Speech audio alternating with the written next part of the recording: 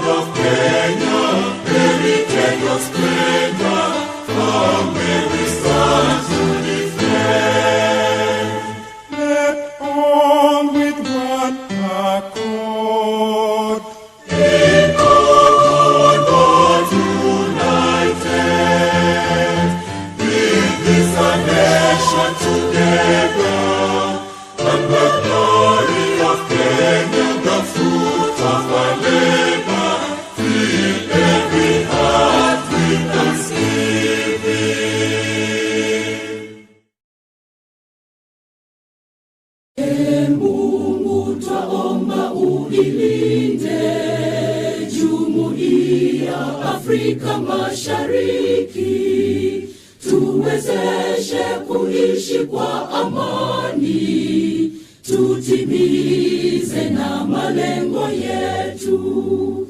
Jumuiya yetu sote tuilinde, tuajibike, tuimarike.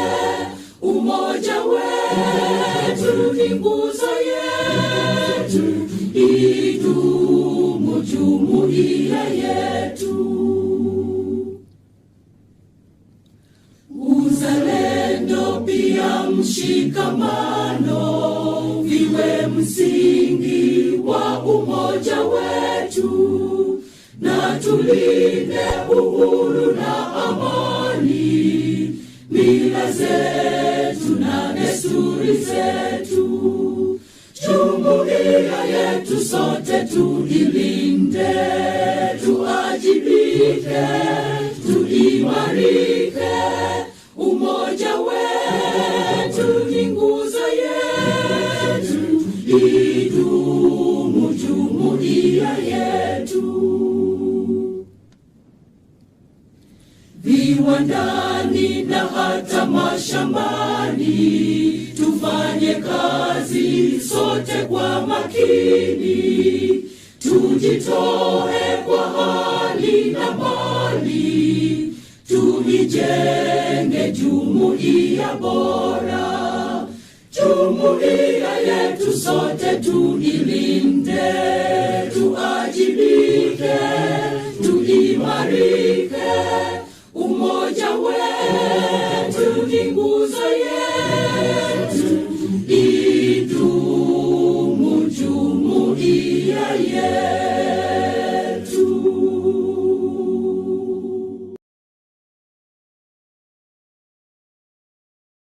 We take our seats.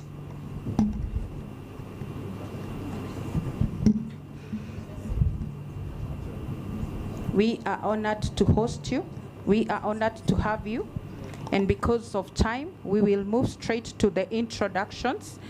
And we are going to do it very fast so that we can be able to redeem time. And we are going to begin with the CSOs that are represented here. So I'm going to ask any person from the CSOs to be able to stand up. The civil society organizations, please stand. If you're from the civil society organizations, I'm going to ask that we stand.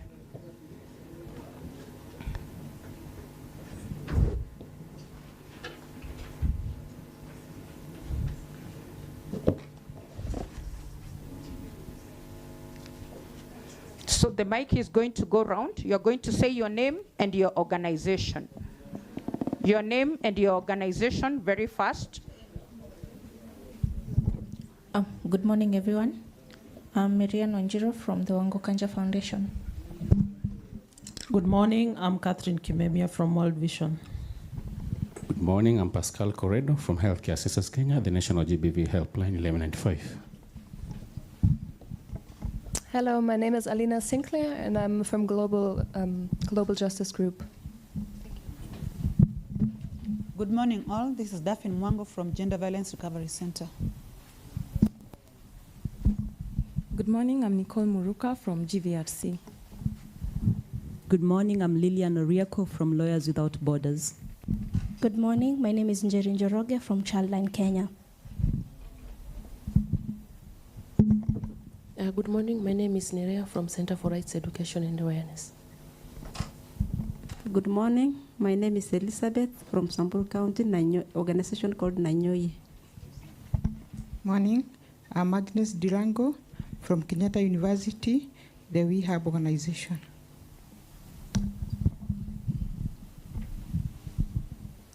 Good morning, I'm Jane Cheryl from Global Action for Women with Disabilities. Good morning, everyone. I'm Edith Morogo from the Center for Domestic Training and Development. Good morning, everyone. My name is Wangeshi Washira from the Center for Rights Education and Awareness, also known as CREW. Good morning, everyone. I'm Eva Kagwasara from Set Free to Thrive. Morning, everyone. My name is Nadeem Khan from Blue Heart International. Good morning, everyone. My name is Anne Wamboi, Neema GBV Rescue Center, Nyeri County. Good morning, everyone. My name is Sophia Mimo from Migrant Returnees of Kenya. Good morning, everyone. I'm Lewis Magondo from Migrant Defenders. Good morning, everyone. I'm Drusilla Ora from Gender Violence Recovery Center. Good morning. Moredi Joel, working with the Gender Violence Recovery Center of Nairobi Men's Hospital. Thank you. Good morning. Alberto Amboa from the Gender Violence Recovery Center.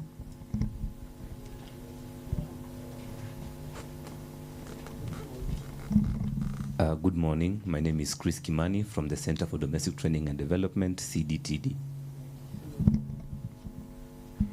Good morning. My name is Kevin Gekonyo from Center for Domestic Training and Development, CDTD as well. Thank you for that introduction. Next, we are going to move to the learning institutions. Anybody from the learning institutions, you're welcome. You can be upstanding.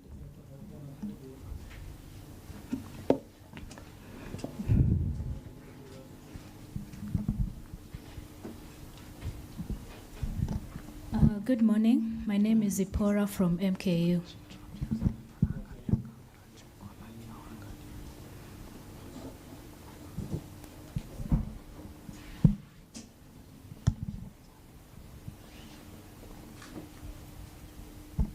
Okay, I think I had already introduced myself. Agnes Drago from Kenyatta University, Sociology and Gender Department. I'm a lecturer there, but now I'm presenting the WeHub organization, that is Women Economic Empowerment. Thank you, MKU and Kenyatta University. Next, we are going to move to the counties. I know we have different people from the counties. We have the gender officers from the counties, and we have the shelters from the counties. I'm going to ask that we all be upstanding so that we can introduce ourselves. And when you're introducing yourself, look at the camera because we're also streaming live. People from the counties.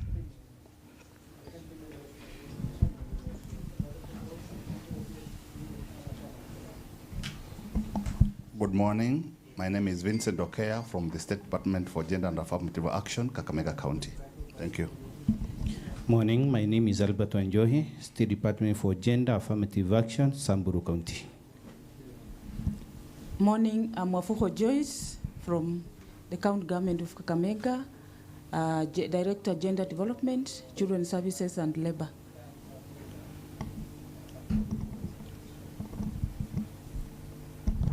Good morning. Ojambo Peter from Nairobi City County, Health Directorate. Good morning, everyone. My name is Isaac Mungai, State Department for Gender, Nyeri County. Good morning, everybody. My name is Janet Saigilu from the County Government of Kajiado, Gender Department Director, standing in for my CEO. Morning, everyone. My name is Catherine Mutinda from the State Department of Gender and Affirmative Action, Kajiado County. Good morning. My name is Teresia from Rebirth of a Queen in Kajiado County. Good morning, everybody. My name is William Muganga from Kikambala Rescue Center, Kilifi County. Habari zenu. Good morning, everybody. My names are Grace Achieng. I work in Okoa Sasa, both in Kilifi and Mombasa.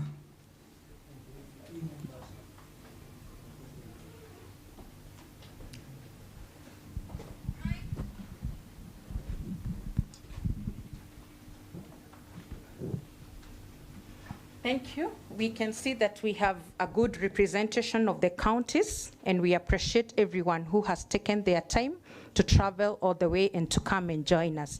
Next, we are going to have the media team introduce themselves. The people from the media.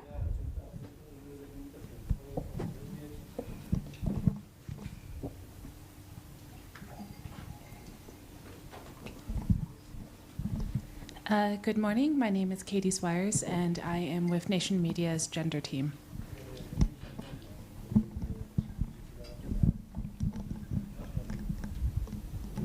Thank you. Next, we are going to have the State Department for Gender introduce themselves, the Nairobi team.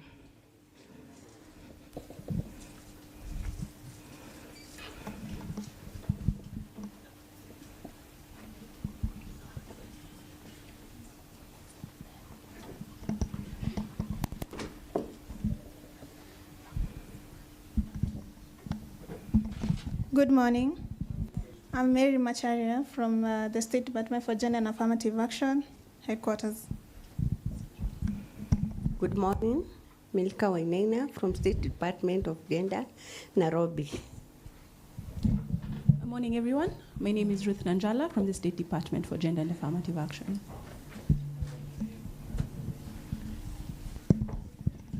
Good morning, everyone. My name is Rhoda Misiko from the State Department for Gender in the directorate named Gender Policy, Research and Documentation. Good morning. God is good and all the time. My name is Mary Kinyenjui from the State Department for Gender and Affirmative Action, GBV Mitigation Directorate.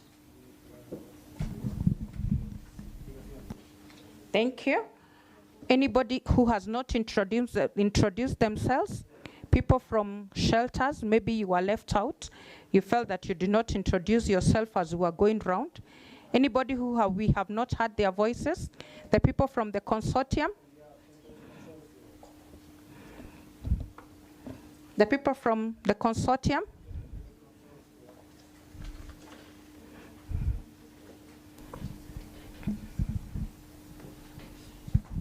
Morning, everyone. My name is Esther from GIZ. Thank you. Then next we shall move to our team from the Colombian team. They can stand and introduce themselves. Sorry, before the Colombian team, I would like to introduce myself. My apologies. Good morning, everyone. Good morning. My name is Purity Njeru from the National Gender and Equality Commission. Thank you.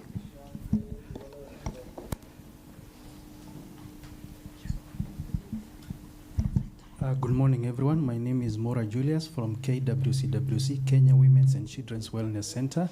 I'm representing the organization. Thank you. There's someone else here before we move to the Colombian team.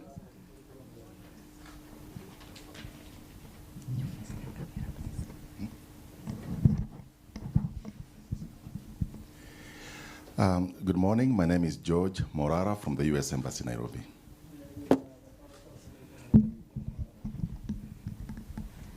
Good morning, everyone. My name is Connie Garcia from the Ministry of Justice in Colombia.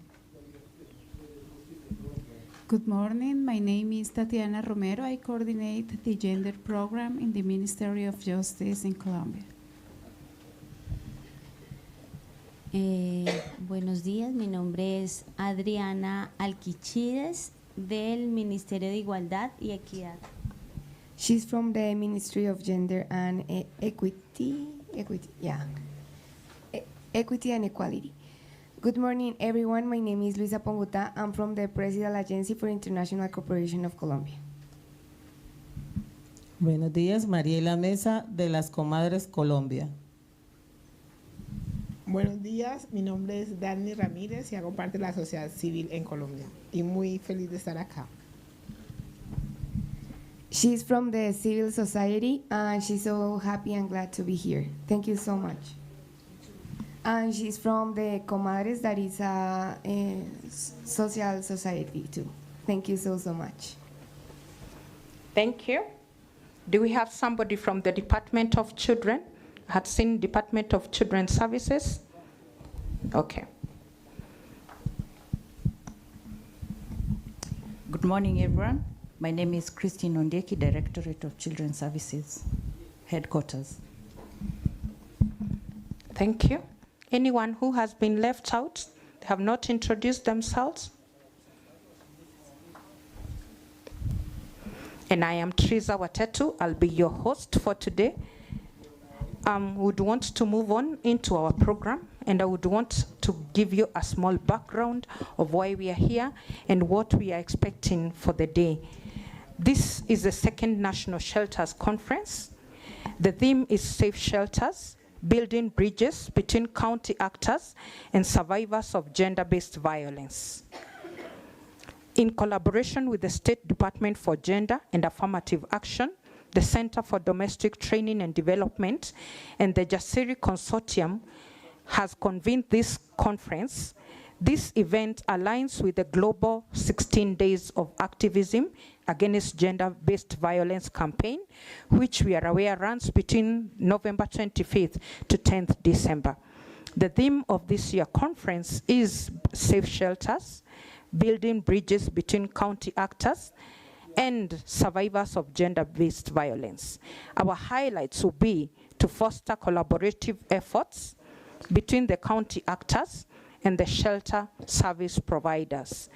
We know that this collaboration is very vital for ensuring availability, accessibility of safe spaces and shelters for survivors of gender-based violence, child labor, forced labor, human trafficking, and other forms of human rights violation across Kenya. Why is this important? Where did we come from? As the National Shelters Network was established to address the growing need for safe, effective shelters in Kenya that offer protection and support to survivors of gender-based violence.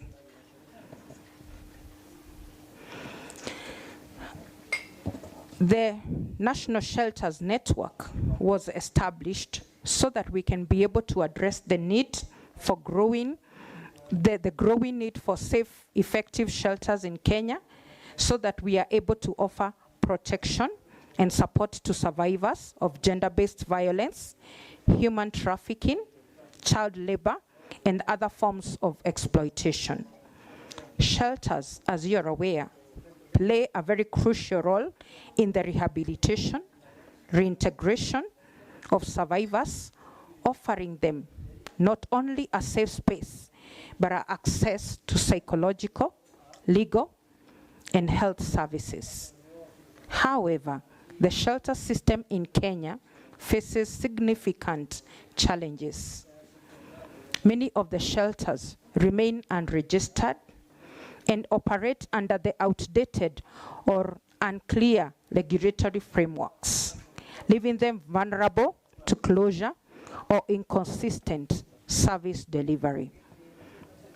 The National Shelters Network, therefore, provides a structured platform where shelters and shelter service providers can be able to come together, share their best practices, and advocate for policy changes to formalize the role of shelters within Kenya. They are also able to talk about the legal and social protection systems. By pooling resources, expertise, and experience, the NSN members work to address common challenges and advocate for a more supportive regulatory environment. Currently, at the National Shelters Network, we have 84 shelters spread across the 19 counties, with a goal to expand to over 100 shelters by the end of 2025. Despite this progress, there has been a few challenges. One of them is the insufficient coordination between national and county government, which hamper efforts to adequately meet the survivors' needs. In counties where GBV, child labor, and other human rights violations are prevalent, the lack of formalized shelters exhibits the vulnerability of survivors who often have nowhere to turn to for help. The conference seeks to bridge these gaps by, one, fostering stronger partnerships between the national and the county government, county-level actors, and shelter providers. Also, we hope that this dialogue can be able to continue as we align policies and resources to ensure that the shelters available are accessible and fully equipped to be able to serve the survivors, not only at the county level, but also at the community level. So at the end of today, we have this objective, and we are looking, one, that we can be able to begin a conversation that will be able to foster collaboration, that will be able to showcase the milestone that NSN has gone through from its inception in 2019 during the height of COVID to now. Then we are also looking at advocating for policy reforms. That is why the government is hosting us today. Then we have the capacity building. We hope that we can be able to put resources on how we can be able to build capacity of shelters. And the last one, we hope that we can be able to engage more, and more so at the county level. What are your expectations, and what do we expect by the end of the day? One, we expect that we are going to have strengthened collaborations. We're also going to have policy engagement. We also expect that we are going to have capacity building. We are going to learn a few things that are going to enhance our capacity. We also expect, because this event is also being streamed live, that we are going to have increased awareness, especially across the country, and we also expect commitment to action. We have different actors in the room, and we expect them to commit to action so that we can be able to see how do we move forward. In conclusion, the second Shelters Conference is an opportunity to enhance partnerships, to create tangible change in the shelters across Kenya by engaging county actors and survivors in meaningful dialogue. We can build a more comprehensive, survivor-centered shelter network that meets the needs of the most vulnerable in the society. This collaboration is essential for Kenya to be able to meet its obligation to protect and support survivors of GBV in terms of trafficking, child labor, and other human rights violation. Thank you, and now we are going to have the Executive Director of Center for Domestic Training and Development to come and open for us, welcome us. But before then, so that you can see our journey, where we have come from, we are going to watch a short video.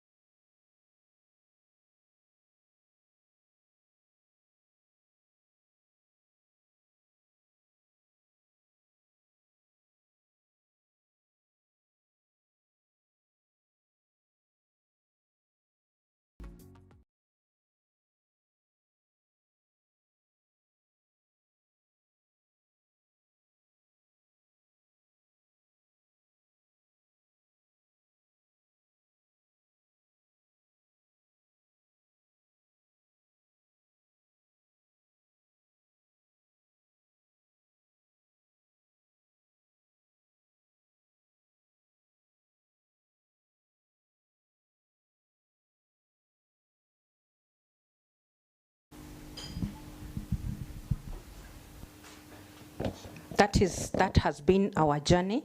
And now we are going to welcome our Executive Director, Edith, to come and welcome us.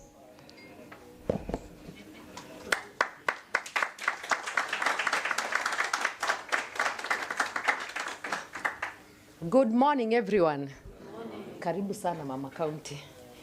I think I'm not going to say much. I stand here very proud to see all of us coming out in big numbers to celebrate this day. And as you know, we are working within the 16 days of activism, and this is the time that we have been given to reflect on the issues of gender-based violence. As you already know, shelters are the missing link. We are saying shelters are the missing link, because once people have been abused and exploited and have gone through different forms of gender-based violence, the next critical thing, really, or the natural thing that should happen next and immediately, not later, is to get them into a space of safety. Once you put them in a place of safety, then everything else happens. They can tell their story, someone can listen to them. If they didn't have clothing to change, you can give them a set of clothing to change. You can calm them down. Everything begins to happen from there. And most importantly, you make sure that you connect them with available services very quickly so that they can begin their journey to heal. And then from there at the shelter, you give them inner resources. We are talking of counseling, psychosocial support, all these things, so that they can be able to heal, recover, and begin the journey to rebuild their lives. After that, they can be slowly reintegrated back into the community where their life can continue. We are saying people's lives should not stop after they have been abused and exploited. No. The shelters exist to be able to provide much needed support so that these people can heal and reintegrate very quickly back into the society. So we are happy that we are all here to have this conversation. We started this conversation during COVID, and we are happy to say that there are some organizations like CRU and CCGD and the Gender Recovery GVRC. All these organizations came together with CDTD, and we started asking ourselves, how do we respond in the midst of a shadow pandemic? You remember what was happening at that time. We had COVID, yes, but now we also had a shadow pandemic. There was a lot of abuse faced by especially girls and women. Women and girls shouldered the caregiving burden, and because of that, it put them a lot in conflict with their partners, with people in the households, so they were very, very vulnerable, and there was a big outcry at the time. And because of the desperation that was there, the organizations that I have mentioned came together, and we were able to start having a conversation around shelters. I'm happy that they provided very much needed resources. We got quick resources to be able to do our work. Shelters got funding, and I'm happy that since then we have continued this conversation. And I'm really happy that, as you have seen, we are coming from the first National Shelters Conference in 2022 during the Women's Month. And now we have been able to advance these conversations. And today we are celebrating the second National Shelters Conference. And this one, we are really looking at the counties, just wanting to take and to cascade this conversation down to the counties. We don't want this conversation to remain in Nairobi. No. GB. Understand leaders who were not willing to work for something that was good for them. I couldn't understand that, and it just got to me. And I said, you know what, JFK, you know, ask not what your country can do for you, but what you can do for your country. And my journey for politics started in 2007. It took me 10 years, 3 failed attempts to become the woman representative. Honestly, I was running for a political office because I felt I should get into government and fix it, but I had no idea what a parliamentarian is going to be. So when you get in as a parliamentarian, you then go for induction, you're told your roles, oversight, representation, you belong to a party, you have a manifesto, you pass budgets, you make legislation, and making legislations is not an easy task because every time you come up with some idea, you're told it's a money bill, it can't go through, you go before a committee. I mean, I recently had a bill that I was passing on sextortion because people get asked money for services that are essential, like even water. And when I went before the committee, it was declined. It was said that the Attorney General and the Kenya law reforms gave an unfavorable report, so there goes my law. And yet sextortion is real, and it's recognized. So I'm not giving up, all right? I put a motion, I wanted free secondary education. All the MPs, I wanted an amalgamation of bursaries, all the MPs were against it. Yesterday they shut it down. So we can't make laws when we want to, even if we're passionate about it, because there's so many interests. It's not me who can make a law. It requires the whole House. Now, when I came into, even before I became a parliamentarian, I was involved in My Dress, My Choice. I understood gender-based violence. I understood discrimination. I participated in all the walks, the demonstrations. You know, you support here, you support there. You go remove women from hospital because they're detained.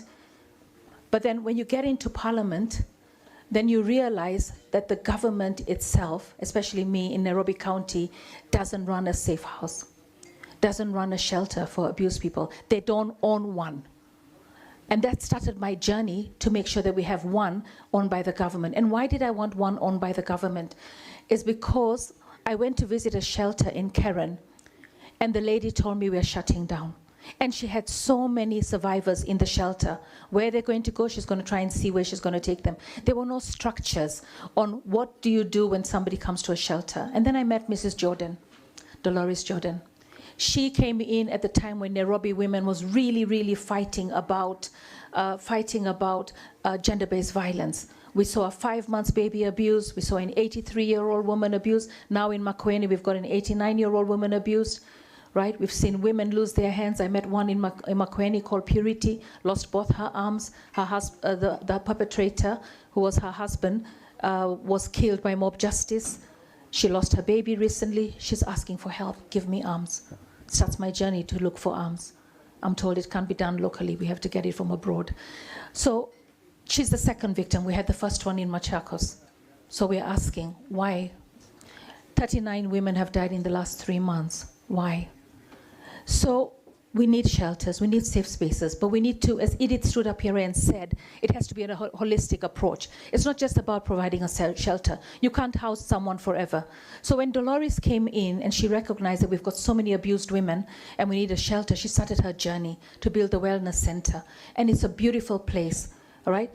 And I'm sure it's going to serve a lot of people. She also wanted a forensic lab.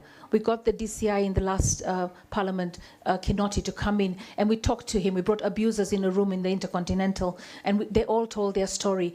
And they said, we want support, and we want the police to not look at us, whether we're a man who's been sodomized, came in there and he said, look, I've been sodomized, I'm married, but I'm ashamed to go to the police because I feel I'll be judged, all right? Some of them even laugh.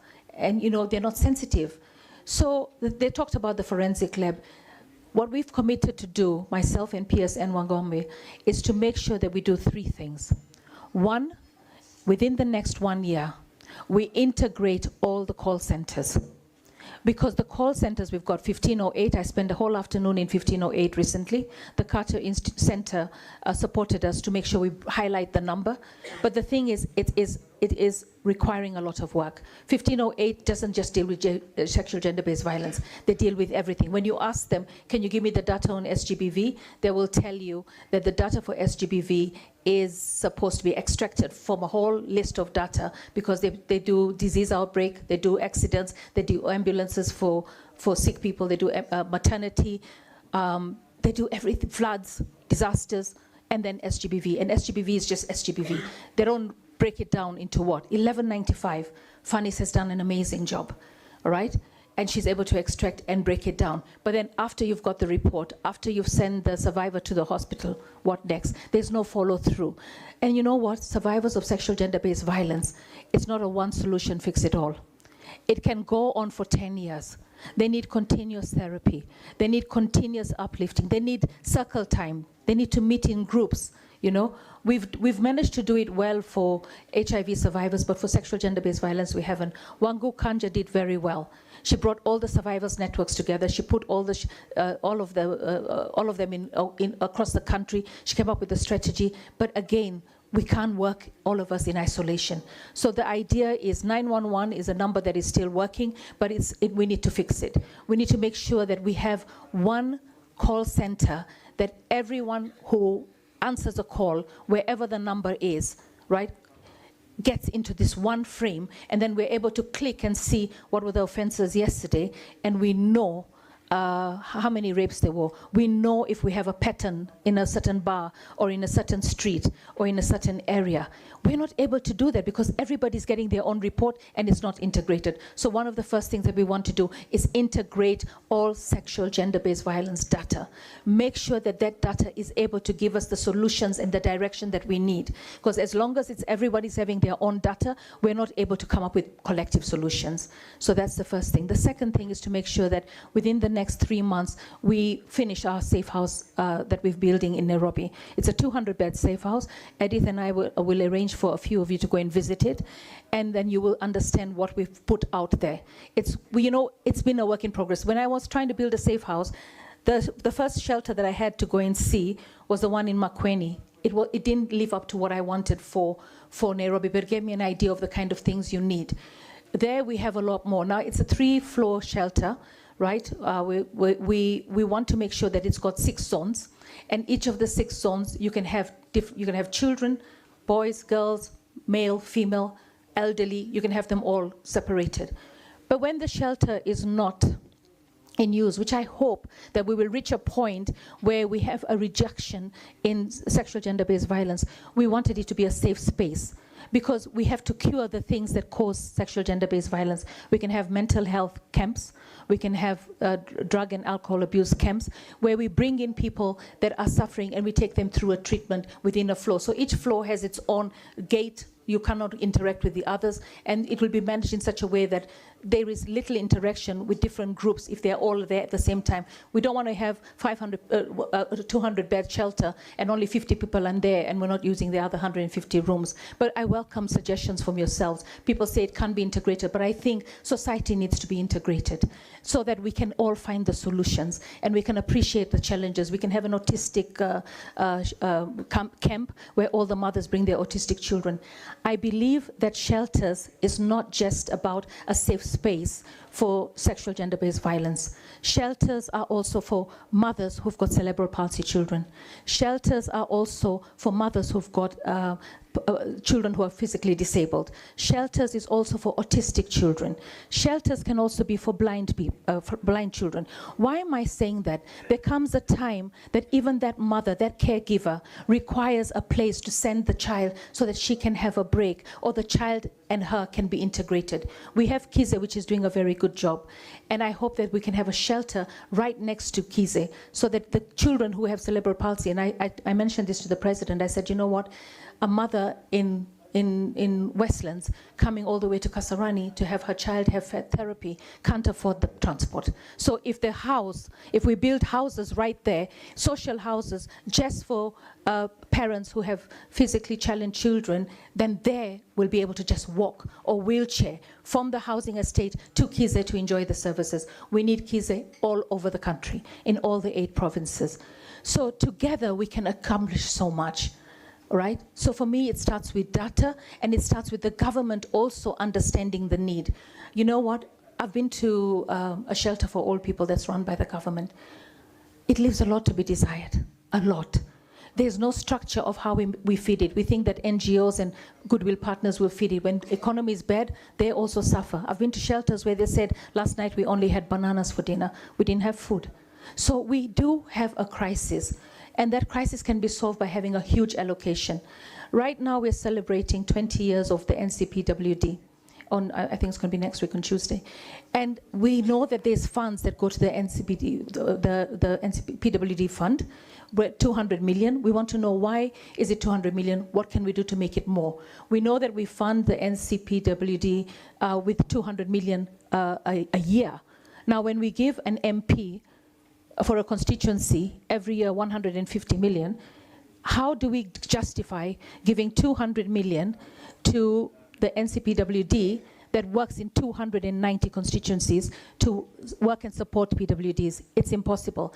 So whatever we do, right, because we're working with the most vulnerable persons in society, we have to make sure that we have adequate budget. And yesterday when I was with Dr. Koske, I said to him, I said, in the budget committee, do we have a person with disability? And we realize we don't. So if we don't have a person with disability in the budget committee, in the finance committee, then there's nobody fighting for their rights within the budget committee. We need somebody in there so that they're included to actually champion and ensure that we have that budget. We say that 10% of the jobs should go to persons with disability. Where's the data? Are we collecting the data? Are we making sure that that happens? I hope that the new incoming chair, Rehema Deldeza of the GAC, will be able to actually get that data, because data informs everything. So what I want to tell you is we've got a lot of work to do. And I want to thank everyone here for what you've done up to now.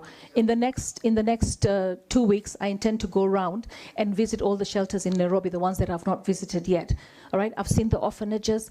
I feel that we need to work on orphanages as well. Everybody's opening an orphanage. We don't even know what their character and their personality is. We don't even know their credibility. And the police sends the children they pick up from there. But we don't have a system of checks and balances. And with corruption, that is a danger zone. From the orphanage, a child that is got no papers can easily find its way into trafficking. Who's monitoring it? So I'm aware of all these problems. And as I was driving here, I was thinking, wow. I mean, today alone, like right now, I'm on my way to see the Chief Justice. We were asked to see her with Kewopa, and she gave us a slot of 10 to 11. And the reason why we're going to see her is because we want to understand what is the courts doing and where are the challenges. We've been challenging the DCI to come up with their forensic lab and be able to go and collect all the files with all the specimens of all the abused people and tell us what are they finding. Because the files are sitting at MSF. Nobody's collecting them. Perpetrators are walking free. All right? I mean, I'm thinking of the woman in Nakuru who was knifed 18 times. She's probably going to have a bill of 2 million, and the guy walks away with a bail of 200,000. Can we change our constitution? Can we change the Bill of Rights? Can we make sure that offenses of sexual gender-based violence have no bail or a big bail? All right? Not 200,000. It makes it so easy for you to just commit the crime, because you get away with it. He's going to walk among society, and I really hope that we can all come together and say enough is enough. And we have to come together, because if we don't, we might be the next victim. You never know, because everybody thinks it's okay. It's okay to beat a woman. And it starts with verbal abuse and disrespect. I mean, the MCA who's called all nominated leaders prostitutes, right? If he can articulate that in his words, then what next? If you disrespect a woman, it's easy to shout at her, insult her with verbal insults, then it comes to a slap, then it comes to a blow, before you know it, it's rape, and then it's death. So that's how it starts. We should not entertain any form of abuse, including disrespect. Women, it's time for us to understand that we are worth a lot more, as Millie Odhiambo stood up and said, we're worth a lot more than what's between our legs. We have something between our ears. And people have to judge us for what we have. And I think the strength of a woman is what has kept this country going. Every man has come from a woman and has been raised by a woman.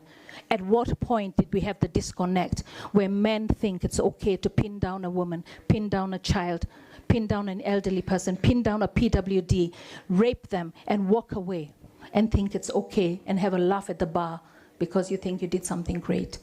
We have a sick society. The devil is alive and kicking in a lot of the men in this country. And the other men, the ones who really think and feel for us, there's a cry from women. We need you. We can't do this alone. You're the ones who can talk to your fellow men. If a man is bragging about having raped a woman or having insulted a woman or slapping a woman, how many of you are going to step up and take charge? How many are you are going to defend? The people who actually burned the guy, took the law in their hands and burned the perpetrator who cut the arms of Purity, right? I mean, sometimes you think, okay, that was an injustice. But such injustices will continue when they feel that the law is not doing what it should do. So the DCI are culpable. The police are culpable. And they are men.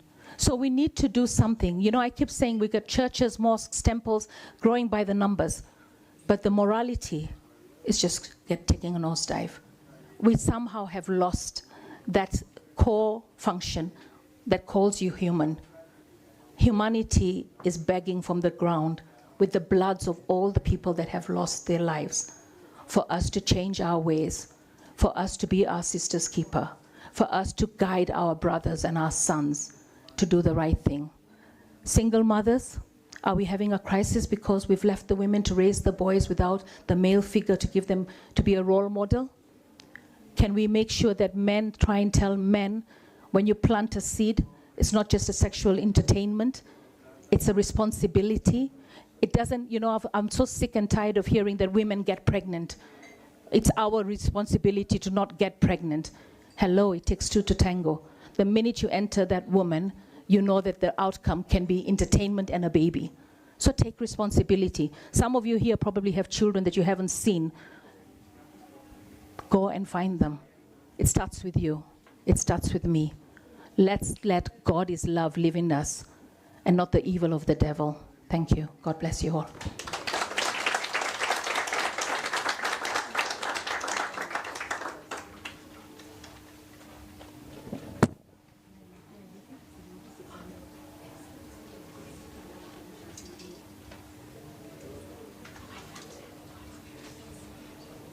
Thank you. That was passion. Did you catch the passion? Yes. Did you catch it? Yes. The men have been challenged that the man has a place to ensure that the society is well. Thank you so much. We appreciate you, and thanks for taking your time to be here. We also condole with the PS who has lost the mother. It's not easy to lose the mother. We send our condolences to the PS. You can follow us on our socials. We are streaming live. You can check our YouTube stream, Kerax Media Production. You can follow that conversation and what is happening. You can check our Facebook pages, Center for Domestic Training and Development. You can check our Instagram pages, CDTD_org. And you can also check our LinkedIn at CDTD, and you can be able to follow us up. Thank you so much. We appreciate you. I shall follow you on live stream in traffic as I go around Nairobi.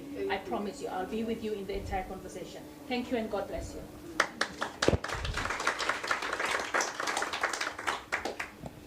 Thank you so much. We appreciate your presence. We are going to move on. And next we are going to have Wangeshi.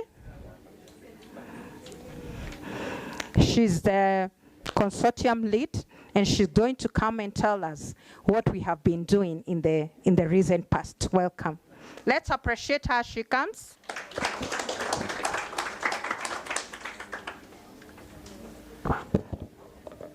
Good morning, everyone. Allow me to stand on the already established protocol. Our protocols. My name is Wangeshi Washira, and I work as the Executive Director of CRU. Very happy to be here this morning, but also a difficult time in our country. I think someone beginning of this month said we started the year with very many cases of femicide, and we are closing the year also with very many cases of femicide. And for that, I would want us to take a minute. We all stand up. Please stand up, all of you. Please stand up. And why we are standing up is because this year we've lost so many women in the name of femicide. I think when you've seen the cases that has happened, it's horrific. It's heavy. So let's take a moment.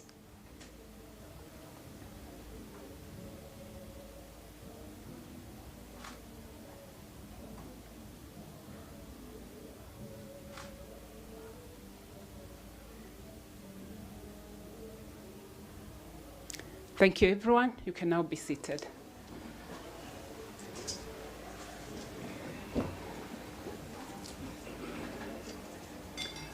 I think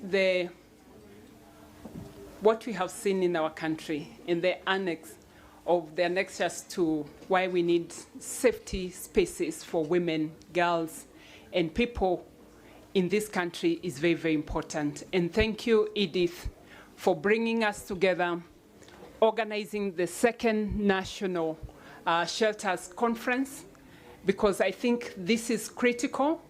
It has been said again and again that this is the missing link when we come to cases of supporting survivors of gender-based violence.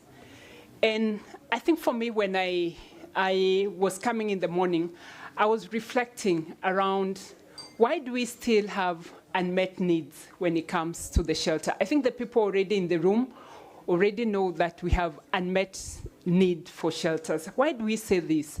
The country has 47 counties, and out of the 47 counties, we have 84 shelters, but the 84 shelters are only in 19 counties. The people who do math quickly, how many counties don't have shelters? Yeah? 19 counties have shelters, and we are 47. That's quick math. 28. Should that concern us? Should we do something about it? So meaning, as Honorable Pasari was leaving, she highlighted that there is a lot of work that needs to be done. Now, the demand is big, but the supply is very little. Because if you have 28 counties in the country that do not have shelters, there is work that needs to be done. When you also look at issues of the legal framework, is that we also have a gap. Majority of the shelters in the country, they are either registered as community-based organizations, they are registered as faith-based organizations, they are registered as trusts, they are registered as what else? Non-governmental organizations. I mean, they are registered as many entities. And what does this mean?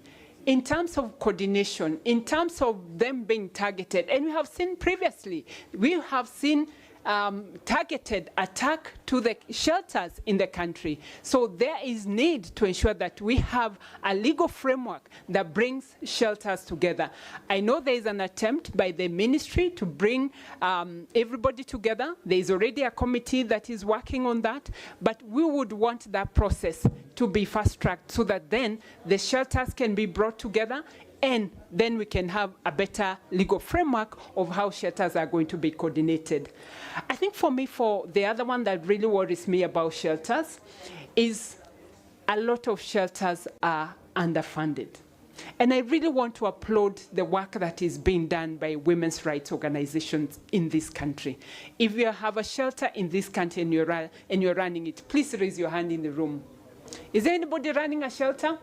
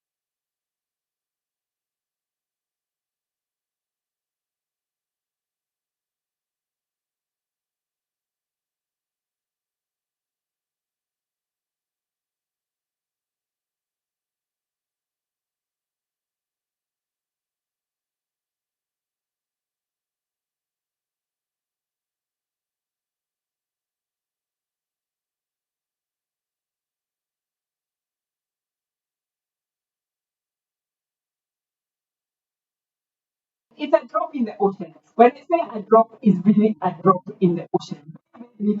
One wishes a few development partners here and there who support the shelter. So there is a lot of work that needs to be done. But even as the survivors are leaving the shelters, where do they go? Have you ever asked yourself, you have hosted a survivor for more than 3 months, 6 months, others 1 year, others 3 years. From the time they're leaving the shelters, where do they go? Most of the time they end up going back to the perpetrator. Yeah? So what is it that we can be able to do to support survivors so that they do not go back to the perpetrator? So the work that we have been doing as Jasiri Consortium is to be able to meet some of those needs.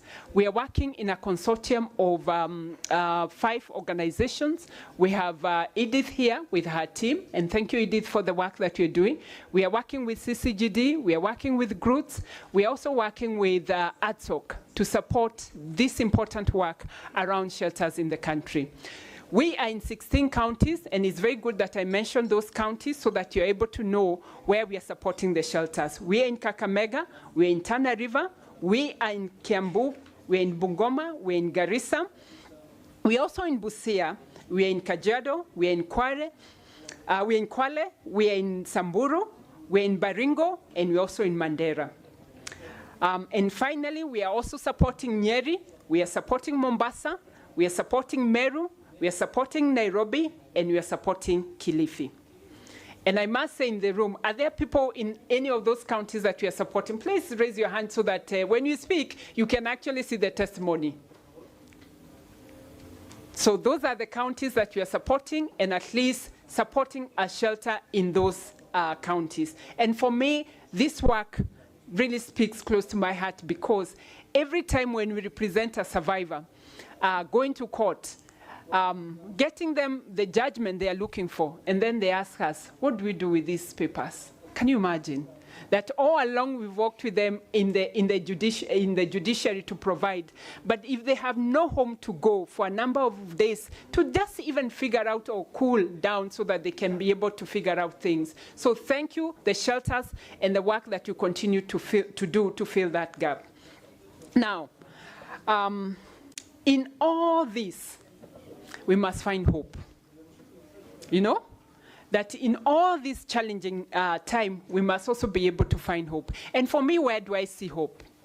I think our country, if you remember a number of years ago, maybe 2021, Kenya made a commitment, and a big commitment, and we were very happy that when the country made that commitment, a generation equality commitment, one of the commitments that has been put there is around supporting shelters. We were very happy, we clapped, we saw the former president make that commitment in Paris, and we were like, finally, the commitment has been made. I think where we need to move is we need to move from commitment and to see action. What does action look like for me? A lot of shelters in this country are supported by well-wishers and non-governmental organizations and development partners. I think we want to see public financing. You know why? We are dealing with a public problem with private solutions. And they're doing a good job to be able to meet that gap. But I think we need to move this work from being private to public. And that can only happen if we have public financing, money coming from our exchequer to ensure that we have resources. So generation equality remains relevant, and we are going to continue holding our government accountable. And I'm happy because they're in the room, they're our friends. We'll continue speaking to them so that we can be able to see a line coming from, Treasury, saying that we are going to support shelters. I see another opportunity. The county government, because this is not just work for the national government, the county government, and when we were doing our introduction, I was so happy to see that our counties are represented here. And I was also happy to see that the people who are representing us from the counties are decision makers. I had directors, and I was very, very happy. I am here representing my CEO. So I was very, very happy because I knew we have decision makers in the room. So the challenge we are giving the county government, as you plan your budget, as you plan for the county development plan, can we have a hidden budget there? Like the other budgets are hidden. Just hidden one, written shelters. We've been supporting some of the counties to put in an SGBV policy. And one of the things that we have done as an organization, before the policy goes out, we always check, is there a place that says, they are going to put in a shelter. We started with Meru. We went to Narok, we went to Isiolo, we came to Nairobi, we went to Nyeri, and this week on Monday, County Government of Kilifi has passed a policy on SGBV. What does that mean? That if you have counted, and I'm sure there are so many, I want to mention the one that we've been supporting. For us, what we are looking for, once the county has a policy, the next thing is to be able to develop the regulations. The next thing is to be able to put it in the county development plan. And our final desire is to see a budget that says the county governments now have a budget, because this work must be able to be sustained. We are working with, we have also seen the women representative also put in shelters, but those shelters are brick and mortar. In terms of running them, who is going to run those shelters? Very, very important that our women rep are putting shelter, and they must be commended for that. But once they put the brick and mortar, is it possible that the county government then can take over from there to ensure that we have enough staff, we have bed capacity, the survivors are going to be taken care of in terms of their well-being, they're able to get psychosocial support, they're able to get legal support, they're going to get everything that they need so that then they can also, once this is done, they can be integrated. Is that a challenge that the counties can take? Hello, hello, the people from the county. Is this a challenge you can take? I'm looking at you straight on the eye. Is this a challenge? We want a commitment too. Is this a commitment that the county government can be able to take? I am looking for feedback. Yes? Did we hear a yes? A quiet yes. I want energy. It's a Thursday. Is the county government looking to support this work? Please tell us something. Yes. It's doable. I hear yes on that table. Did I hear a yes on this table? Yes. I'll be talking on behalf of the Great County of Kakamega under the leadership of His Excellency Fernandez Barasa. Tomorrow we are launching the SGBV Act. And already yesterday we had a meeting with key stakeholders where we came up with in the implementation roadmap and also implementation plan. So welcome to Kakamega County, and we shall be joining with you to Kakamega tomorrow so that we can launch together. At the same time, we are also launching, of course, with collaboration with the national government, the Office of the Women Rights Advisor, where we are launching the Safe Homes, Safe Spaces on 9th. Kindly welcome to Kakamega. Thank you. We are honored to have our PCS, Honorable Mudavadi, who will be launching on behalf of His Excellency the President of this great county, William Samoei Ruto. Karibu Kakamega. Thank you, thank you, thank you. Edith, I think our work has already started in this room, so we are very, very happy. Thank you, Kakamega County. She has extended the invitation, so tomorrow, if you are not in Kakamega, utatuambia uko wapi. Yeah? Utatuambia uko wapi. So thank you so much. And once again, Edith, thank you for bringing us together. I am looking forward to this conversation today to see how we can better support the shelters. The work we are doing with the shelters is to be able to provide them. We are doing sub-grants to those shelters so that they can be able to run. And for the development partners we are in the room, when you support the shelters, make it a co-grant. Why is it important? Let the shelter decide where they want to support. You cannot dictate, you know? Because today, I might have budgeted for the rent, but there's a child who comes tonight who needs to be rescued, who needs food, who needs diapers, who needs, you know? Who needs the immediate things that need to be sorted out. I might have budgeted for what? For training. Yeah? Rent has not been paid. Electricity has not been paid. So are we going to ever wait for the training? So make the funding to these shelters very, very flexible so that quickly they can be able to make a decision.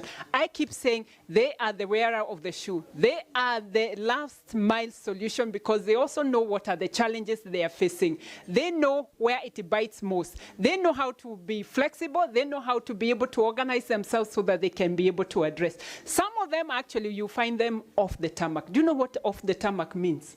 That you have to go, ushuke, uingie gari ingine, ndio sasa uwakute. Uchukue boda. So let me also try and speak to English to our Colombian visitors. What I mean is that some of the shelters are far interior in the rural communities. They are off the tarmac. Before you get there, you take a vehicle. Then after that, you have to alight, walk, take a motorbike so that you can get where they are. Meaning we must be able to be so flexible so that then we can be able to support them. That work is not easy. But also for me, the final one as I finish is the well-being for the caretakers. That is heavy. And it's heavy and it's heavy. You already have 50 children, 30, 21 who you need to figure out. Who takes care of their well-being? How can you be taking care of another person whereas you are not in a good place? You know? How, if you're a development partner in this room, I want to appeal, this is an appeal, that as you do that, please ask that organization, how are you taking care of your staff? Do they take a time to rest? Do they take a time to debrief?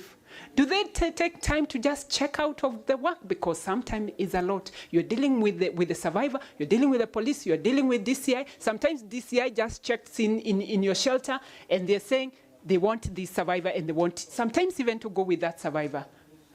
And then you're the custodian of that survivor. Who takes care of the caregivers? Thank you. And thank you once again, Edith, for bringing us together. Asante.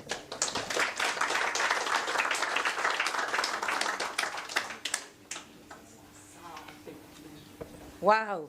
Did you hear what I had? Did you hear it? Thank you, Wangeshi. I remember during COVID, I was working in Taliagla Girls Shelter. And at some point, we got to almost 100 survivors.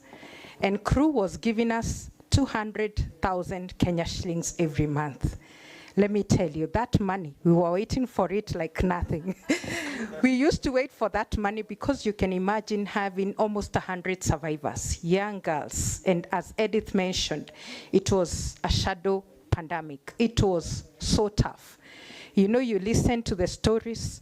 We had at some point 4 girls from one family, and they're all survivors of gender-based violence. It was very tough. And it's good that Wangeshi has spoken with a lot of passion.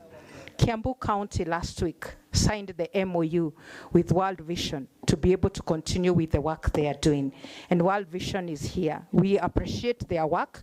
And we know Kiambu County is doing a lot of work. And the other counties, we've been invited to Kakamega County. Please make sure you are there. Make sure you attend. The key thing and the takeaway message is that the well-being of the caretaker needs to be put into perspective. We know that mental illness and mental health is key in this country. So if we do not take care of the caregiver, then we might have 2 survivors. One has gone through vicarious trauma and the other one has been abused. We need to take care of them so that all can be taken good care of. And that is why our next presenter will be from the US Embassy to tell us how do we go about it and how they can be able to support us. Let's welcome George with a loud of applause.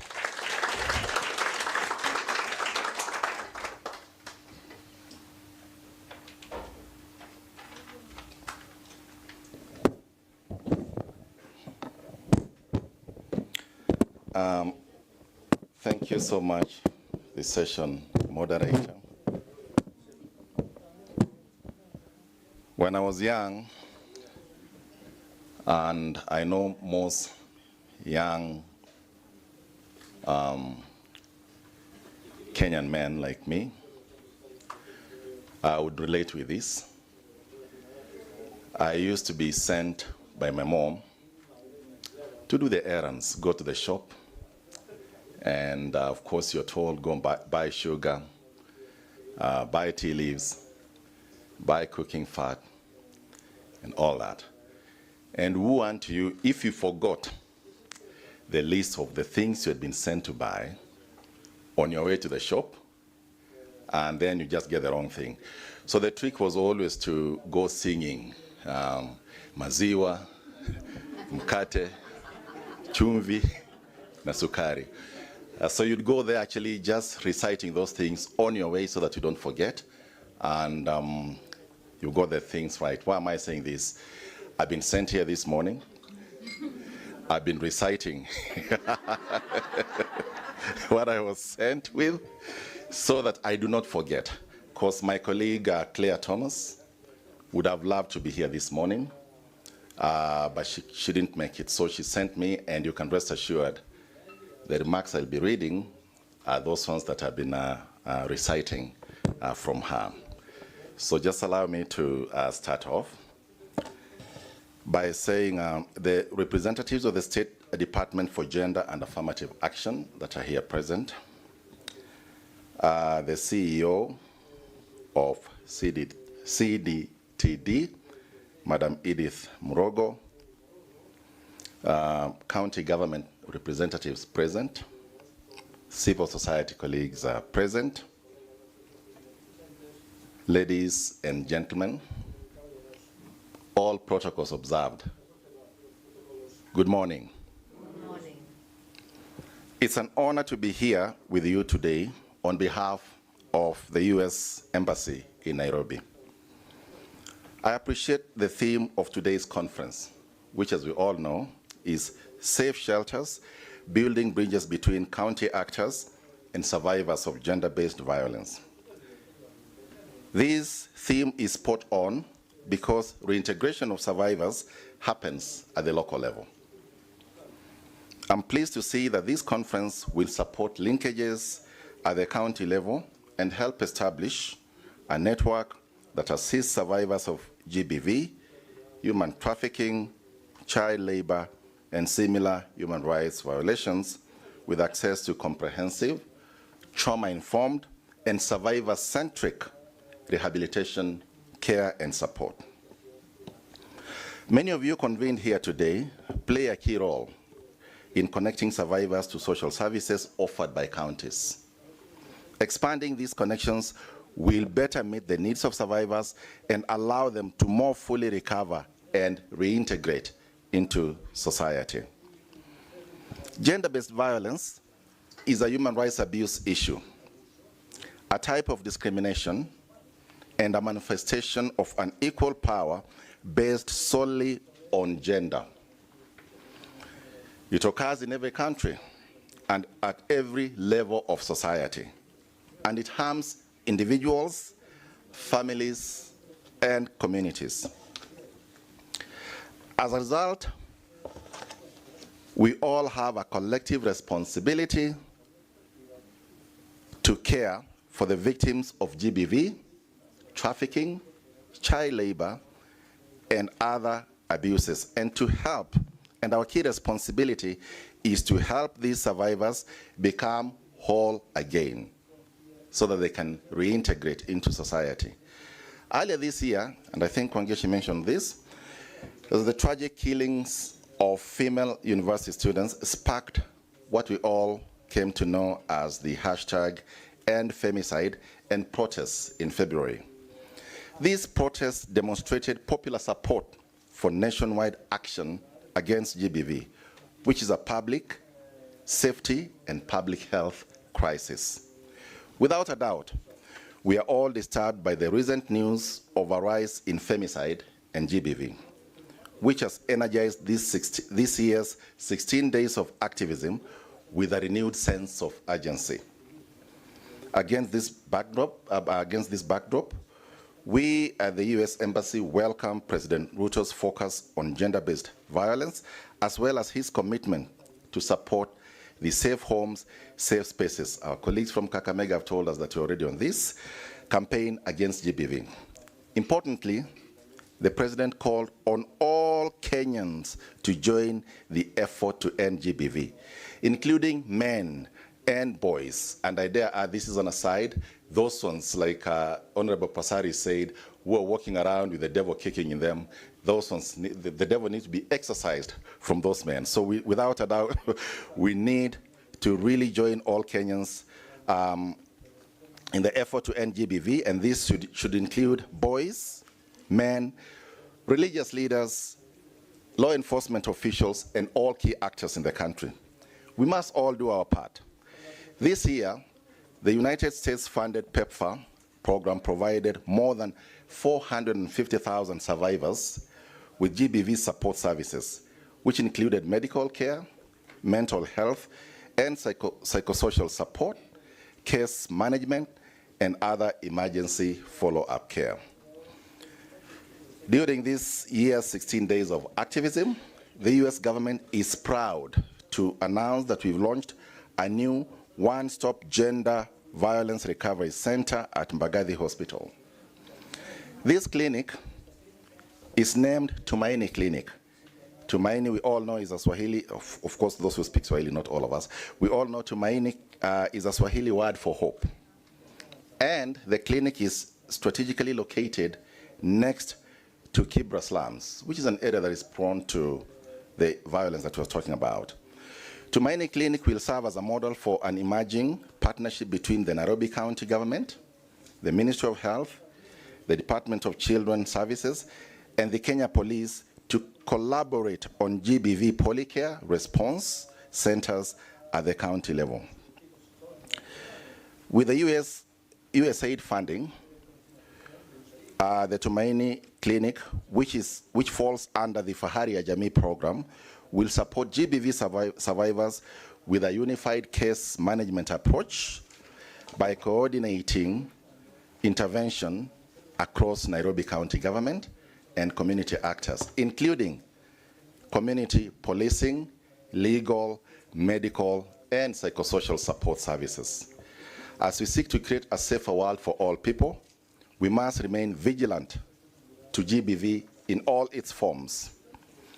And we must take note that technology-facilitated GBV, more commonly referred to as digital harassment, is on the rise. This insidious online behavior silences women and can lead to stalking, harassment, and physical harm in the real world. So it can move from online to the real world.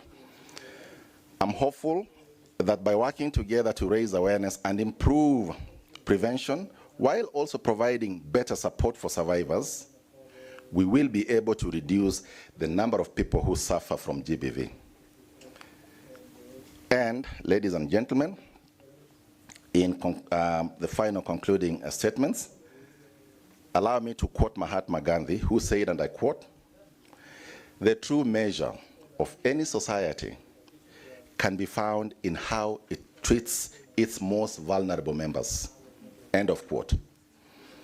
The work of the organizations convened here today, led by Madam Edith Mrogo, directly support the healing and recovery that restores survivors' well-being and reintegration into society.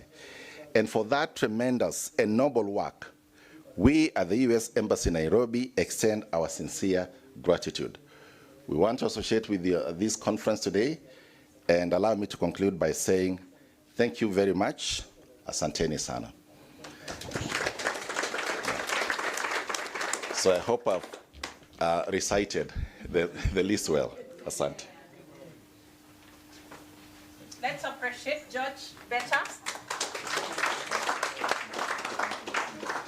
What he started a long time ago is bearing fruit, the reciting.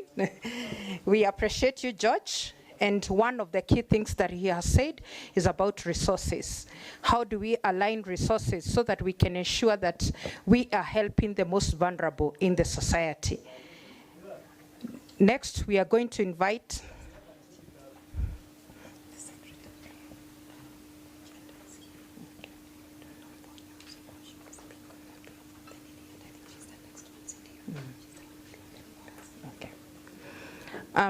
next, we are going to have the workshop officially opened, the conference officially opened, so that we can feel in the right place. We are going to welcome the Secretary for State Department for Gender and Affirmative Action, Dr. Obonyo. You're welcome. Yes. Let's go.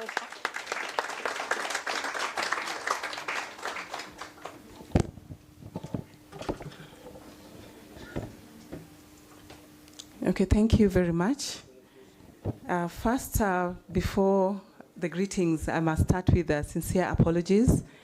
And that is the reason why we are being told we are opening the conference way after it has started. My name is Dr. Josephine Obonyo, Secretary Gender, State Department for Gender and Affirmative Action. Yesterday, we were actually with the Principal Secretary, because I'm standing here on behalf of the Principal Secretary, State Department for Gender and Affirmative Action, and we had a declaration made by the Sabaot elders against FGM, and that's something I think we need to applaud. There were showers of blessings the entire day. And unfortunately, in the process, we ended up missing our flight last evening. Yeah, so that's part of the reason we're not able to make it earlier. But at the same time, also, there was also a change in plan where, again, the PS and our team had to go and sign the PC, which has to be cascaded. So the timings also changed. It had to be early in the morning today, hence the reason we are not able to make it earlier. And finally, on a sad note also, unfortunately, the same PS got bereaved, and then she's not able to make it here at all. So sincere apologies. I hope you accept all that. Thank you very much. And therefore, I'll go straight on to save time so that I can be able to deliver the speech that she intended to deliver, because she was really looking forward to be here this morning with this team. But before all that also, she passes her greetings to all and especially welcomes our visitors from Colombia. Yeah, thank you very much. She really wanted to be here, but she cannot be here. So karibuni sana, and accept our apologies. And therefore, I'll go straight on to read her speech as she would have liked it delivered. County Women Representative, Nairobi County, Honorable Esther Passaris. I was actually following this online, and I really enjoyed her speech. Is she still here? Oh, she just left, yeah. I was actually following this online. Yeah, really glad what has happened.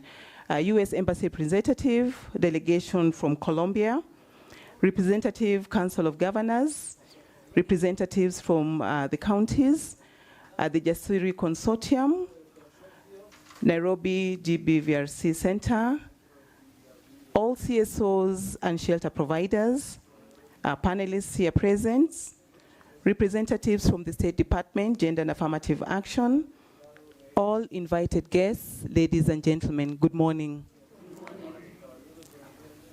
I'm greatly delighted to join you here today to mark the second National Shelters Network conference. And this event aligns with the 16 days of campaign against gender-based violence, which runs from the 25th of November to 10th December. Now, this event forms a series of activities, of other activities across the country after the national launch on the 25th November in Makueni County. And at this point, on our behalf, I would like to really, really appreciate those who are able to join us in Makueni, because it was truly a colorful event. Now, ladies and gentlemen, the Executive Order number 2 of 2023 mandates the State Department for Gender and Affirmative Action to develop policies and programs that operationalize gender-based violence protection centers. Thus, the State Department recognizes and appreciates the work, the effort and input by the National Shelter Network and the Jasiri Consortium in complementing the government initiatives in the protection of GBV survivors.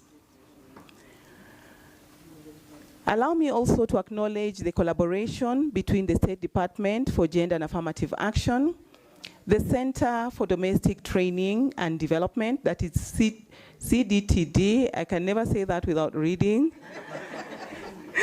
and the Jasiri Consortium to convene this conference and the work on the development of legal and policy regulatory framework on the establishment and management of shelters. Ladies and gentlemen, gender-based violence protection centers and shelters are vital components of the referral pathway in providing safe refuge, spaces for survivors of GBV, child labor, forced marriages, human trafficking, and other forms of human rights violations across Kenya. According to the National Shelters Network Report 2024, Kenya has approximately 90 shelters owned by both state and non-state actors across the country. The missing link in the GBV referral pathway basically is well-organized shelters. I acknowledge that shelters play a crucial role in the rehabilitation and reintegration of survivors, offering them not only safe space, but also access to psychological, legal, and health services. Ladies and gentlemen, the theme for this year's conference, Safe Shelters, Building Bridges Between National and County Actors to Protect Survivors of Gender-Based Violence.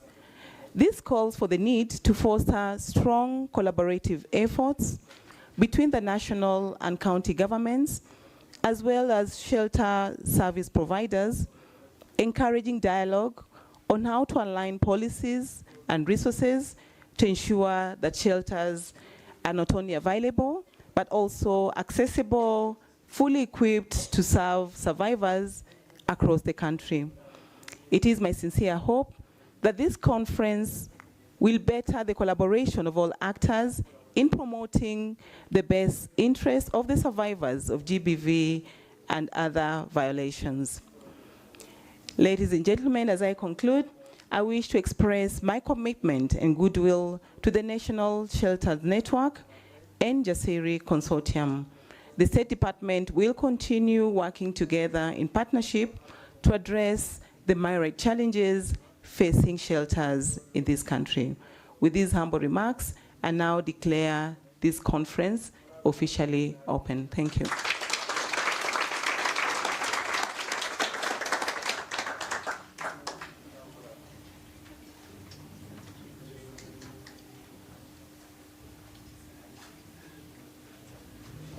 Thank you. At least now we know we have been given the powers to do all that pertains to the conference. Thank you so much. And before we break 40, I'm going to invite Ms. Constanza from the Colombian team to come and say hi to us. Let's welcome her, the Kenyan style.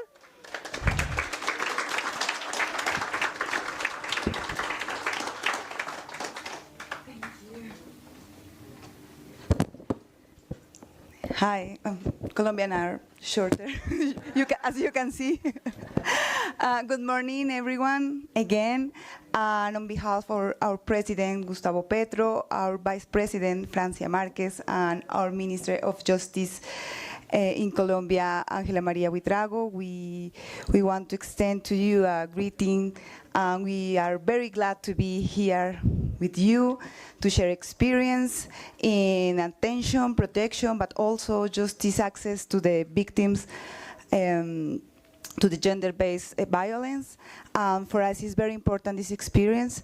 As some of you know, the Vice President, Francia Marquez, was here in Kenya to sign an agreement with you to share experience, but also to build a strategy, a binational strategy against gender-based violence.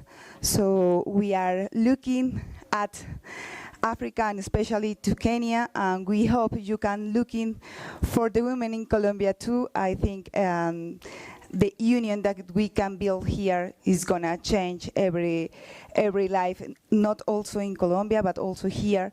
So we hope this meeting and the coming will enrich this exchange. So thank you so much. We really feel at home, let me say, because we are very close cultures. So we are so happy to be here. Thank you so much. And on behalf of my colleagues too, and the civil organization representative that are with us, as Mariela representing Las Comadres, who is a feminist movement, and Dani Ramirez from Valle del Cauca is a department also at Sud in Colombia. So we are so happy to be here in Dougland. So thank you so much.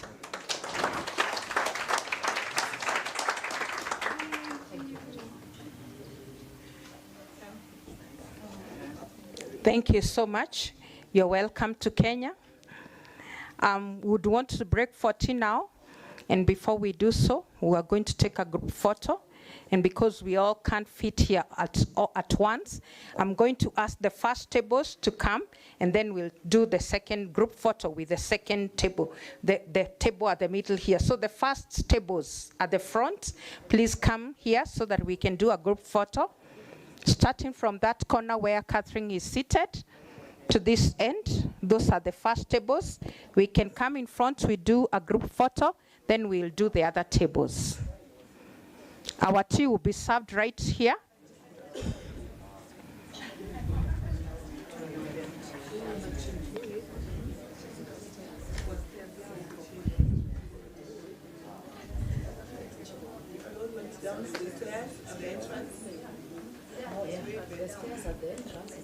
Then we need to.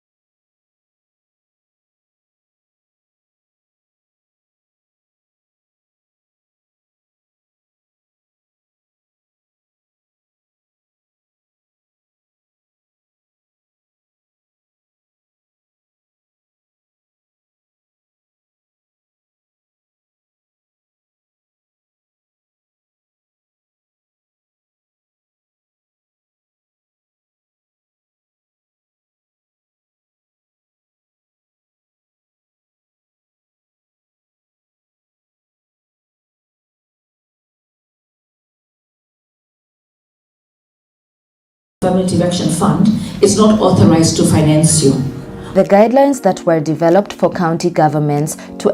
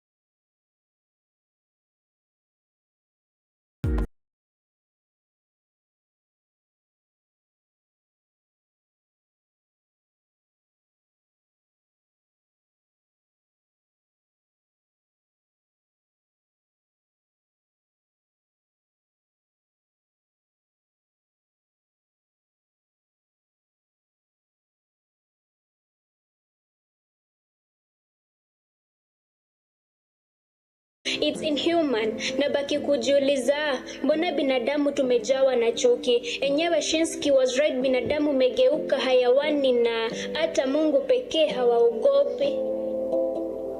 I don't know where to start, but listen. After kugraduate nilipata kazi na one of the biggest companies, so in short tunaweza niita young boss na siti na brag. Ita sound ironic kusema sina kaa chini nikushua timi upenda kupanda ndothi, na si hivyo ndo nilipatana na Brayo. Ilikuwa on a weekend where this wicked man did it. Man, what for though? Did you have to force it? Did you even have to be violent about it? Come on, did you have to do it? Or is it because I'm a lady? And who gave you the right to violate my sexuality?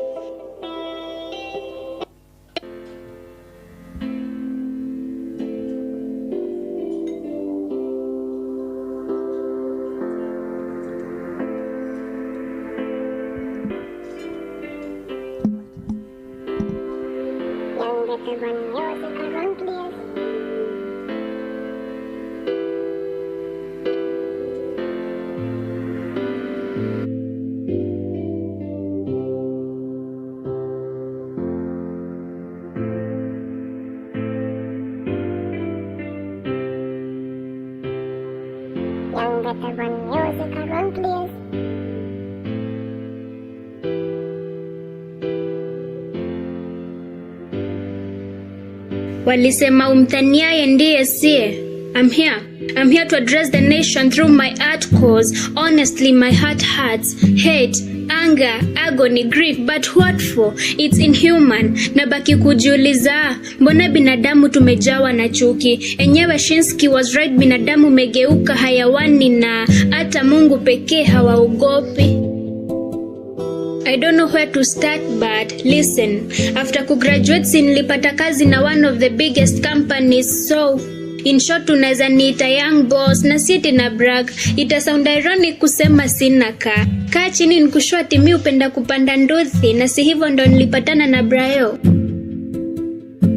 Ilikuwa on a weekend where this wicked man did it. Man, what for though? Did you have to force it? Did you even have to be violent about it? Come on, did you have to do it? Or is it because I'm a lady? And who gave you the right to violate my sexuality?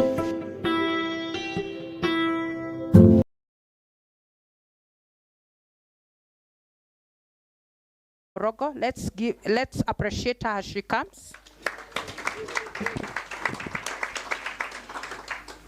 Thank you so much.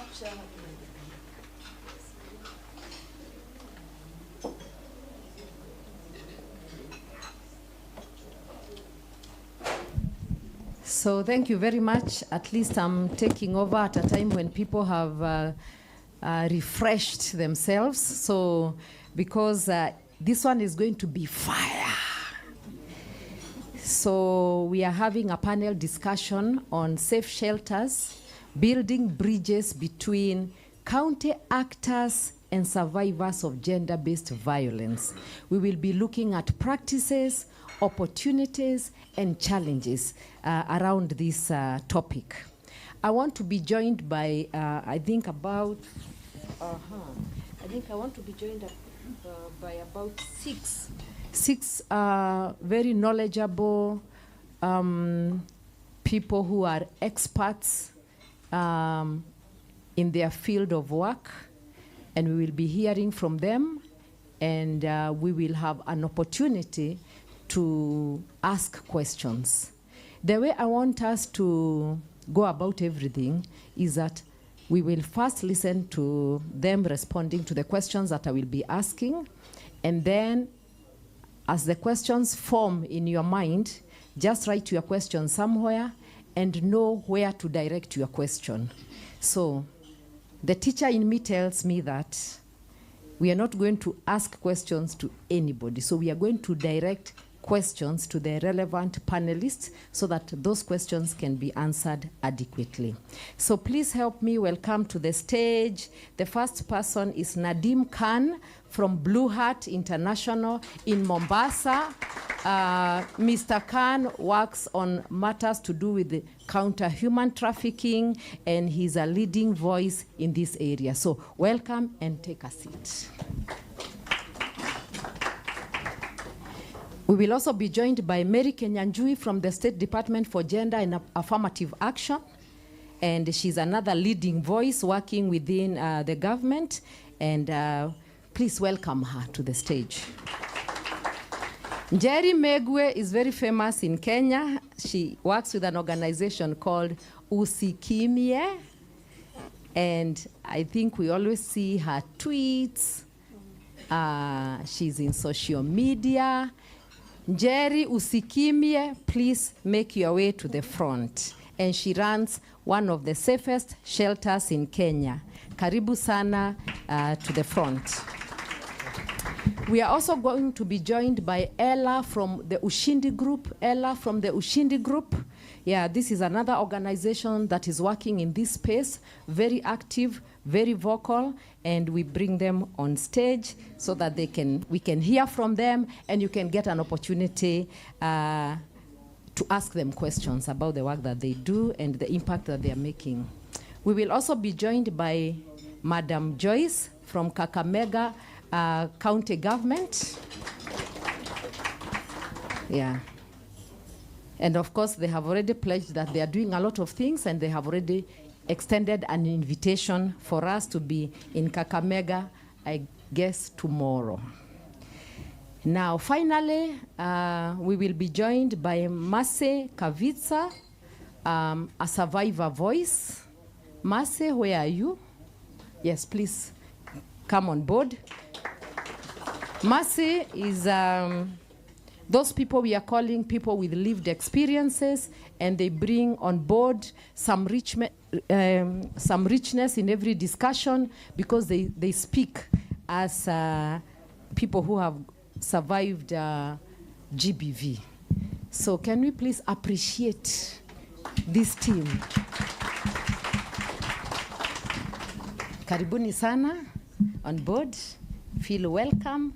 Karibuni sana, mukalie viti vizuri, mumefika. And we look forward to hearing from you. So I think we will just do a very quick round of introduction of the organizations that you work with, just to introduce yourself, and then I will bring in the questions. And I think we will start from that far end. So please introduce yourself, just your name, where you are from, and where you work, and your title. Good afternoon, everybody. Or, is it afternoon?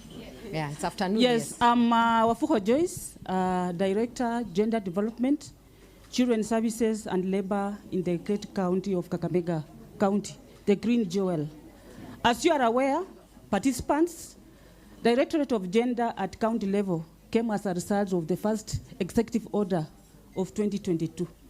Why? To create a way on gender mainstreaming issues across the county. So, and that's why we are here as Kakamega. So, more updates as later. We join together later. Thank you, yes. Thank you. Thank you very much, Joyce. Your name and introduction. Sure. My name is Nafula Wafula. Ella is my co-founder. She's not here. I run an organization, or rather I'm the co-founder and programs lead at an organization called Ushindi Empowerment. What we do is we seek to transform communities by strengthening the grassroots ecosystem. So we do a lot of capacity strengthening and support, working alongside grassroots organizations. And with regard to this particular work, within our gender justice program, we run a cohort for shelters and helplines. And we are currently actually running a training program, organizational capacity and assessment and training program for shelters and helplines. Thank you, with the help of Edith. Thank you. Thank you. Njeri Megwe, your name and the organization you work for only. Yeah. My name is Njeri Megwe. I work for Sikimie. Sikimie supports, responds, and protects survivors of gender-based violence. Thank you, Njeri Megwe. Yes, Mary. Good morning. Good afternoon. Oh, good afternoon. Yeah, good afternoon, yeah. Sorry. My name is Mary Kenyanji from the State Department for Gender and Affirmative Action. Good afternoon, everyone. Good afternoon. My name is Nadeem Eskan. I think many my colleagues is here. I'm the raising voice for the civil society. So my organization, Blue Heart International Organization, and also now I am a vice chair of Civil Society, Kenya Civil Society Alliance, last 2 months ago. So thank you very much. Thank you, thank you, thank you. Hi everyone. Hi. I'm Kahaviza Masi, a survivor and a voice to those silent victims out there, and I'm under CDTD. Thank you. Thank you very much. Yeah. So I think I want us to take the spotlight to the Ushindi group. So I think Nafula, you have already introduced yourself. And would like to know from you what work you have been doing around establishing or supporting hotlines as referral pathways, the level of engagement with other stakeholders in the reduction of GBV cases in Kenya, and mostly around the hotlines, because that is what I think is very, very relevant. I know your group does a lot of work, but let us limit ourselves to how you are supporting the hotlines and the capacity building that you are doing for shelter service providers. Okay. Thank you very much. Yeah. Thank you. So I skipped the only part and mentioned a bit about what we're doing. So as Ushindi, what we do is we recognize the role of grassroots organizations and the challenges that they face. And so what we do is we target grassroots actors. So many of the helplines, many of the shelters that we target, particularly with capacity strengthening and support, are at grassroots level. And we also are part of the executive committee of the Global Network for Women Shelters. And as part of our mandate within the GNWS, we've been mapping out gender-based violence helpline numbers across the Africa region. So just to ensure that, one, their information is accessible to survivors wherever they are. So it's through an online platform called lila.help, so that survivors can be able to access. And it's been interesting because we've even had survivors like from different countries just writing in and saying, hi, I'm stuck here, you know, I'm a refugee from Ukraine, or I was trafficked and I don't know where to get assistance. I am currently in Central African Republic. And just being able to map out shelters from national level to the most grassroots level you possibly can has enabled us to be able to connect them to the right assistance despite where they are on the continent. So currently we're running a program through our advocacy specific work called Sauti Kenya Shelters and Helplines Program, cohort rather.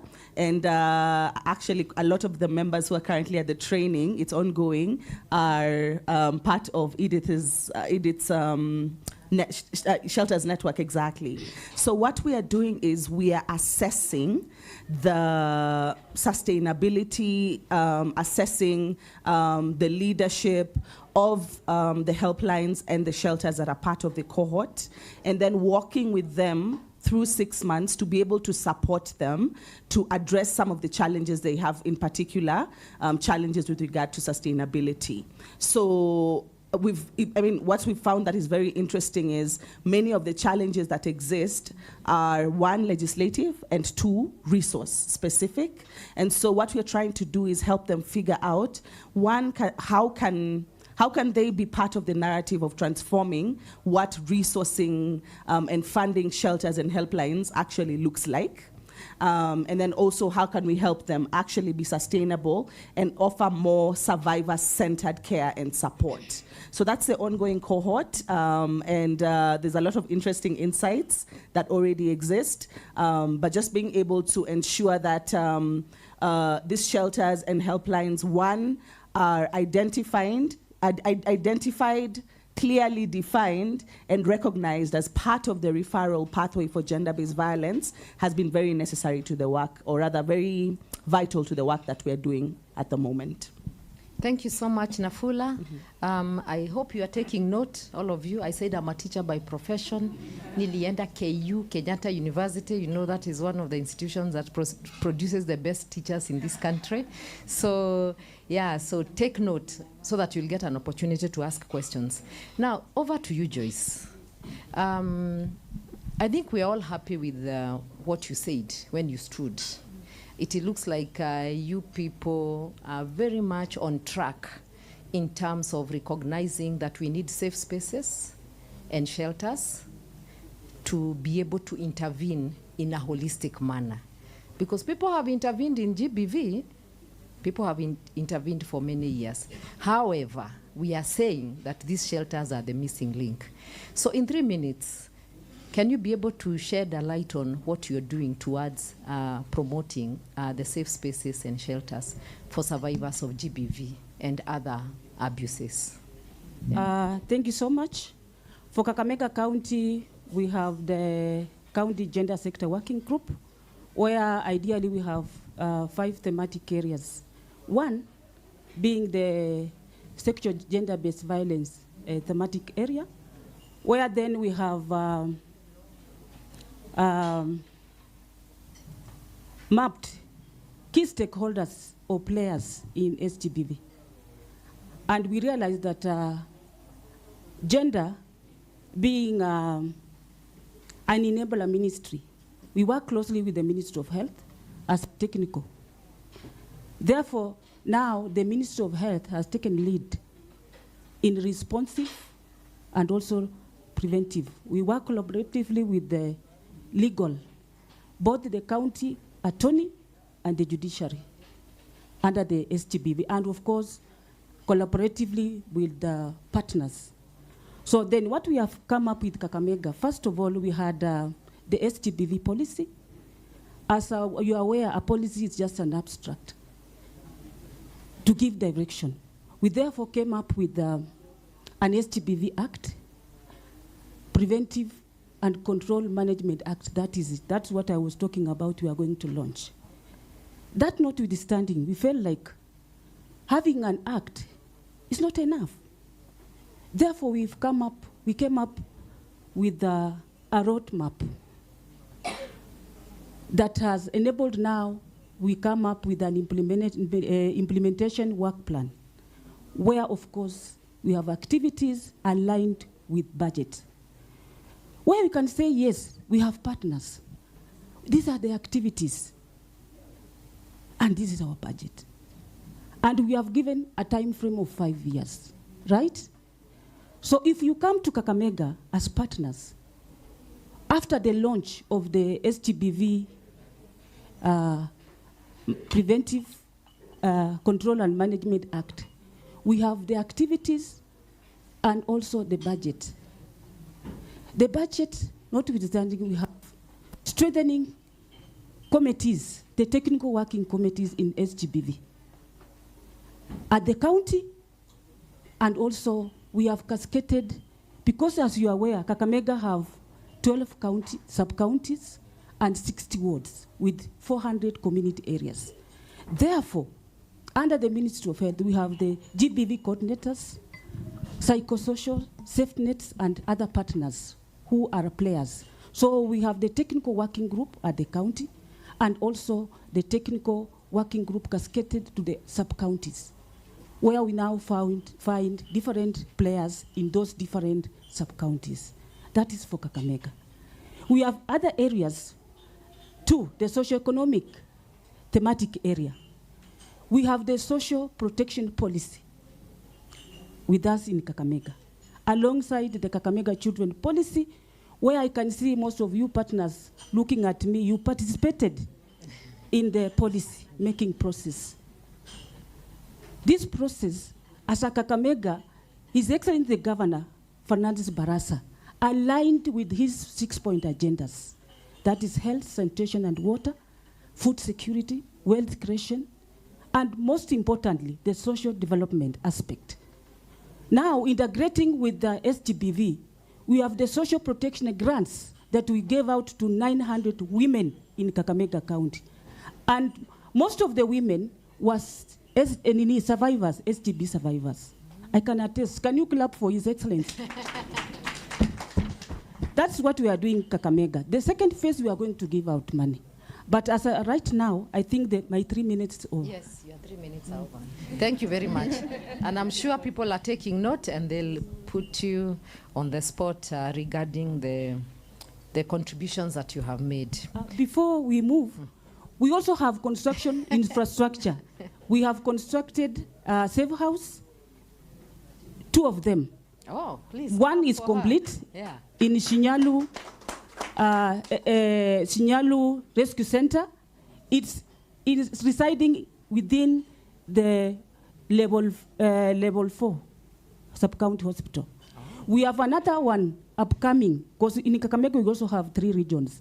The northern region, central, and the southern. The northern region, we have another one in Chokalini, in Lugari sub-county. It is at 75%. And we have a budgeted allocation of another GBV to be set up to the southern region, where we have rising numbers of GBV cases. The Huisero, you know what happened. That is it. Thank you so much. I think we must all agree that is very encouraging coming from our counties. Let us clap for them again. Yeah, it's very encouraging, because that is why we are here, to link the counties with the survivors, because we think there's a very big gap that exists between the two, and we are very happy. I think you're on the right track in every way. Yes, thank you, thank you, thank you. So we are going to shift gears a little bit, and we are going to focus on Mercy. Mercy is a young woman that I admire. I have had conversations with her. She's in our program, and I think I want to give her this opportunity to be able to give us her experience. Your experience is 2 minutes, and then I will ask you the rest of the questions. So for you, I will cut it in pieces. So for now, 2 minutes, your GBV experience, both here and abroad. 2 minutes, yeah. Okay, hi again. So it's Mercy. I've been I worked abroad, and then I worked here in Kenya. So my experience, I had sexually harassed cases, and I was also, I can say that due to family issues and background, you know, you don't have that parental love, running to early marriages, those issues. So it made me developed bipolar. So I'm also fighting bipolar. And yeah, those are the things that I've gone through. And I also encourage other ladies out there, or other victims out there, to speak out, because when you speak out, you'll get help. Yeah. Can you describe a little bit your experience with domestic work and how it contributed to your abuse? Okay, since I didn't have that family love and so on, I was forced to go to human trafficking in Lebanon, where I was sexually harassed by my agent. And after that, going to my employer, I was also sexually harassed. I got some infections, but I got help. I was treated. And working abroad, you don't have anybody to run to. You don't have anybody to cry to. So that depression kept me dying in silence. I developed ulcers. I developed depression, and which led me to bipolar. Yeah. So she has been a domestic worker in the Gulf. And before that, she had worked in Kenya as a domestic worker. And when she came back, she was again now forced by circumstances to seek work again in the only place that she knows, in a household, as a domestic worker. So tell me now, when all these things happened, especially here at home, what help did you get? Actually, and how was it for you trying to navigate to get that help? Was it easy? Did you get this help? Or what was your experience just seeking for help?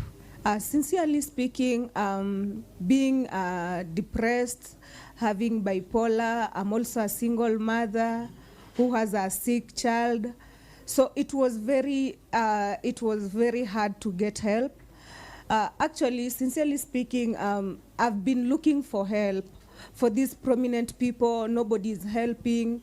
Running to offices, I didn't even get any help until I was connected to CDT, where I got help. They took me with my daughter because I had nowhere to stay. I was homeless, and then right now I can tell you I'm with my daughter in a shelter, and I'm still on my medication, and my daughter is still on medication, and through that I'm also pursuing my course at East African Institute, which I can say that I'm proud, and I will walk out strong.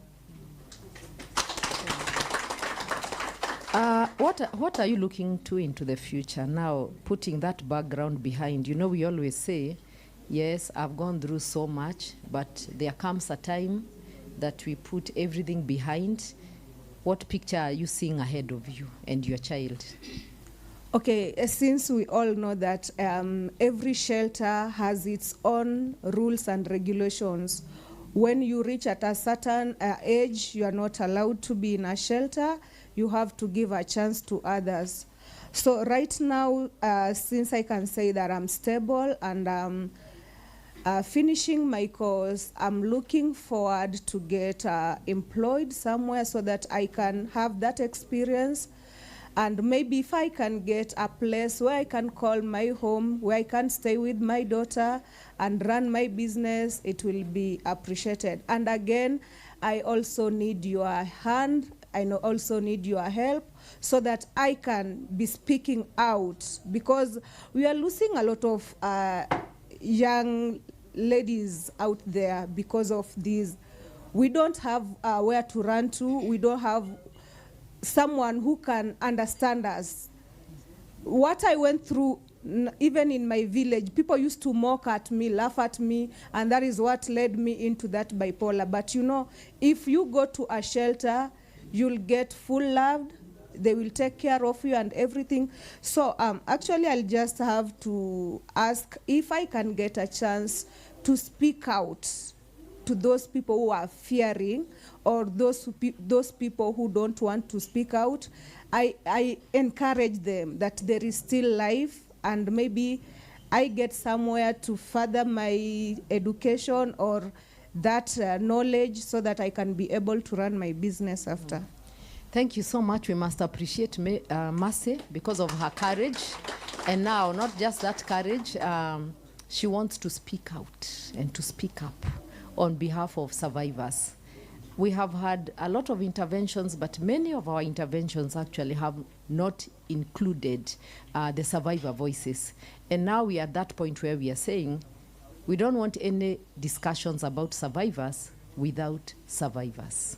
Survivors must be welcomed to the table so that they can also bring that voice there and participate in policy and decision making. And I'm sure we are all hearing. The people from the counties, as you embark on running your shelters, please value the voices of survivors so that survivors can help you with the fight at the grassroots level. When someone like Mercy speaks, I cannot even say anything because she is so powerful and she can help us to get this message out there. Now, let us shift our focus to Usikimie. This is a local non-governmental organization, or national non-governmental organization led by Ms. Njeri Megwe. She's a very fierce advocate in this space. We appreciate her and the work that she's doing. And I know through her initiative, she has saved a lot of women who have gone through GBV and other forms of abuses. So Njeri Megwe, just give us, take us to your work, how you work, your challenges, and your challenges will be also the challenges of the other shelters, because we are in a movement. Yes. We are working within the umbrella of the National Shelters Network, which is a project of CDTD, and where Njeri Megwe is a member and an advocate. So Njeri, just tell us what you go through, how it is receiving people like Mercy, you know, crying with them, you know, trying to encourage them, you know, all that, yeah, the work that we do where we also get into mental health issues as people working with survivors. Karibu Njeri. Asante. As you heard, my name is Njeri. I think for this particular occasion, let us talk about shelters because we are here in particular for shelters, right? And I'm sure my other fellow shelter operators understand the duress that we work under.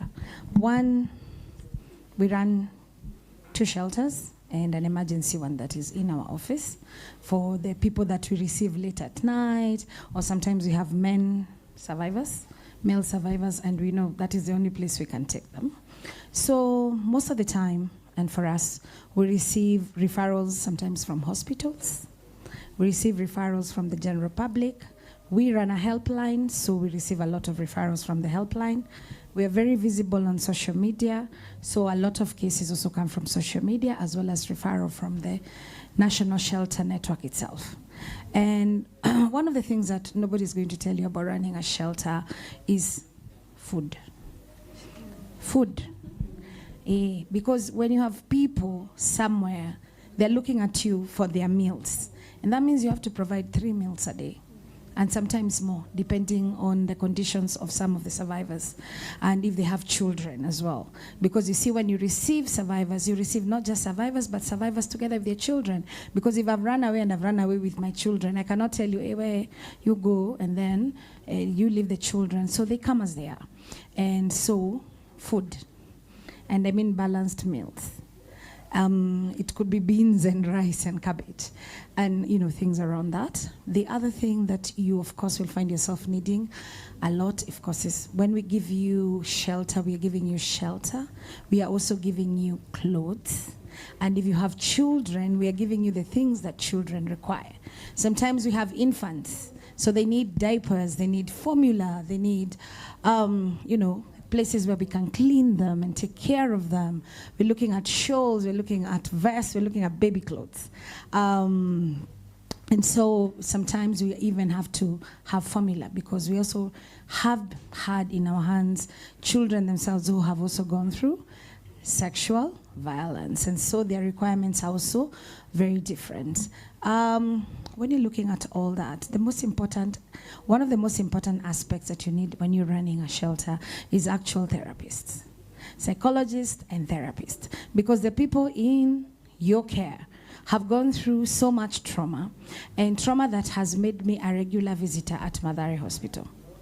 Not just because of ourselves, but because sometimes when the survivor comes and it's 2 weeks into their stay, all the trauma they have seen, everything they have undergone through, sometimes just comes out, and you find that somebody has gone into mental health distress. You find somebody, we have seen it all. Somebody has just taken excrement and thrown at you. You know, anything can happen. In as much as you want to put a home, because our shelter, we run them as though they're homes. But the amount of stress, because by the time somebody is running away, has gone through so much stress, some of it could come even from survivors of sexual and human trafficking. Some of these survivors are from gender-based violence cases. Some of them are from sexual violence. So all this, the amount of mental stress and anguish some of the survivors go through has led us, I promise you, every 2 or so weeks I'm in Mathare. They even know me, aya mama umeleta mama mwingine tena. Yes, because they've gone through a mental breakdown that is beyond our capacity to handle, and so as such you have to take them to the hospital, which means sometimes we are left with their children to take care of. So I'm just going through the challenges. All this while you have shelter, what we call shelter moms, as well as shelter workers within us. Can you imagine the kind of anguish they have to go through? Like today we had a rescue before I came here, and the girl has been unwashed for 10 years. That is now somebody's duty, you know, to give and just take care of her, because you have to. Because how are you going to be in a shelter if you're not maintaining a certain level of hygiene?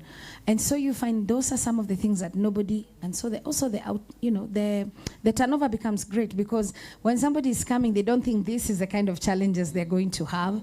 And so for us, it's very important to ensure that our workers, our staff get a lot of debrief, get a lot of supervision, because it's hard work, and the manual part of the work right? Because you're also dealing with adults with issues, adults who are running their own homes and now they're here. And it's not, they also want their, their level of freedom, their space. So, there is going to be that level of tension between you, your staff, and sometimes the survivors, because they feel like, this is how I want to do. But of course, you have the way you want your shelter to run, and they feel like, why should I wash clothes? and so on and so forth. So there are all these very many challenges. And on top, and then let me finish it with expenses, rent, staff payments, to pay them compatibly, all these taxes that some of them we have to also pay, because we also need to take care of their health as well as their mental health. So just some of the general shelter upkeep. Thank you. So Njeri is a voice that has spoken for another 84 shelters that are out there, and that is what they are going through. So even as she was speaking, as a person also who runs a shelter, it has just occurred to me that it is not for the faint-hearted. Yeah, to run that shelter, to feed and to provide. And I always say, you provide what you have and what you don't have. You provide all those together. So for those who are beginning this journey and you want to run shelters, Njeri is a huge resource. You can transport her to Kakamega, to come and Bungoma and wherever else, Kiambu, kila pahali, and then she will help you with the capacity building of your teams, giving advice. We have a lot of information that we are holding as the people who have founded these shelters. Because remember, this is an area where we are in the lead, and everybody else now is having to learn from us. We have a lot of experience, and I'm sure we can learn. And I was just thinking as you are speaking, I wish shelters can be allocated some resources. Madam Obonyo, you are here. We are crying for resources. We want to hear our government giving us food, We want maize, we want beans, we want dengus, we want vegetables, whatever the government can give us, we would appreciate. Also, maybe providing us with expert counselors. It is very expensive, and she has already talked about how she goes to Mathare always. I'm sure she's very well known there. Yeah, because some of these GBV experiences, actually, they leave people with serious mental health issues, and that is why she's talking about going to Mathare on and off. We are not trying to scare anybody, but it is not easy. When you receive these survivors, sometimes they're in a very bad shape and they need the support. So from there now, I want us to talk about something that nobody has really talked about much, and that is why we have Mr. Nadine on that seat. He's more accustomed to working in the area of counter human trafficking. So there we have serious violations of human rights and also GBV issues. And one of the things that I want him to talk about is the area of security.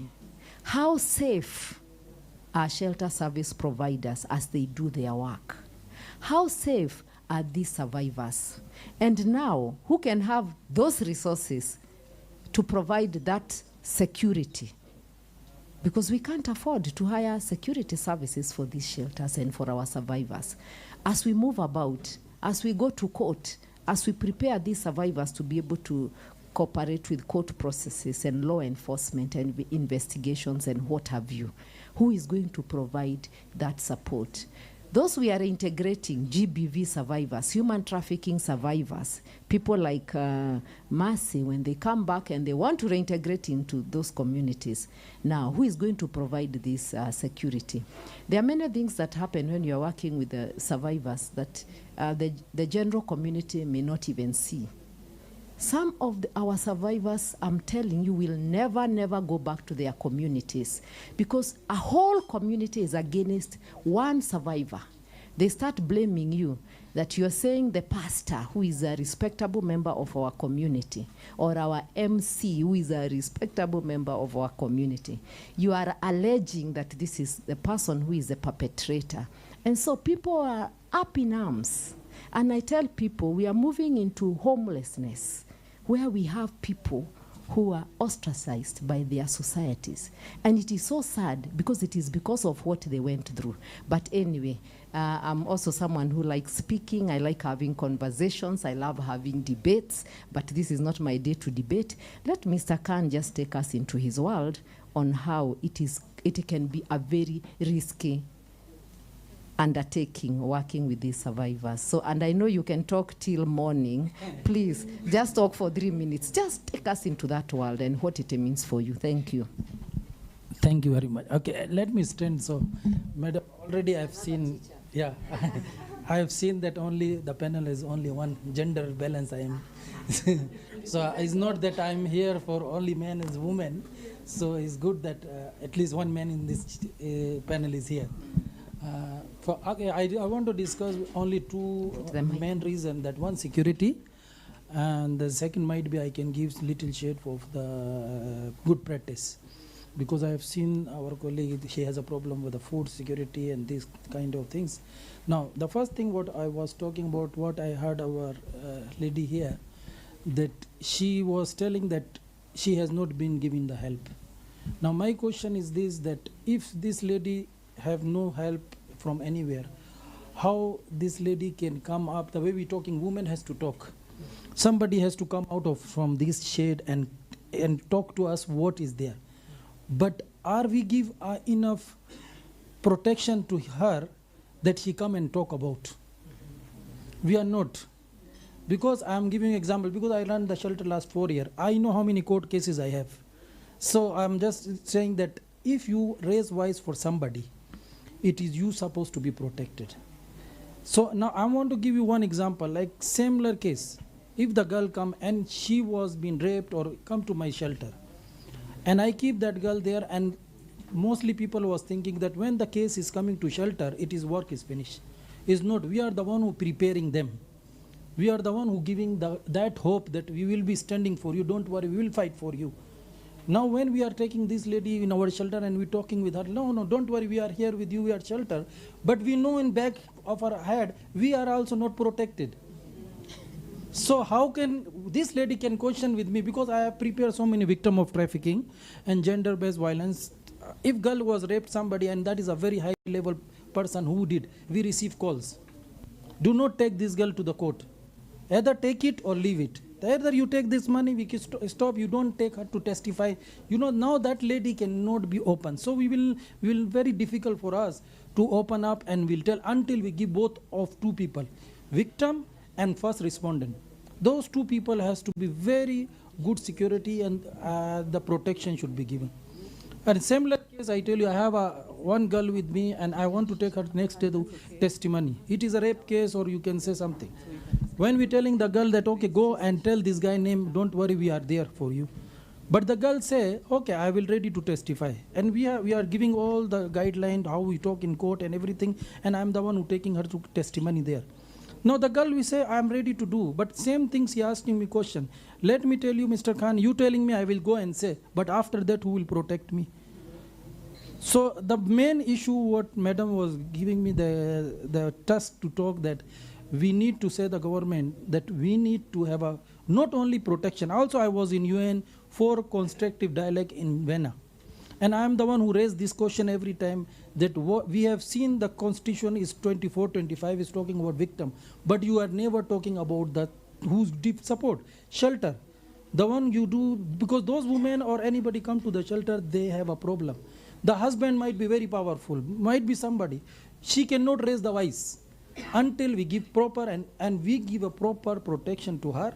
And that is we asking the government that please do some policy, some mechanism where we will say that anybody call us, we will not be undermined anything. Thank you very much. Thank you very much. Thank you so much. Yeah, security issues are real. So, our next speaker, I had planned for her to speak last. We always want our government to speak last so that now they can wrap up for us and tell us what they have prepared for us. So we are going to hear from Madam Mary Kenyanjui from the State Department for Gender and Affirmative Action. And Mary, I'm saying The issue of shelters has been the missing link in GBV response. What is the government, our serikali, doing towards the protection and safeguarding of survivors in Kenya? I will give you, because you are government, serikali, I'll give you 5 minutes. Thank you. Karibu. Okay, thank you, Madam Edith, as well as all the participants.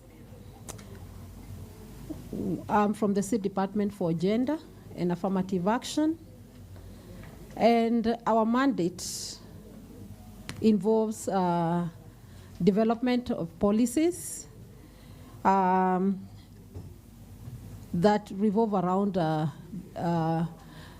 gender equality and women empowerment. So when we are dealing with those policies, regulations, among others, we have also the issues of the GBV survivors. One, I want to acknowledge that our government stands firm towards the protection and safeguarding of survivors of any form of, from any form of violation. If we look at our Constitution, Chapter 4 on the Bill of Rights, this is where it enshrines the rights as related to all individuals who are in Kenya, regardless of race, gender, among other characteristics. So our Constitution is very rich in the protection and safeguarding of all survivors, all persons who are in Kenya. For the State Department for Gender and Affirmative Action, when it comes to the protection and safeguarding of survivors, one, I want to recognize the executive order of number 2 of 2023 that has mandated the State Department to be in charge or to coordinate the issues of gender protection centers. So here we are bringing in the issue of gender protection centers, what is commonly known as the shelters or safe spaces.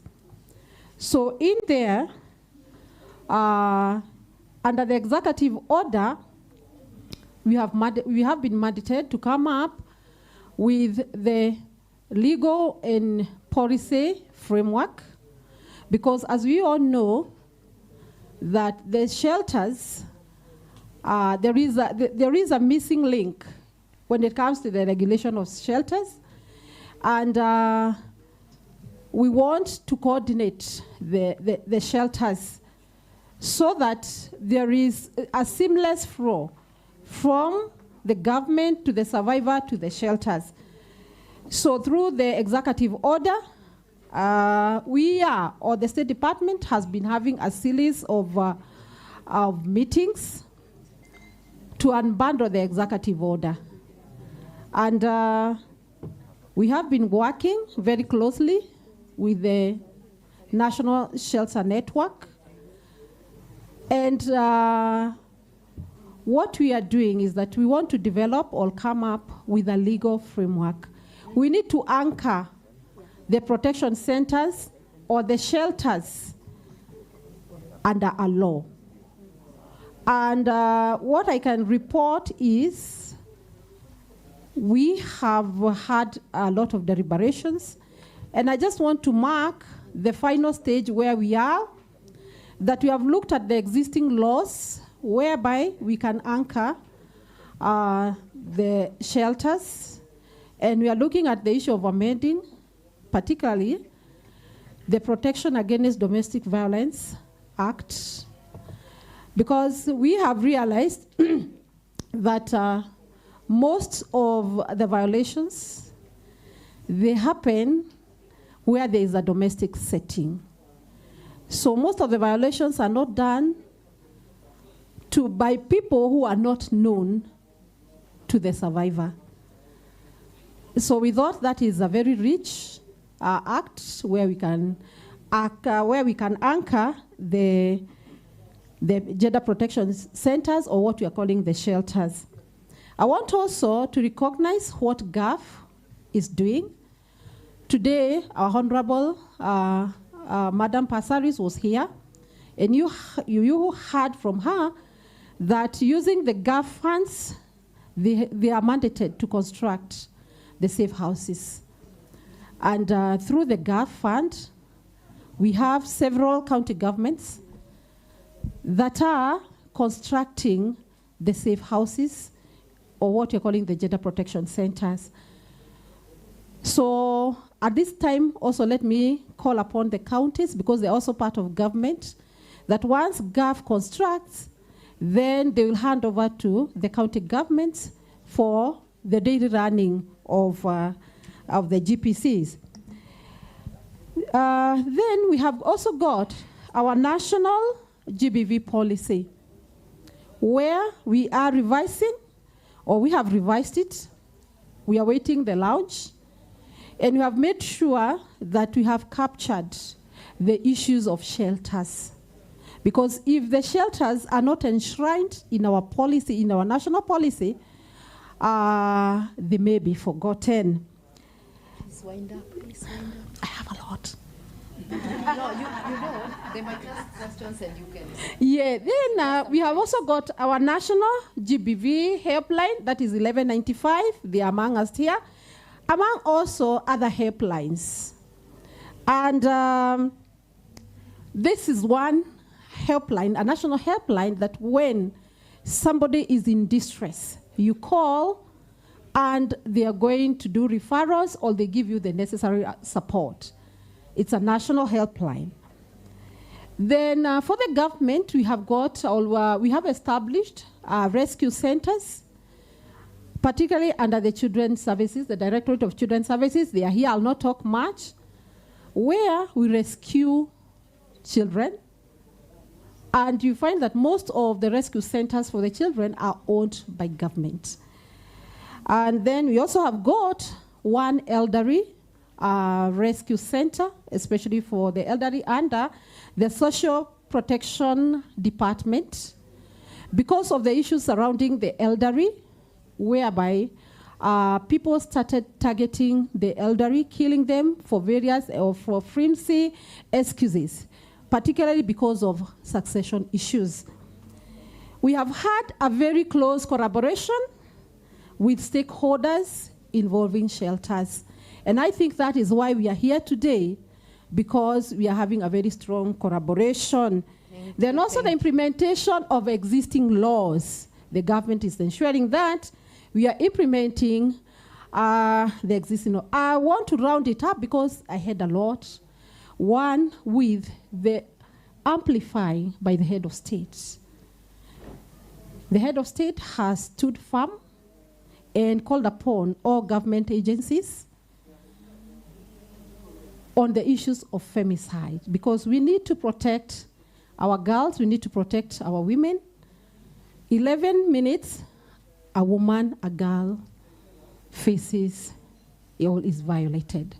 So it is serious, the government is committed. Thank you. Thank you very much. Thank you very much. Just hold on to it. Yeah, so now, are there any people who are curious here? Are you good students? Were you listening? Do you have any questions? And we are saying when you raise a question, we direct it to a particular or the relevant panelist. So we can take maybe a maximum of 4 questions. Yes, yeah, because time is not on our side, we can take 4 questions. You can use the podium mic so that one mic can go around and one can remain in the Oh, okay. Okay. So just hold on. This is the one you will share. I've been advised to use this. Oh, okay. Okay, so yeah, let me see. Yeah, so we have one hand there, another one over there, another one from the counter. Yes. So maybe, yeah, 2 hands there. So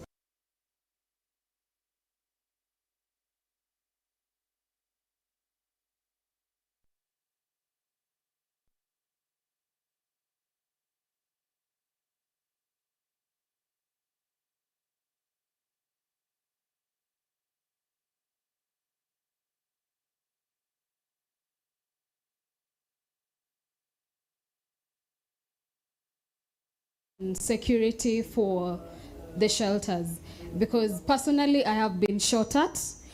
Personally, I have been shot at as we tried to rescue and also reintegrate a client that was brought to us. And so I remain very apprehensive on what I should be doing as a shelter provider, because if I'm going to do rescue, yes, I don't mind protecting the clients, I don't mind receiving those children. But again, if I'm going to die in my line of duty, what is the national government going to do about it? Because as a shelter, I need to feel protected. I need to feel sheltered as well.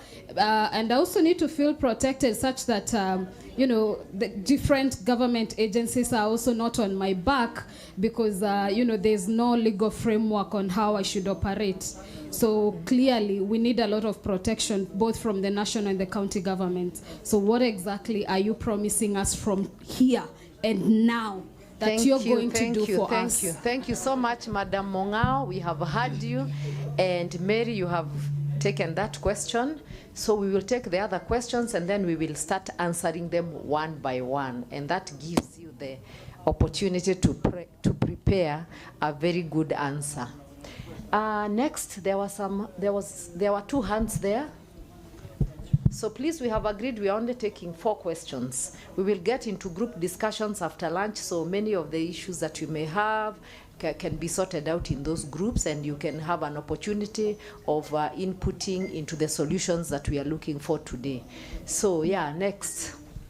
I also have a question for Mary. Mary. We heard a lot about how shelters are a space where the experiences of survivors are exposed. And my question is if, in regards to informative action, is there any concrete mechanism that collects this data with the specific purpose to inform preventative measures for gender-based violence? Because, I know the theme is shelters, but I think we should also address the preventative, the lack of preventative measures for gender-based violence. Thank you.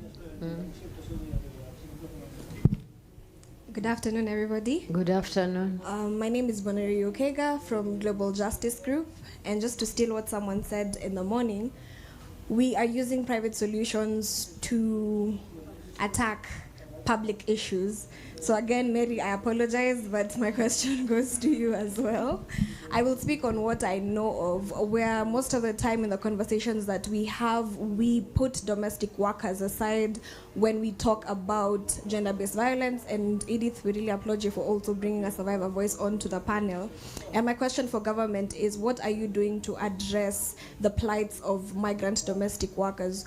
We hear so many of them go through so much in Gulf countries, specifically if I can tell you the cases that we hear that have been, touched on also. In terms, people are sexually exploited, they are beaten. Some of them ran away because of grotesque human rights violations. And when they come back to the country, they have nowhere to go. You can't go back to your family with nothing, of course, also because of stigmatization. And, as you're talking about the shelters that government are also putting up, are you also taking into account migrant workers who have nowhere to go? Thank you. Yeah, I think there was a question from somewhere here. That's the last question. Yeah, thank you.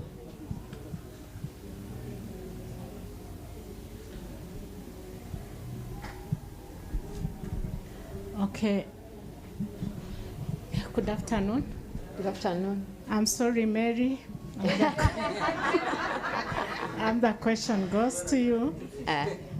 Thank you, because you have elaborated that the National Government Affirmative Action Fund is being used to do infrastructure in various counties, and then the county governments are supposed to equip and run them on a daily basis. I'm coming from Bungoma County, where for all reasons we lead from behind, and currently the issue of teenage pregnancies, CRSV, that's conflict-related sexual violence, because of up there, the flashes of violence in the Mount Elgon. We have the IPVs, which is rampant all through the intimate partner violence, especially the targeted groups are the college and university students. In Bungoma, we have a well-built-up Ndengelwa Rescue Center, which was done by the first women rep. And up to now, it has not been equipped because the county has always wanted to equip it. But for reasons, it has never been released from the hands of our dear women rep. And as many as the cases that are rising in the county, even the Kenya-Finland bilateral program, which is ending in a few months on GBV in Bungoma, they initially had wanted to equip it. The former minister, Aisha Jumwa, came down to launch that project. But as we speak today, that center has been now earmarked from a GBV center to an ICT center.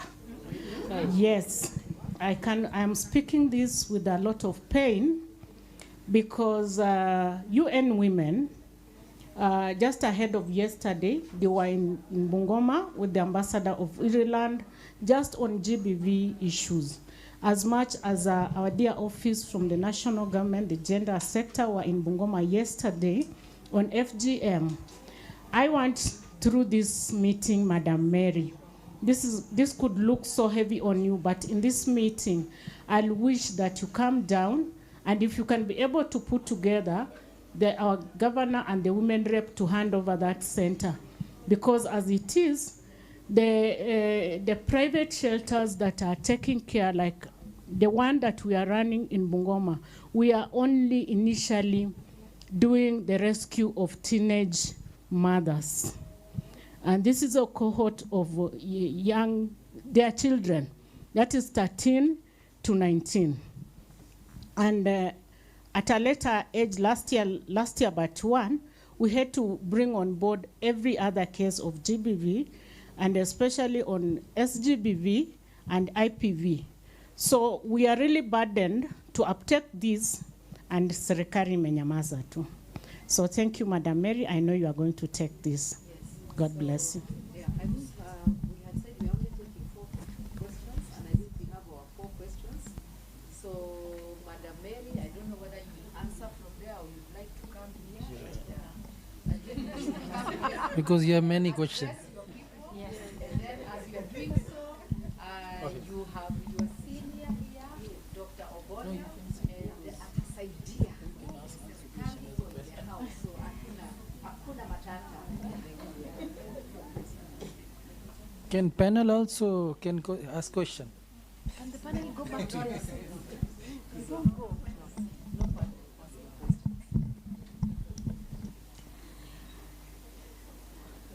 Okay, thank you so much for all the questions.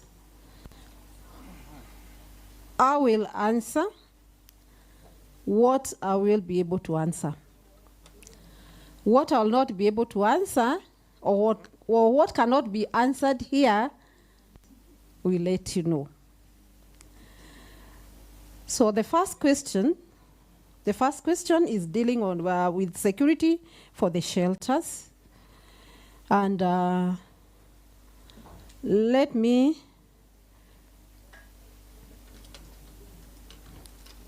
say that, one, I am sorry for what happened, that you had to be shot at. I might not be able to give you a very conclusive answer when it comes to security, because security is also on another docket. But I'll try to give you a homegrown solution which you can work with around Kiambu. I appreciate the work you're doing of rescuing survivors. And the way I would like to handle this question of security is we have got the gender sector working group within Kiambu County. And I want to believe that the National Police Service is part of that gender sector working group, where we have got the commandants, the police commandants, among others. And being in that gender sector working group, when you have issues of security, it is good to raise at that level so that the National Police Service can come to your rescue. They may not know what happens daily, but it's always good to have their numbers because they are in that gender sector working group. And I know they are fathers. I know they are mothers. I know they are champions against GBV. So when you're going for rescue, it's always good also to let the law enforcers know that you're also going for rescue, because you might unaweza kumbana na chochote, but when they are at your back, they'll assist you. It's also good to go with some authorized officer. If it's the case of children, let the children officer know you're going also for rescue, plus the chiefs around there, plus the nyumba kumi. That is their work. So kindly don't go alone. Let the other players in the space for GBV assist you. Yes. I hope I have tried, but we are also going to reach out. The issue we have here is that we don't have a policy and legal framework. We are working on that. And you have also opened our eyes that there's the issue of security around the shelters, so that when we are developing those legal frameworks, we shall ensure that we put into practice what is it at the shelters. The other one is on the preventive measures towards prevention of GBV. So one, when you're dealing with GBV, we don't just respond to GBV. We have got the prevention towards GBV. What the State Department is doing towards the prevention, we have got the national policy, and the national policy is supposed to be cascaded from in all government agencies, as well as at the counties, as well as this is what is used by all stakeholders when they're doing their prevention, when they're doing their prevention campaigns. So like in the State Department, we carry what we call the public campaigns. And I just want to mention the most recent one, the launch of the 16 days of activism against gender-based violence. We were in Makueni. We held we made sure that the whole of Makueni knows that GBV exists. So through public campaigns, whereby we celebrate the national days that attach on GBV, we are able to communicate, or the people are able to get messages on GBV. We use the media. Right now, the media is full of GBV messaging. So our media is live to GBV messaging. In all the languages in Kenya, every radio station is ensuring that the community up to the lowest level are understanding the issues surrounding GBV and how to protect themselves and also how to respond to GBV. We are also, apart from the media campaigns, we also we also go to various counties and we hold sessions with various groups of people who emanate from the sub-counties. And through those, we call them the dialogues, the community dialogues. We are able to reach out to the boys, to the men, to the women, to the girls, and everyone on issues surrounding GBV. We are also now engaging our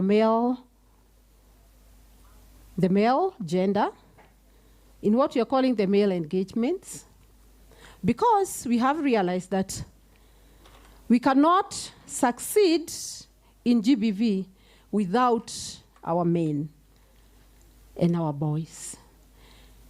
They are the champions whom will assist us at this menace of GBV. So we are having a lot of preventive campaigns. In the schools, we have even drama clubs. We have clubs for children to make them aware on issues surrounding GBV.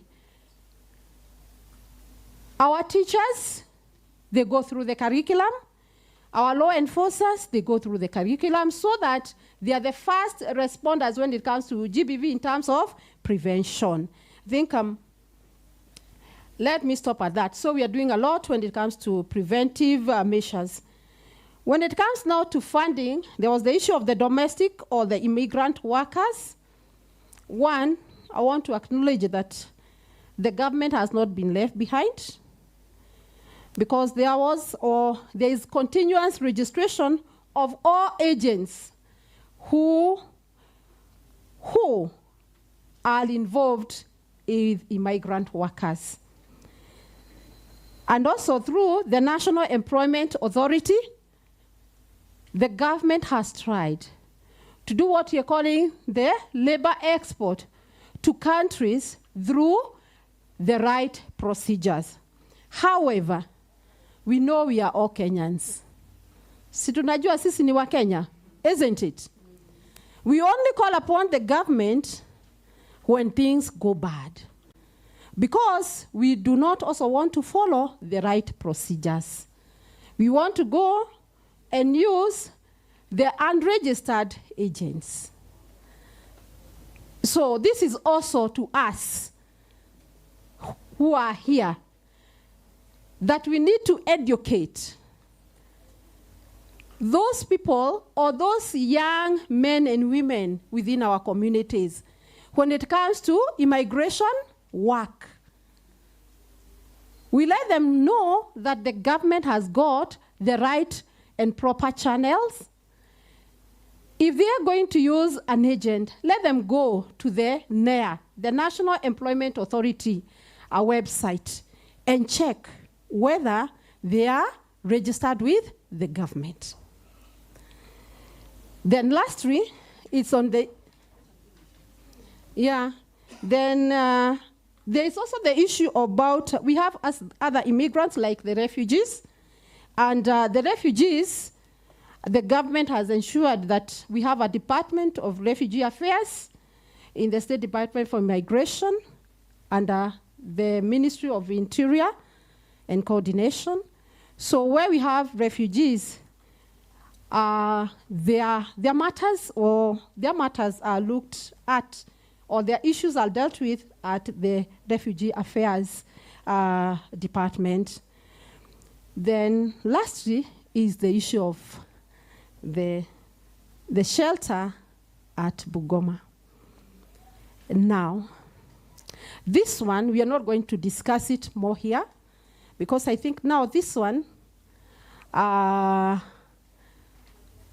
we'd like the governor and our PS to look at that matter. Thank you so much.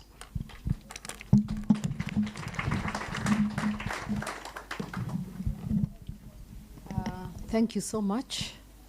I think it's been wonderful just having this conversation. This is a very also emotional conversation, and I urge all of us to leave this place with the burden of what can I do for our survivors.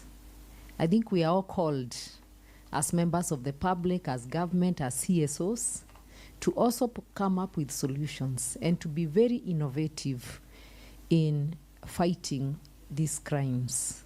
It is not easy. I'm not a spokesperson for the government, but I tell you, it needs collective action. I have seen sometimes I have a problem with us, members of the public. You are called upon, you are a witness to a crime, and even when you are assured of your protection, you don't even want to create that time to go to court to cooperate with investigations. So that way, we lose a lot of cases. And in recent years, I have been thinking that we need to target our public more, our communities more, so that they can play that role of the witness, so that we can be able to nail all these abusers and perpetrators, because they're enjoying themselves out there after messing up people's lives. So it is my appeal. Please, let us all work together. Thank you very much. And thank you to our panelists. You are very resourceful. Please, during the breaks, engage with them, ask them questions, and also take their contacts, and you can keep in touch, and we can continue the conversation. Thank you very much. I'll give it up back to the MC. Thank you. We are going to appreciate them the parliament style. Do we know how parliament appreciate one another? Yeah? Who knows how we do it? Chris, you know how parliament does it? We clap like this and then we stamp our feet, okay? Then we snap. It has to be 3. We clap, we stamp our feet 3 times, and then we snap 3 times. So let's go clap.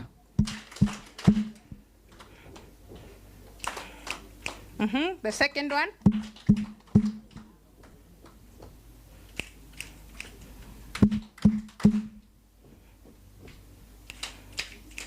Thank you. As somebody is helping me take away the seats, we are going to have our next, the hotel requested that we are going to have lunch by 1:45. So we are going to have our next presenter who is going to come and share with us a study she has done and what she has found out during her study, and we can be able to engage with her. Welcome, Muthoni. Let's appreciate her as she comes.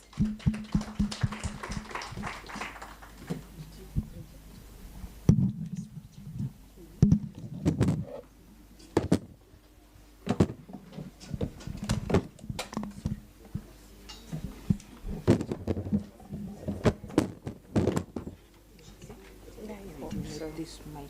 Maybe I would need the mic. This one. So I switch off this and give you this. Yeah, sure. Because I like moving a lot. Lisawa, don't tell me what to do.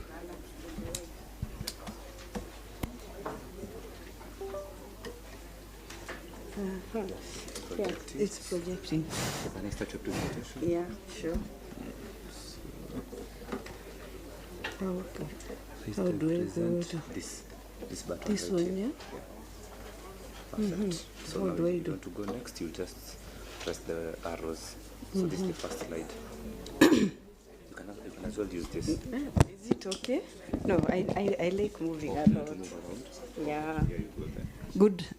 Is it good morning? Good afternoon.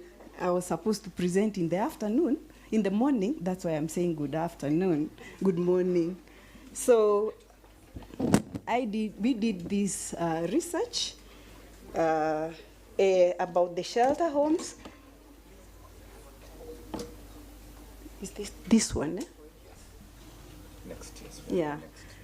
So there, we looked. There was the introduction. As you have heard, my name is Muthoni Maina. I'm looking at the objectives, the approaches and the methodology, the preliminary findings on the status of GBV shelter homes. Can I call them shelter homes? And survivors' perspective. And then later on in the afternoon, I'll look at the way forward. We know that gender-based violence is rampant, and this is what takes women to shelter homes. There are those triggers that make them GBV prevalent, and there are those perpetrators. You have heard them there. They are all over. And we have the importance of the shelter homes as has actually been stated. The current status of shelter home and their roles is well known, and we know that CDTD is doing a lot, and they have actually come with the Jasiri. However, in their, developing all these, especially the establishment of the National Shelter Network, there are still many gaps. And these gaps the shelters face numerous challenges. You have heard them speaking up there and others also talking about that.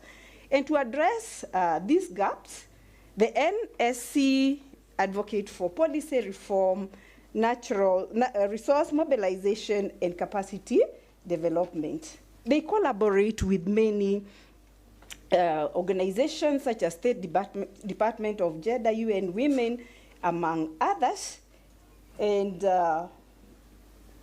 therefore they have come up with many shelter homes. We also have the policy and legal frameworks that for GBV protections in Kenya, and we can name them, but you realize that all these instruments demonstrate the importance or the commitment of the Kenya government to address gender-based violence. However, there are still gaps, as you have heard them here, being mentioned time and again. And to address these gaps or the challenges, it is important that GBV protection centers deliver consistent and high-quality services for survivors.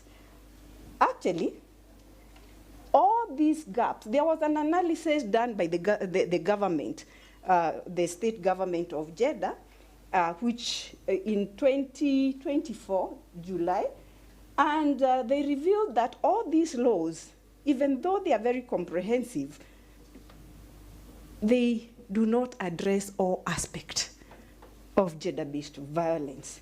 The report explained that implementation of these statutes is often delegated to different ministries, leading to fragmentation or fragmented effort.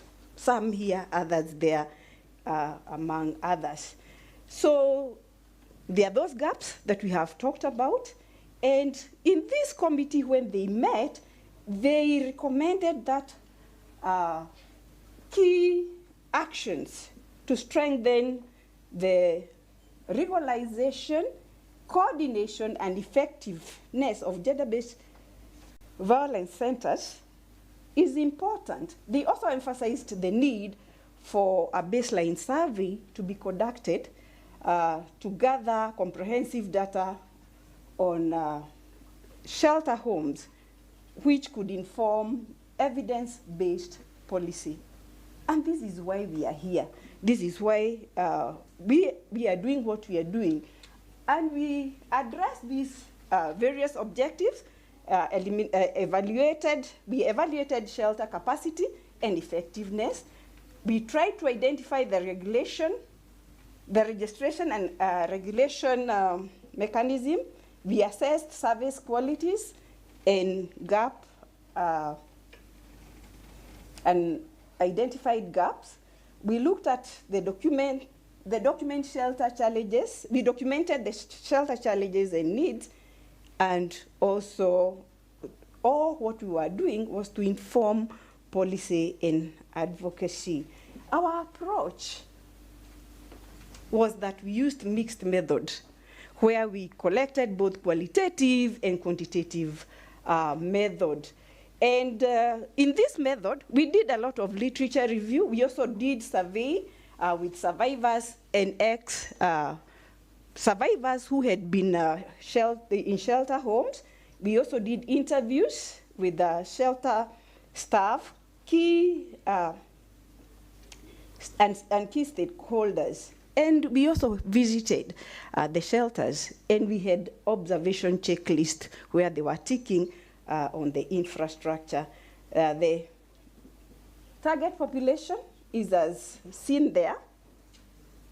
Then the sampling frame is that we had 31 shelters, which are spread across 16 Jasiri program counties, where we only picked 21 centers from 16 or those selected areas.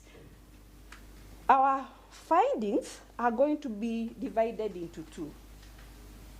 And remember, this is the perspective from those who are inside the shelters, who are experiencing whatever is going on there together with the staff.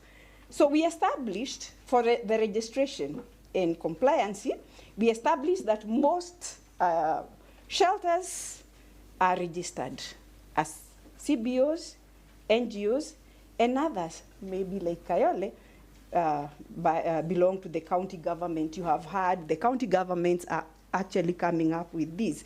Registration process is relatively straightforward, especially for CBOs. It is not very difficult. They go to the labor and social services at a cost of 500, and they are able to come to get the certificate. For those NGOs, they take a bit longer, and even the cost is higher, like 7,000 to 10,000 because of the maybe KRA PIN and among others. It's only one shelter so far, because these are just preliminary finding, which says that they are registered as shelter home, and that is the Moyote.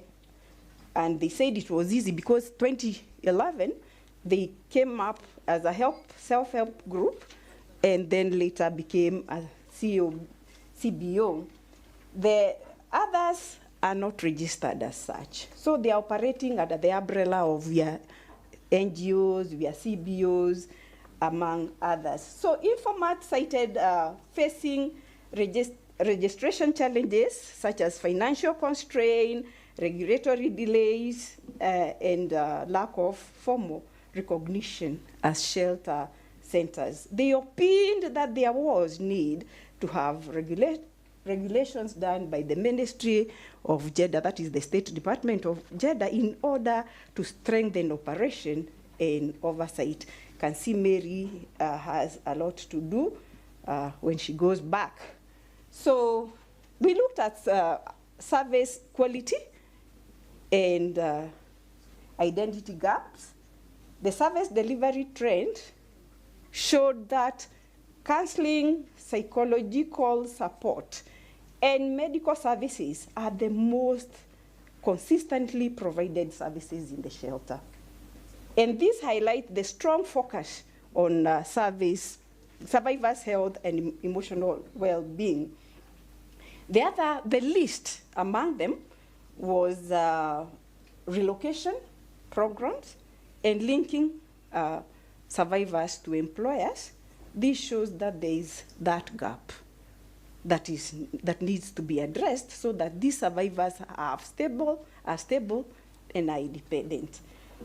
Effective shelters, such as we had very effective shelters, many, but what came out strongly was the Groot Kenya shelter, Okoa Sasa shelter, who rely on partnership to deliver services. They collaborate with various organizations, as you have seen there, and survivors said that they receive specialized support, including financial grant, legal advice, economic empowerment, and economic empowerment opportunities.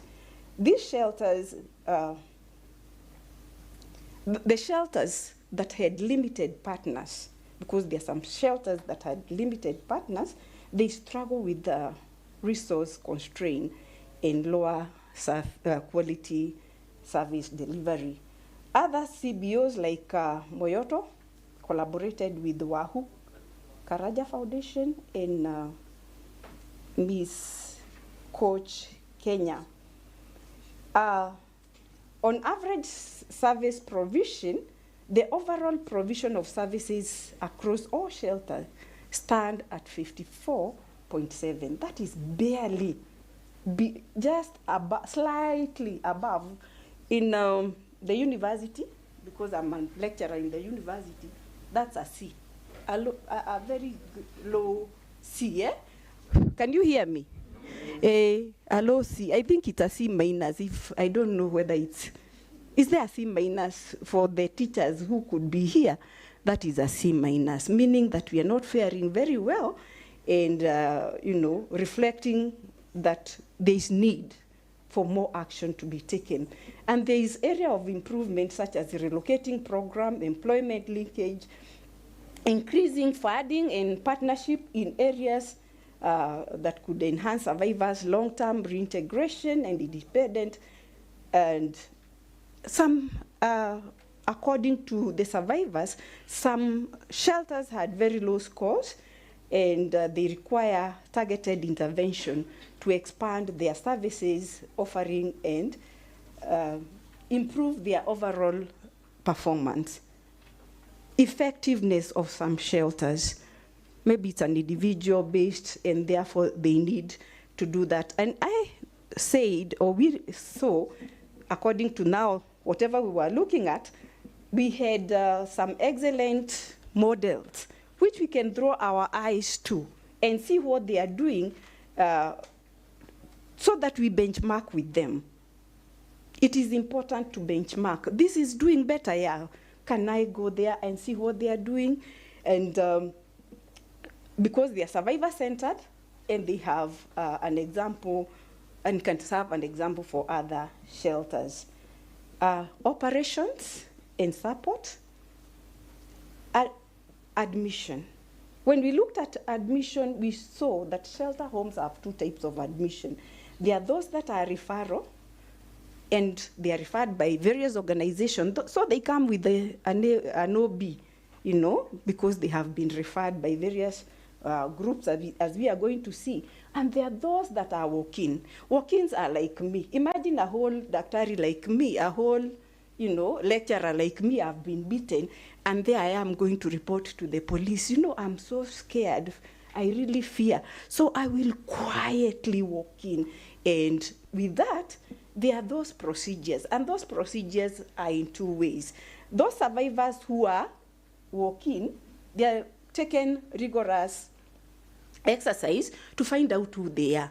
Those that come with OB, they are already known. However, we realized that the admission are survivor-centered.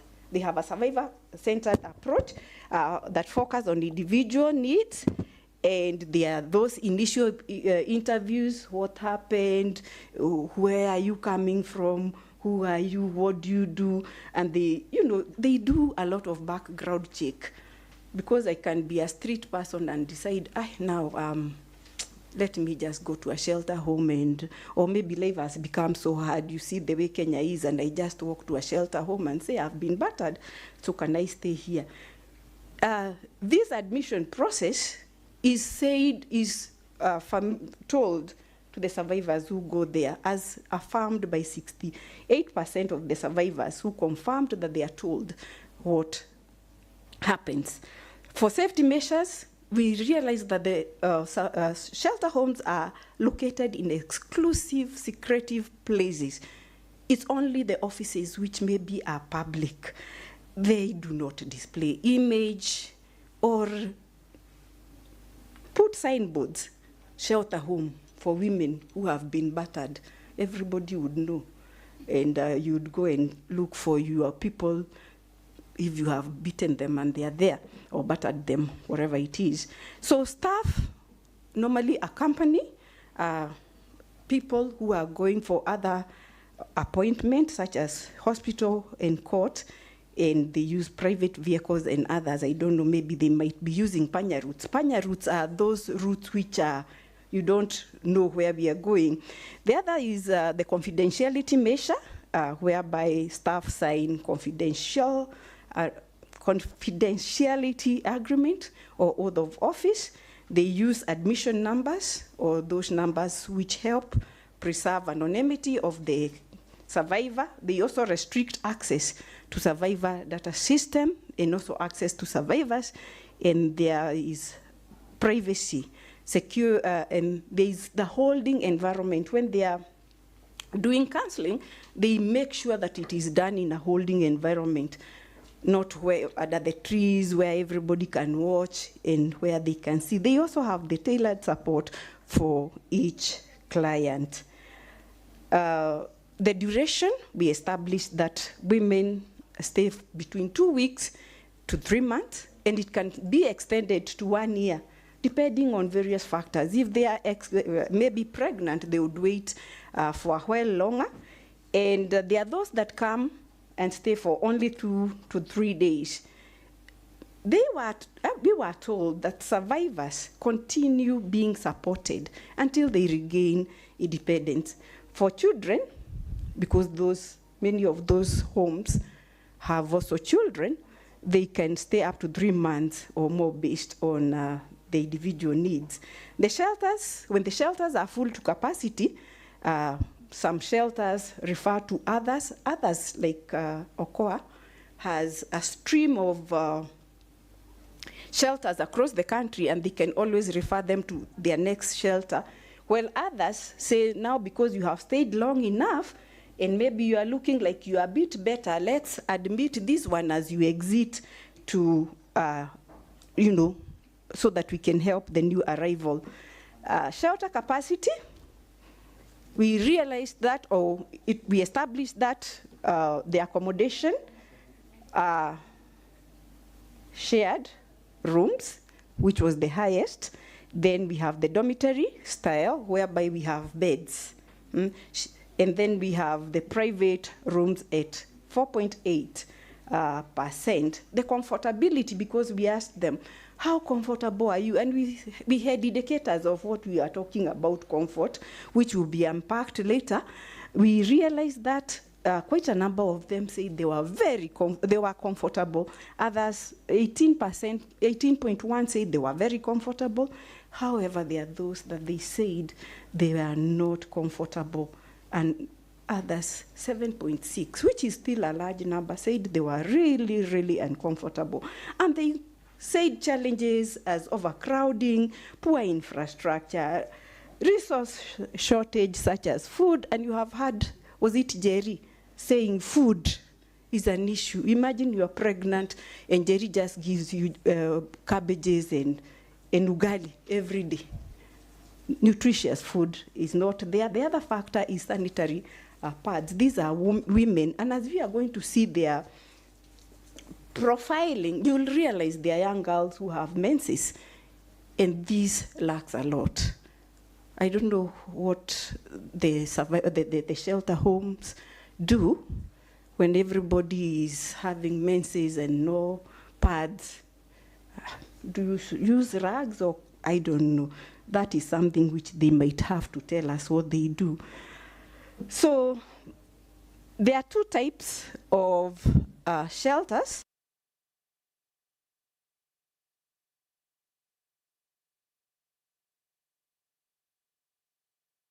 Who can.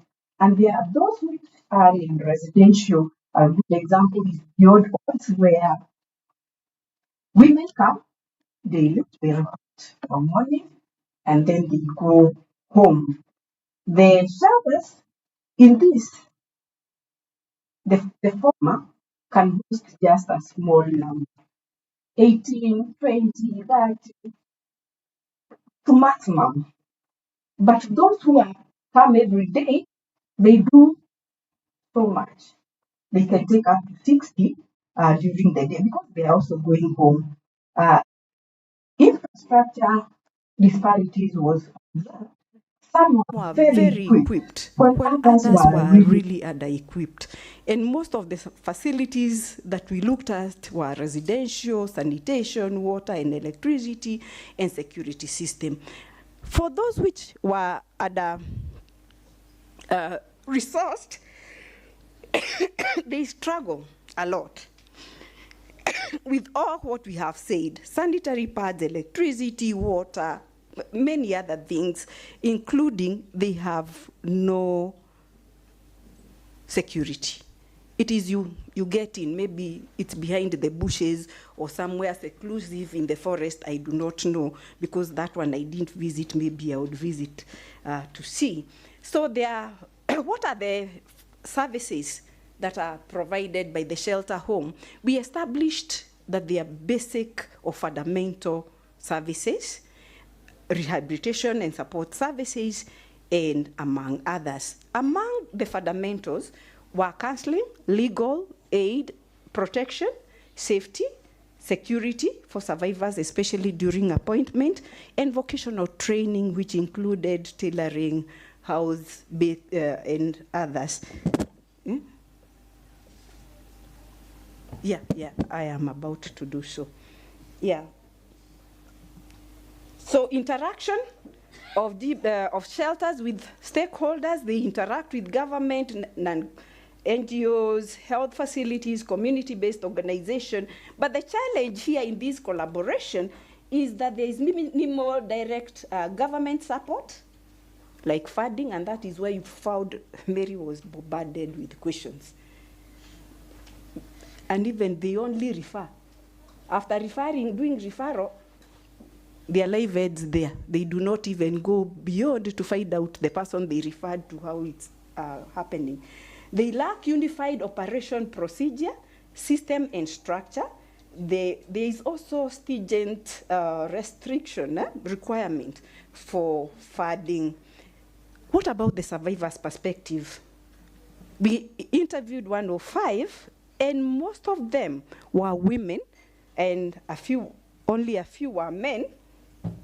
And we noted high vulnerability.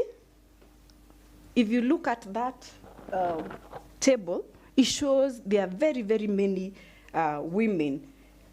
And these include single mothers, neglected orphan, young girls, and even professionals. GBV we were told that it transcends among all economic boundaries, like professional teachers, bankers, police persons, among others, including maybe some of us. We asked them, how did you know that these shelter homes existed? And the list was among village elders, children department, chief, shelter home, research on the website, Madare Hospital. Somebody said she's always in Madare. I'm sure she's known, so everybody would want, Jeria Takuja, you come and wait for her here. Community elder, church, and child protection officers, as you can see. Training and reintegration was asked, were you trained? So they said yes, there is that, some form of that, and some do farming, others are vocational training such as tailoring, baking, beauty therapy, soap making. Others say they do academic, they receive academic training. They also get startup, job placement, among others. And the integration strategies included ongoing support, community engagement, family mediation, where they do mediation to mend the relationship, and economic empowerment. We asked them whether there is key plan for exit plan for the survivors, for them, and they said the organizations have individualized exit plan. What affects Modoni doesn't affect Jerry, and therefore it is really tailored towards the needs of the survivor. And first of all, they interview people or the survivors to find out whether they are in a position to exit. And then there is a formal transition form which is filled. Yes, I was here and I'm getting out, and I am an alumni. There is also support. After the exit, there is regular checkup, there is connection to resources such as job opportunities, there is encouragement to the survivors, those who are leaving, to be ambassadors of the shelters. They can come and talk to those ones who are there and encourage them. I've been there, I am doing well, this is what I'm doing. But the challenge mentioned is lack of structured framework in the center that limit comprehensive integration support. Challenges faced by the survivor while accessing is awareness. There was limited knowledge about the existent. it is also secluded. There is also stigma. Once you are there, you are maybe ostracized after you seek help. There is the safety concern for both the survivor and the owner of the organization. And the redress strategy could be the survivor ambassador, community forum, plan for confidential hotline, which people can reach through. Challenges faced by the shelter themselves. There is inadequate infrastructure where some are makeshift, others have limited privacy, private space. Like you can imagine a whole Moran going with a rungu looking for the wife and he knows where the wherever is.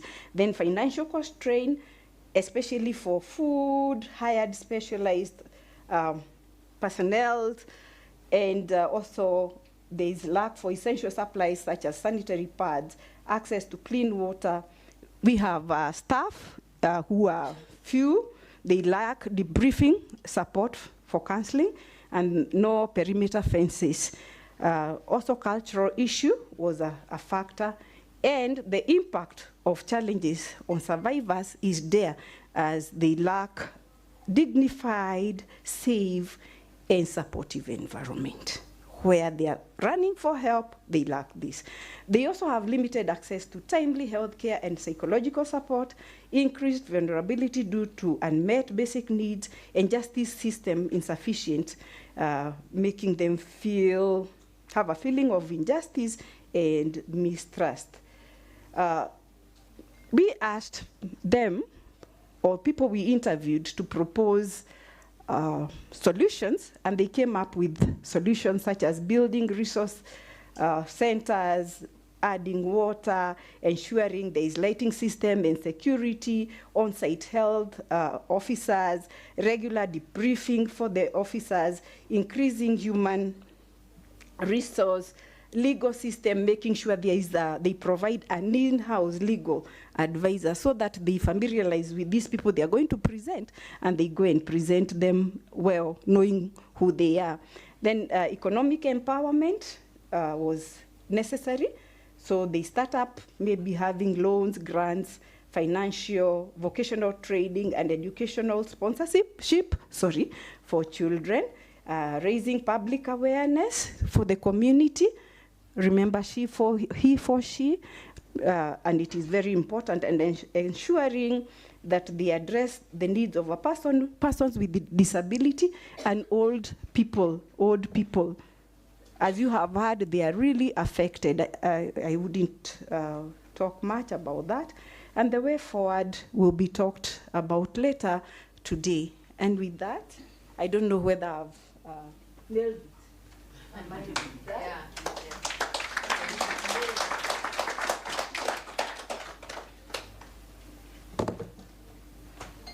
Q&A?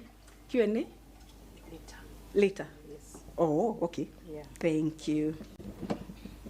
Let's appreciate Daktari better. At least she has been able to put something together for all of us. She may have spoken for many of us, and I know we have questions, but we'll take them later. Now it's time for a health break. We are going to break for lunch. Lunch is not yet ready.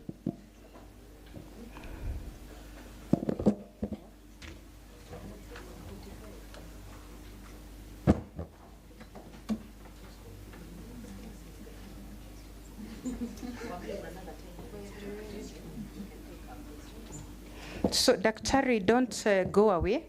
We've been told that lunch will be served at 2, so you have the time to take questions. So anybody who has questions, we can be able to take them.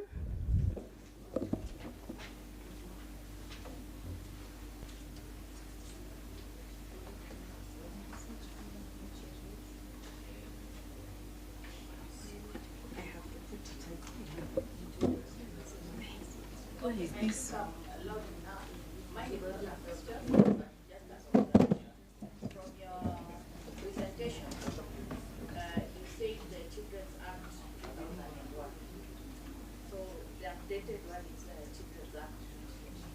Thank you for that. It's noted and it will be adjusted. Thank you. Victor, I hope you have done that. Noted. Yeah, let me flag it again in case.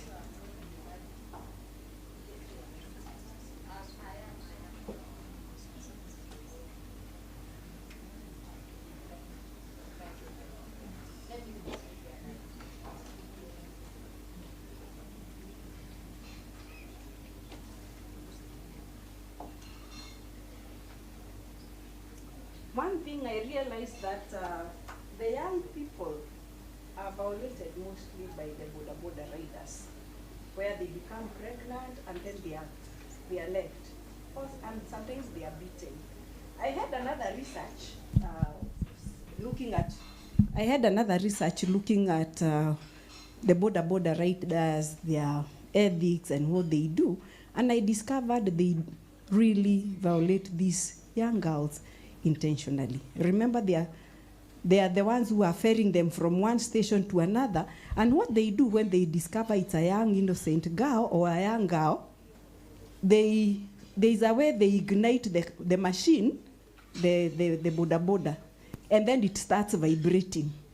And you know, it's vibrating behind. Actually, they are the ones who told me. I'm reporting verbatim. Oh, you hear? It is gear number 2, yeah. They engage gear number 2, such that this gear goes, and you know, it is vibrating, and that girl is, the legs are stirred, isn't it? And they are holding on this man, you know? So by the time they reach their before they reach their destination, both the girl and the rider are ready to engage. So before they drop, they engage, and then that is what happens. And that is why we have so many. In fact, the research was why border riders are breaking families. And in fact, I would urge people here, if we have to help our women, because even the border riders affect the economic aspect, like, for instance, banana selling in Meru, whereby they have now known the source and the market, because they are signed, isn't it? And they have been breaking many families because of the same engagement of gear number 2. These are people to assist. I have worked with the touts, and now my thought is, can we also work with the border riders? How do we ensure that we, that their culture changes a bit? How? And you know, they cut across from Mombasa to Moyale, the tip part of Kenya. And if I'm not speaking the truth, those who are here and from various areas can say. And that's why I want to leave it upon you people to think through, what can we do? Which programs can we put in place to ensure this number of border riders who are everywhere are helped to be responsible members of our country and engage productively? Thank you. Yes? As a response to that, how severe do you think is the consequence of preventative campaigns focusing on how to protect women or girls from being a victim instead of focusing on how to protect men and boys from becoming abusers? Because in societies like ours, no matter where you're from, it's incredibly easy to become an abuser, sometimes without even realizing it. And this is the part that's really like for me personally missing in the debates, not just that we're having today, but whenever gender-based violence is addressed. And I also would like to know about, like specifically about your research. What would you think are the main challenges that you came across during your research? Thank you. Okay, thank you so much. Any other? You asked two questions. One is on how to deal with this group category of gender-based, sex and gender-based violence perpetrators. How do we deal with them? Can we also enlighten our girls? And that is part of it. We must do community engagement. We must create awareness. This is what is happening, not only to the girls, but also to the parents. And let it be preached. There are so many ways of curbing such. We can do a lot of engagement, maybe even having radios talking about that. You know, it's engaging levels or cross-sectional stakeholders so that we address the issues. But more still is the border riders themselves. We cannot leave them out. They are the ones who are perpetrating. So they should also be aware, and the government and all these people here, stakeholders, we should come with the policy that if that happens, what can happen? There are consequences of those things that can be there. That is number one. Number two is what are the things that are established is lack of food, poor infrastructure, lack of poor staff, debriefing is not there, insecurity in some areas whereby you find that the shelter homes do not even have a fence, and anybody can walk in and walk out. And also the insecurity for the service providers, as you have heard my colleague there saying, talking about it. Those and many others. Lack of sanitary pads, lack of food, beddings. Some of them sleep even on the floor because they can't go home. This shelter home doesn't have anywhere to sleep, for people to sleep, because maybe it's a day scholar where they come during the day and go home in the evening. Yeah.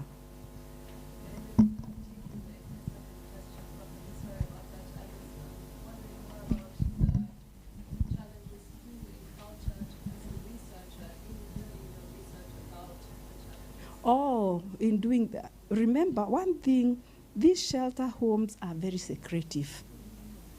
They are very excluded. So even penetrating was a challenge without the help of this name is, and it is not there. CD. Thank you. See, that one. Without their help, I'm telling you, it wouldn't have been a success. Because, we are going there and they see like we are going to, strangers are going, and even these people who are there, some of them, they relive the experience. They can break down. And fortunately, what we did, we had foreseen that. And we took the gender stroke psychologist, ex-student of mine, whom I have walked through a unit called gender-based violence, and they have relieved, they have debriefed themselves, they know how to handle these people, and therefore we had a very holding environment and discussion with each of my ex-student or continuing student, but it wasn't easy for them to open up. When you are asked, are you okay with the food? And this person is giving you a leave. You can't say no.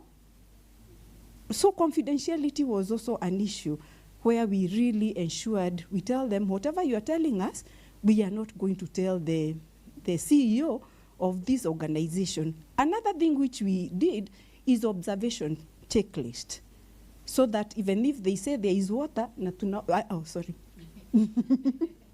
we say there is no water, or they say there is a perimeter fence.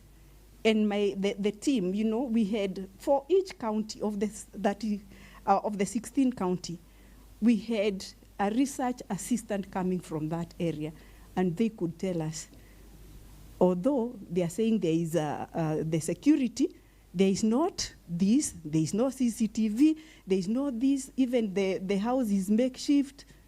You see? Because some of them, survivors, they do not know what we talk of a good home, a nice structure. When we talk of sanitation. Maybe they don't know what a good toilet is all about, and therefore we have to follow up to verify some of these things with that. The other thing is that we had our research assistants were both men and women, and you can imagine a man who has maybe perpetrated to my sister here and has gone. Do you think she's going to be truthful to this man who is asking very many questions? Ati, who battered you? What were you battered? You know. And that was another thing. But luckily, as I have said, we had already trained them on vocational and skills to be able to go and asking questions. Hello, thank you. I was waiting for to give me the mic, so I asked question. Sorry. No, it's okay, I have. So I was asking, you mentioned the Boda issue, okay? And I think you have research for Boda. Yes, and I have even written a paper about that. Okay. Yeah, and they really break families. Okay, so now that research, you have to email for people so we know what we can do for this. Number two, that this Boda is a criminal network, if I say that way, because we have that experience at the Mombasa. Mostly there is a Boda and tuk-tuk. So when these people have, I think if they have a network, which one we need to dismantle, because once one Boda will hit you or you can do anything, that 100 Boda will be there. So there is no one person can start fighting and do anything with the Boda. So the number one, this network should be dismantled, and this is what we working with the county government. Then we can tell the county government to have identification and also community base, because you have seen some Boda, they put the shed and they make their own money and they stand there. So the community based people will say that, okay, we give you this shed, but we want to know which people are here. So if in case of any woman was transported from there and do anything, we know which people has taken. So right now there is no control system. So if you have that research, you give to us, and then we talk to the county government, and we can tell them to put some policy or such thing for Boda. All right. I think that will be good enough. Okay. Thank you for that. Point noted. Just a quick one. Oh, okay. Mine was just about poor parenting. Now we know that children are at home, and you find that every child is there with digital things, social media and everything. What can you do about the cyberbullying that is social media? Number two, what are we going to do for we just target the teenage and the junior secondary and the college. What about the PPs? The PP1, the PP2, you find they're doing sexual even in the bus. And this is something that they're seeing in the single room. This is something that they're witnessing, so they want to practice because they see if mom and dad or auntie and uncle are doing this, so it is something good. So me and my classmate, we should do it during break time or even in the bus. I think it's something that we should do something about it. I agree with you totally and completely. You know, we did a research which we disseminated recently on technology facilitated gender-based violence. Maybe I can share the findings with you.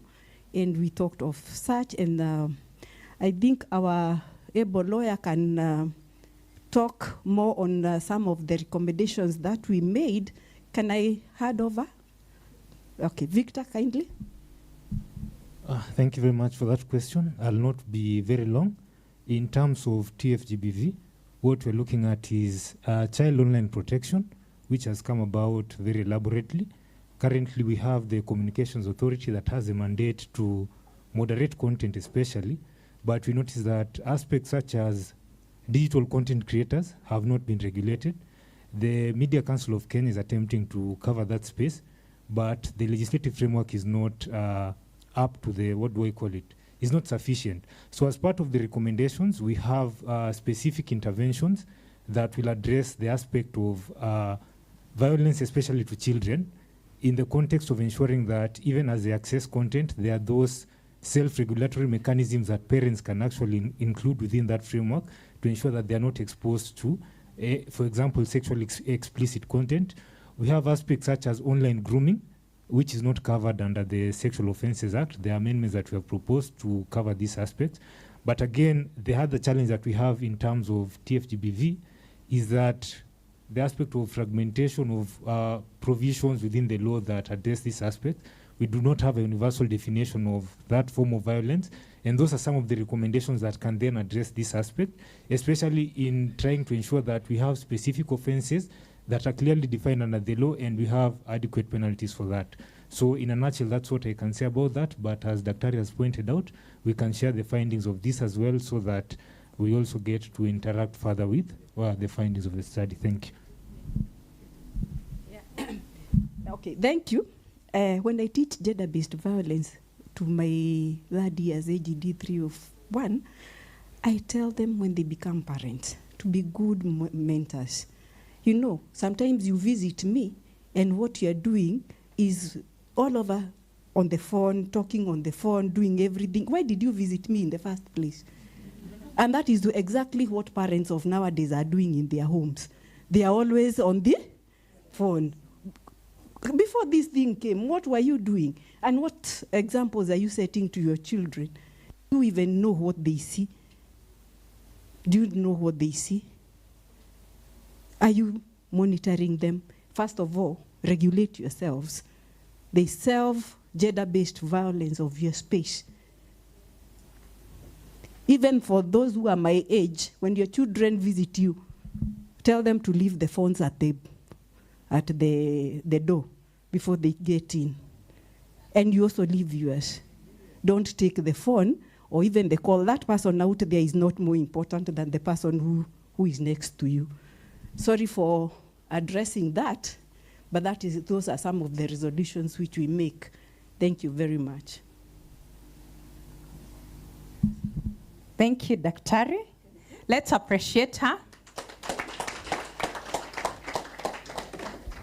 Olympia, I can see your hand, but it's time for lunch. You will have to allow me. But I think one of the key things that has come up is emerging issues, isn't it? Technology was not there before. These are emerging issues. And as you're planning for your 16 days of activism, we're already in 3 days. You have another days that you can be able to plan for these emerging issues and see where you can be able to place them. So it's time for lunch. Lunch will be served downstairs at the restaurant, the main restaurant. You can pick your meal cards as you go out at the table at the registration desk. Thank you. We come back at 2:45.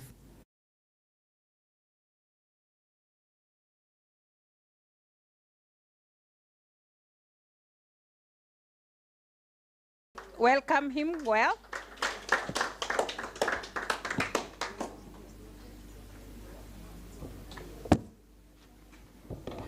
Thank you so much. I was just side chatting with the master of ceremony. And then she was telling me I need to speak for 2 minutes. And I told her I usually speak 24/7. So I don't know how to do the summary. Nonetheless, my name is Ojambo Peter, and I serve at the County Health Office, specifically the GBV unit within the Directorate of Health. So what we do majorly is response in regards to the medical intervention for survivors of violence. Yeah, statistics is showing, or the concentration much more is on sexual violation. But just a quick overview. The majority of the cases are domestic that are reported within our facilities. However, the aspect of emotional violence cannot be really expunged from the physical and the sexual violations. So you also track that. In Nairobi, you also track the FGM. I know when I talk about FGM in Nairobi, people are always wondering, in Nairobi FGM is happening? Yes, and it's really happening within our villages, within our informal settlements and even within the gated community as well. So in as much as we are more inclined into response for survivors of violence, we work so closely with the other partners, and more specifically the ones undertaking prevention. We have a whole sector that deals with the aspect of prevention that we call the community strategy. And you know, it starts from the community health promoters all the way up. We also work so closely with the social protection. I know my colleague Mary was put on spot. I really empathized because I'm also part and parcel of government. Whereas social protection being a responsibility of government, I think we've delegated it. I don't know if it's by design or by default. However, we are trying to see how to come in.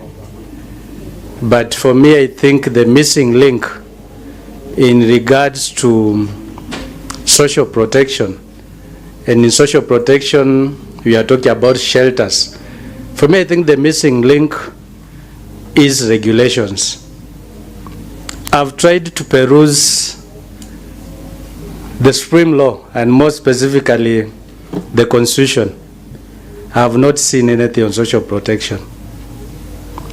But I know Article 28, 29 speaks about the aspect of dignity, violation, 43, what health needs to do. But then they're just not really mandatory in its language, but more of discretionary. And to that extent then, even as we discuss about issues of social protection, for me, I think we need to come up with a very nice legal framework that just discusses issues of social protection, and more specifically, again, coming up with mechanisms that the government needs to be put to task and allocate resources. We've been talking about gender responsive budgeting. I think I started hearing it when I was in high school. Beyond youth, I'm almost getting to the 5th stage. But we are still talking about gender responsive budgeting. And even in gender responsive budgeting, we usually don't unpack what really it means. And the aspect of shelters, social protection, will be done better within such forums. When you look at even our CIDPs, even the mention of gender, I think you can peruse through those documents and you'll find one or two, and even doesn't really speak out on what's the interventions that need to be done. But we are there. We are trying to speak louder.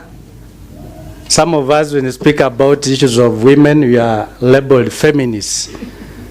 But you are good. So we still speak about issues of women, but also not forget issues of men as well, because also men are violated. So with that said, colleagues, I beg to really rest it there. And thank you so much for listening.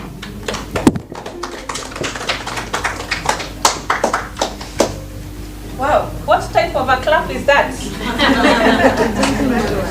That one is not worth Mr. Peter. So how do we appreciate Mr. Peter? Yes, Daktari, I see you are warming up. How do we do it? I'm always clapping. Mm-hmm. So I don't know how to touch you. Sorry? You are my student. Can you help me? Assist me how You know, with this kind of economy, we all need money. Yeah. So, Daktari, I know it's been a while. But if you give me some money, I think I'll plan. It needs to be in $1 billion. Okay, let's wake up. We all stand up. Can we pick that money from the trees? Pick it, put it in the basket, and take it to Peter. We pick again, put it in the basket, and Peter. Thank you. Peter is very rich. One of the things that I would want to know is that if I walk to the police station today, Mr. Peter, you said the health documents are able to take my emotional abuse. But if I can go to the police station today and tell the police officer, I feel abused by my husband because he called me a dog, how would the police record that? They would tell me to go back home because kutukanwa ni kila siku, isn't it? So you see the emotional abuse, yes, it is there in the health document, but when you go to the police station, I cannot go and say that my husband denied me money and because it is economic violence, and that is why I have come to report it. So you see that is what we need to bridge the gap in terms of regulation, because yes, I can be abused economically, even spiritually I can be abused. But how do I go and report that I have spiritual abuse? Yeah. Yes, and maybe just to add something. Sorry. Initially, the medical legal documents you are using had that part that even the police would have really picked up in regards to doing the investigations and also bringing the perpetrators to book. But I can tell you for sure that the new P3, I don't know how many of you know that we have a new P3 form. Hello? Hello? No, just knowing that we have a new P3 form. You know that we have a new P3 form. Yes. Now even the new P3 form with even the directions from ODPP did not capture the part B of the post-rape care that we had even before. So it expanded the whole aspect of the medical psychological assessment. So I don't know where we are heading, because some of these documents that we are having have issues. They are gazetted without even having the views of the different players. Yeah? But then we just have to work with them and then talk about amendment going forward. Thank you. Thank you. We will pick up that discussion when we go to the groups, because we'll go there. Next on stage is one person that I have seen grow when she was a young girl. Now she's at the college doing a course that she loves, and she's here to do a spoken word. Let's all be standing to welcome her. I will not mention her names because I want her to come and introduce herself. Let's stand and welcome her.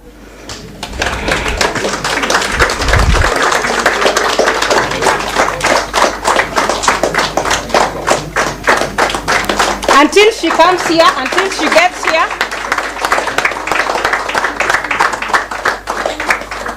Thank you. Can give her the mic.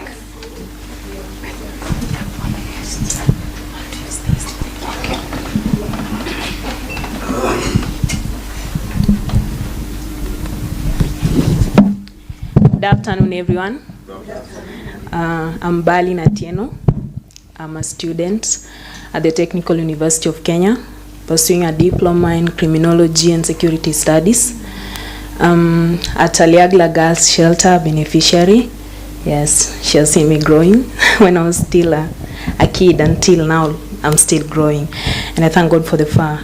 I'm here to, it's not actually a spoken word, but kinda something to do with gender-based violence. Hope you have a good time. Nearly 1 in 3 women have been abused in their lifetime. This is not just statistics. These are our mothers, our sisters, our daughters, friends, and people in our community. Violence against women and girls is not just inevitable unless we stay silent. But you see, silence has drained us. It has led to loss of lives, depression, traumas. It has led to people hurting and they don't speak up. What do we have to do? We just have to give each and every person that chance to talk and just say what's bothering them. You see, violence against women have over the years become a shadow pandemic, reinforcing many of the root causes of gender-based violence, such as gender stereotypes and some harmful social norms. Enough is enough. Stop killing us. Stop incapacitating us. We are who we are, women. She, her, we love being women. We are as important, significant as all of you are. Don't lead us to regrets of being women. Don't be on the other side, this side of bad social norms on women. Oh, she should have known better. Oh, she deserved it. Oh, she saw it coming. Oh, she just needed to face that. Don't assume that we are helpless just by hurting our feelings and not expecting us to speak out. We don't deserve to die. We also deserve to be happy. And that doesn't mean you neglecting us of the happiness that we deserve. We do not deserve death. Well, no one does. But all we are asking for protection. Defend us. That's all we are asking for. We crave for safety. It's very unfortunate that we have to explain why we need safety. Just let us be one thing that we were created to be, women. Thank you.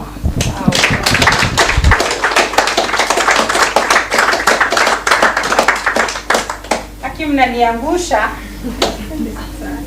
Hizi claps. Imagine somebody who's grown through a program and now she can be able to stand and address a conference. Don't we think that is growth? We said even if we do not change the world, but we change one person, we have changed enough the world, isn't it? So let's appreciate Belling better. Let me show you how we are going to appreciate her. Mnajua ile makofi ya Nyayo? Mnakumbuka? Watu wa gava wamefurahia. Wamesikia nikisema Nyayo wakakumbuka. So gentlemen, because ulisema unaikumbuka, tuonyeshe vile Nyayo walikuwa makofi ya Nyayo. Nakumbuka, I remember those days and it was really nice. It was so musical when we used to do it. So it used to go like this. Oh, nikiwa na hii mic nitaweza kweli. Naweza supportiwa na mtu wa Saburu. Ile ilikuwa makofi tatu mara tatu ya Nyayo. Ilikuwa inaenda 1 2 3 moja. Tena ongeza, funga, fungua. Thank you. Thank you. Now we move on to group discussion. Thank you for that Nyayo clap. And we are going to have Alberta come and tell us how we are going to go about it so that we can move on to group work and now be able to bring all that we've been discussing together. So Alberta, let's welcome her with the claps. Ya kufunga na kufungua ama ni kuingia na kutoka? Kuingia, isn't it? Haya, tufanyie ya kuingia. Okay. Yes. 1 2 3. 1 2 karibu. Good afternoon. Good afternoon again. My name is Alberta Ambua. As said earlier, I work at the Gender Violence Recovery Center. Hopefully after this session, mimi ndo nitakuwa nawapigia makofi, juu mtafanya kazi mzuri, si ndio? Lakini madama ametunyongea time. So itabidi tukue chap chap. Sawa? Sorry. What I mean is after this session, I'll be the one clapping for yourselves because you'll have done a good job. And unfortunately, the time has been reduced, so we are going to do it a bit faster. Is that okay? Yes. So this session is about, as mentioned, group discussions, and we're going to look at the roles of counties in gender-based violence protection centers. So that includes spaces, safe spaces, includes shelters and all that. And we're going to look at it in three buckets. One is legal, the second one resources, and the last one regulation. I am told we are 90. We are 45 right now, some have left. Okay, thank you. Sad that they've left, but good that we are less. So we divide ourselves into 3 groups, yeah, of 15. Sawa sawa. So I came with my colleagues, so I'll give them the hard job. Delphine is our shelter coordinator at GVRC. So you'll be on the legal team, so you come to this end. So whoever wants to, so let me just finish and then we can move. So whoever wants to be in the legal team will come to this side. Sasa, that's okay? And then the second team will be the resources. And for resources, we'll have Nicole. So Nicole will be here, where Daktari is, or any of this table, but here at the center. So anyone who wants to be in the team for resources to come at the center. Then we are going to have regulation. Na nataka ku volunteer kwa hiyo group. We'll all be in a group anyway. Pierina, my sweetheart, will be on that side, and that is going to be the regulation. So we have the legal, the resources, and the regulation. Before we move, kindly let's stand up. Just where you are. Msaidie. We were told we can do. We might start doing budgets. We stretch. So get space. At least where you can bend. Msende chini alafu mshindo kurudi juu. Hapo kuna kashida kama goti. Haya, so ba ni mikono mbili. Ba. Nasema ngwaje? Ba. Bado. Bado. So ba, bado.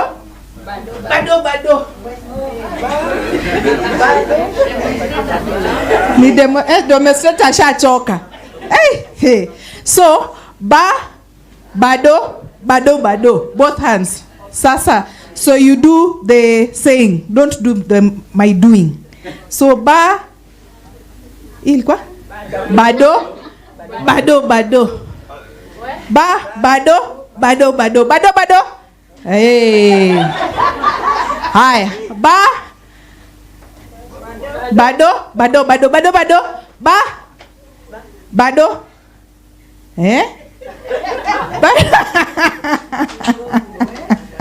Ungongo imekata. Kuna ingine tutafanya baadaye mzuri kidogo. So then we can move to our groups. So in each of the group as you move, kindly just have one person with a laptop so that then we don't write. You will present after this. Start moving, please. So it was legal, resources, regulations. In relation to counties, the role of counties, please let's listen. The role of counties. The role of counties in GBV protection centers. So in your group, please make sure there's someone with a laptop, because we're going to send you a template. Either Chris or myself will send you a template. Akinsikizeni please. Tuko na 10 minutes ya group work. So afadhali tusikize alafu tufanye.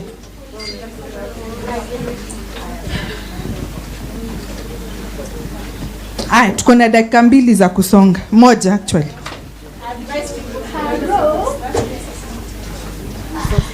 Legal. Hiyo ilikuwa legal. Resources, regulations. Please move to a table. All our ideas zetu zote. All of us, our ideas are important.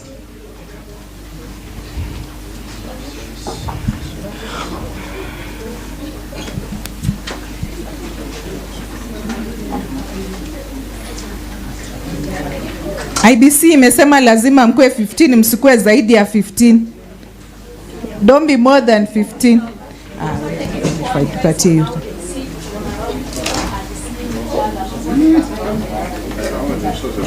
Commissioner mwingine amesema msikae nyuma ya mwingine. Aha. We're ready. So in your team, please make sure there's someone with a laptop. And when you're ready, just put up your hand. And Chris, I hope you're here. You'll help me share the template so that then you key in as you work. And then you're going to present each one of us 5 minutes. Legal, mko na laptop. You can sit even if it's small, so long as you have. Si sorry bas. Si basi mudonetie government resources. Okay, so I hope Chris is in your group. The last I checked, he was seated there. Yeah, it's okay. I'll forward for you the template. Kuna bagi ilikuwa mahali hapa. Meyon, saideni forward your template. Asante. You have a laptop that you'll work with? Resources. Mko na laptop? Hamna pesa? Na venye mko smart jamani. Watu wa sheria hawana watu. Na watu tutachukua walete huko. You ready? You have a laptop ready? Awesome. So you can start. I'll just email you the template.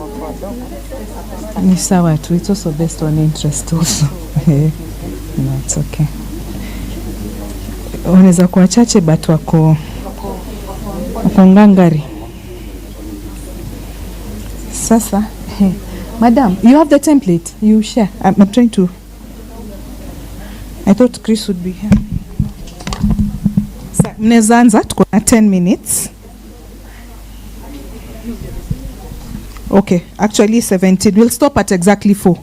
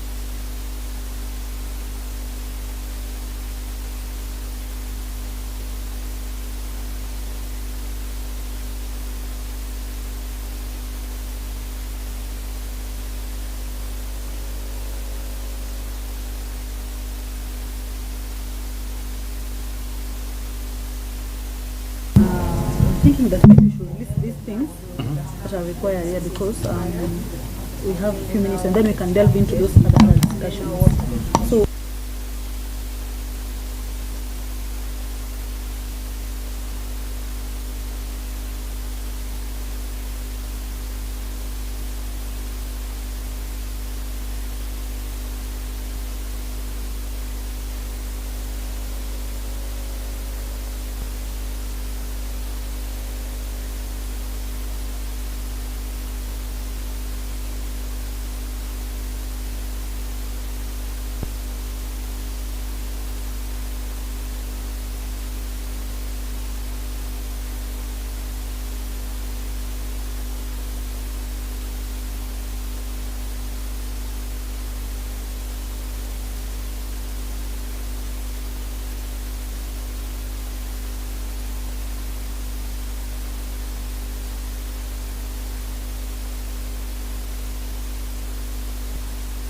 Speaking about, even if you have to delegate that mandate, you should be speaking about also now having that framework in place that speaks to the aspect of registration and generally the running of these shelters. So we should have the policy because it should be based on the policy, because once we have the policy, it is easier now if we told the policy so it is easier for them now to take it. But if we told you don't have a policy or it is not in the policy, that is the problem. Now, do you have a policy at the national level? Because most of the time the counties usually borrow and really contextualize what is at the national level now to what is happening in their counties. Because what my husband is saying is that the policy at the national level is They almost do it, I don't know, I have not interacted, but the last time I think I heard about it, they were finalizing. They are even almost launching is a gender policy, the national gender policy. And I think Mary alluded to the fact that the aspect of the shelters and the safe houses is covered. Yeah. So then, if we say that it is at the national level, then what we need is to domesticate at the county level. So the question is for the counties that have already done their policy, then they need to review. Of course, they will review if at all the policy they have done is not aligning to what the national will have done. I'm just requesting that we just list what you're supposed to. Then those other deliberations we can continue because they are going to say. We're supposed to have because the policy we can't have the act, we can't delegate it without the policy. So. Okay, so here maybe I write with, maybe with it is the policy. Development of policy. Is there is a question answer or what? Because so, we don't see, or you just don't get over. You can tell me what you think so that I can type. Just don't see, later also can see. Can I say just in summary, just that the counties need to develop a gender policy. And, you know, the other details in terms of how the shelters will be run in that policy.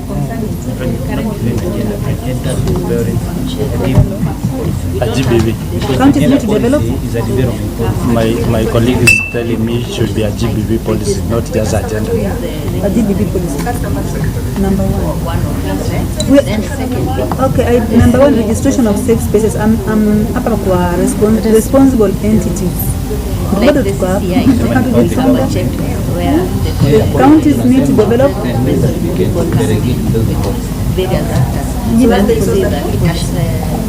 the legal framework we need. And then in the resources required, Sorry?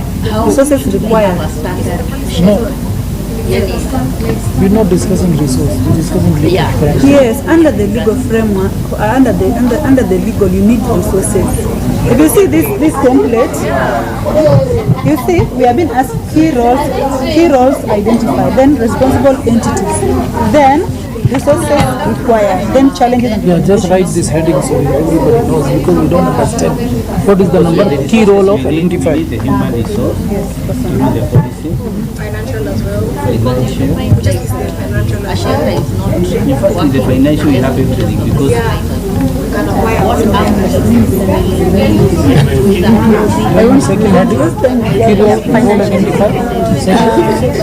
second one is responsible entities or counties needed to develop GBV policy. Or the key roles. Under the key roles. The key roles are registration of. No, I'm asking heading, so we will write on one. So the heading is Roles of counties. key roles. And then resources and then challenges. Resources. Here's what I want to see. So responsibility and just read. Responsible entities. Resources required. Then challenges. Responsible identity. Oh, entity. Yeah. And resources required. Then resources required. Resources required. Challenges. Okay, then challenges. Now that's why I asked question. We are not doing resources. We are also talking of the legal square. Yes.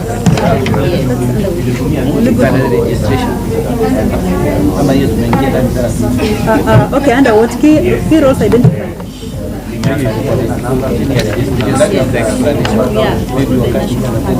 Number 2, key role number 2. We have only have one so far. We have discussed about registration of safe places only.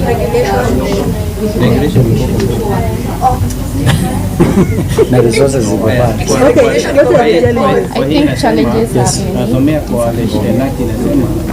prescribe the minimum standard and conditions for operation. Minimum standard and conditions for operation of the shelter.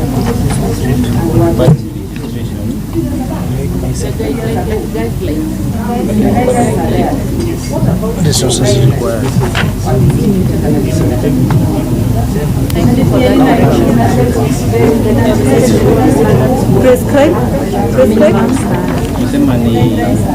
Prescribe the minimum standards and conditions for operation. And conditions? Yeah, and conditions for operation of the shelter. Conditions and operations. For me, if I were to break it down, and that's me, I will only come up with 2 roles. One, the counties to develop a policy framework. Then 2, just for the purpose of legal regulations or even guidelines. Those 2. Then we can talk about now the responsibility. I think regulations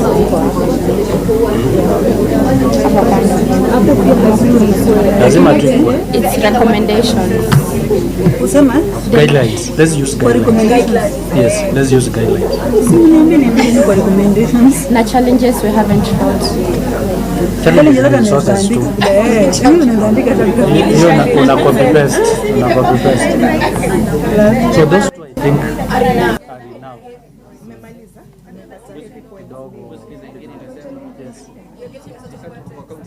So the county government should inspect and assess whether the facilities and operation of the shelter conforms to the minimum standards. It can come in the guidelines. Lakini hii pia nasema ndio hiyo, it can come in the guidelines. It can come in the guidelines. Alafu ingine nasema may be registered and non-compliance still in the guidelines. Even when you talk about the registration. Regulation of what? Recommendation of Germany. Regulation of what? What, the recommendation? On which item? On the first item. We have not done any item. Now, I said, let me just take you through in summary. I said the first role can be now the development of policy. The counties, isn't it? Now, who will be the responsible persons? Yes, county GB policy. Who will be the responsible person? Let's say the county gender sector, because they are named differently in different counties. Are we having progress? Are we having progress? And then the resources required. Of course, we need to finance. There's also the human resource, isn't it? What are the challenges? Still, maybe I think the challenge will just be finance, because the human resource is there. So that will be done as an item. Then we move to the guidelines.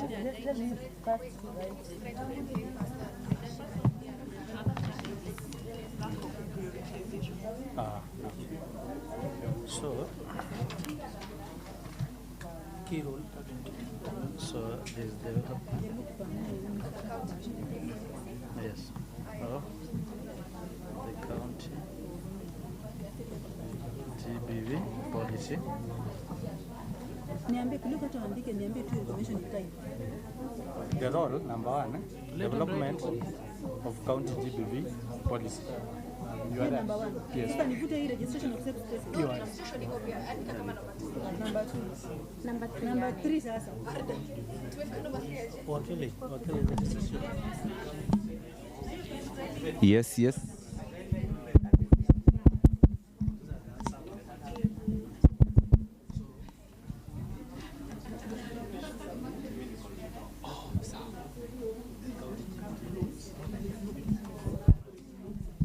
Yes, yes.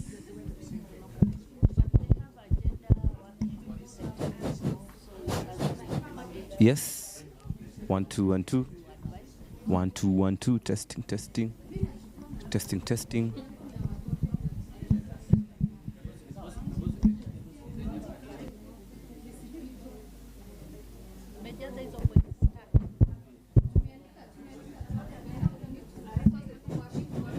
Okay, group leaders, 2 more minutes.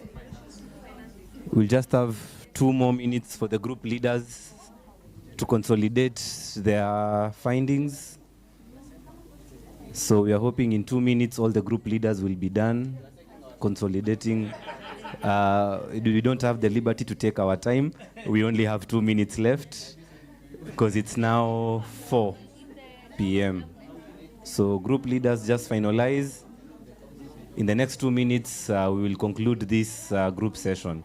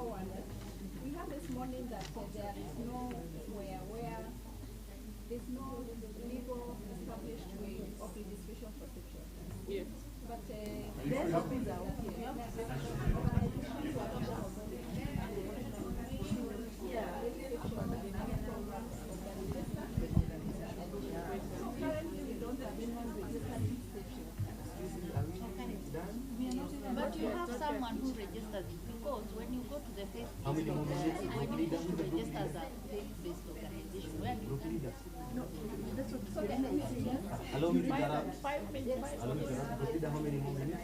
30. It's 4 unless we'll be leaving here at 6. 5 minutes. 5 minutes.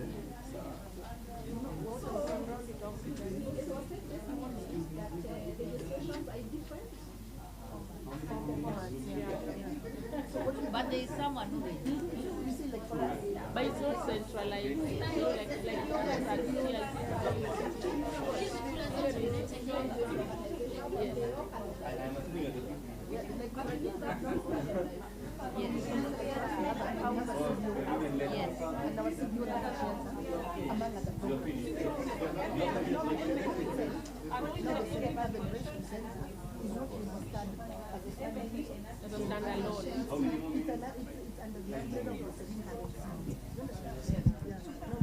Okay. Due to public demand,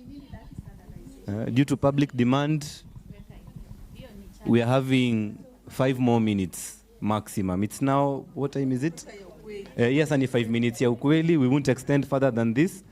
It's now 4:08, so at exactly 4:15, we'll have to conclude this session. Please, please, please. So group leaders, ensure that you capture what you can capture.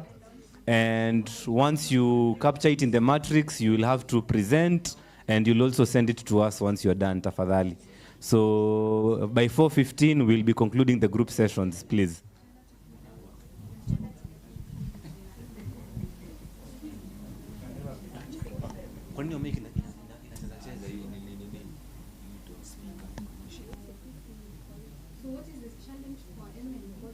Hakuna challenge kwa hiyo. Hapo tumeiweka ka role. Key roles. When you come to DP, remember you already account is supposed to have a technical one. Bringing the two governments together.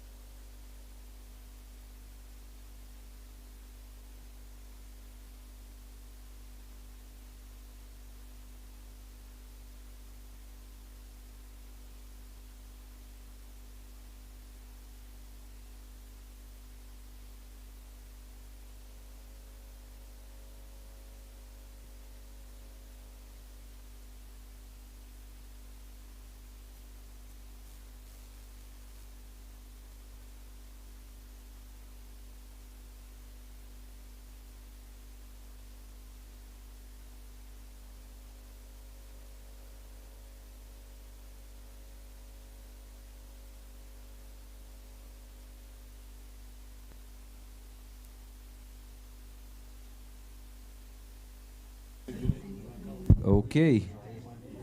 You're from which group?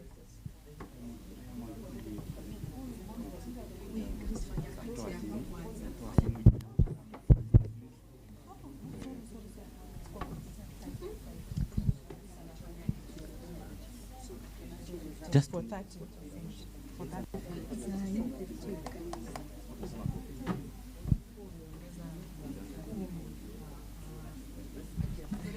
So, I believe we are done. Are we done? Group 1? I'm assuming this is group 1. Or which group is this? Pierina, are we done? Oh, group 3, yeah? Group 3, Pierina, how far? 5 more minutes? No, we don't have 5 minutes. We only have 1. Eh? Oh, just 1 minute left.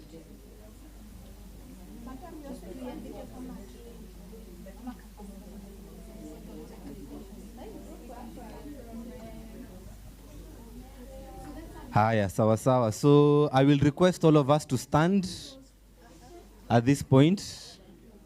Let us all be upstanding.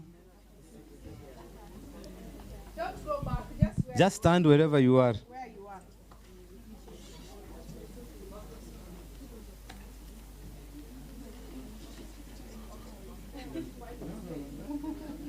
Group 3, I can see you are still seated.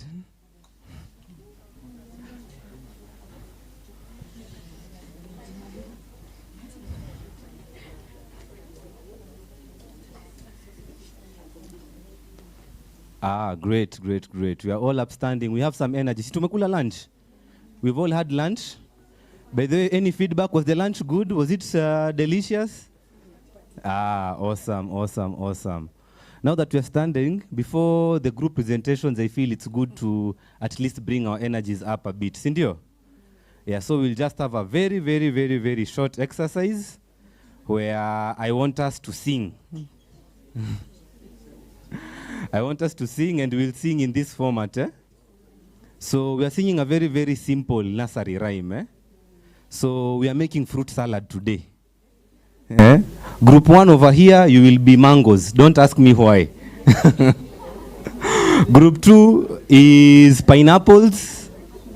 And group 3 is bananas. Group leader, umesikia? So how many fruits do we have? 3 fruits. Mangoes, pineapples, bananas. Okay? And we will sing in this format.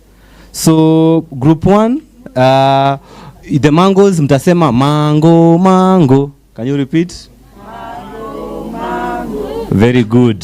Alafu pineapple, pineapple. Banana, banana. Banana, banana. Then in unison, fruit salad. Now I want us to combine our movement so that our blood can move a bit during this process. So for the mangoes, as you say mango, mango, you swing your hands up. So mango, mango. Mango, mango. Pineapples, you are not mangoes. Mangoes. Mango, mango. Sio hii ya kanisa, mikono juu kabisa.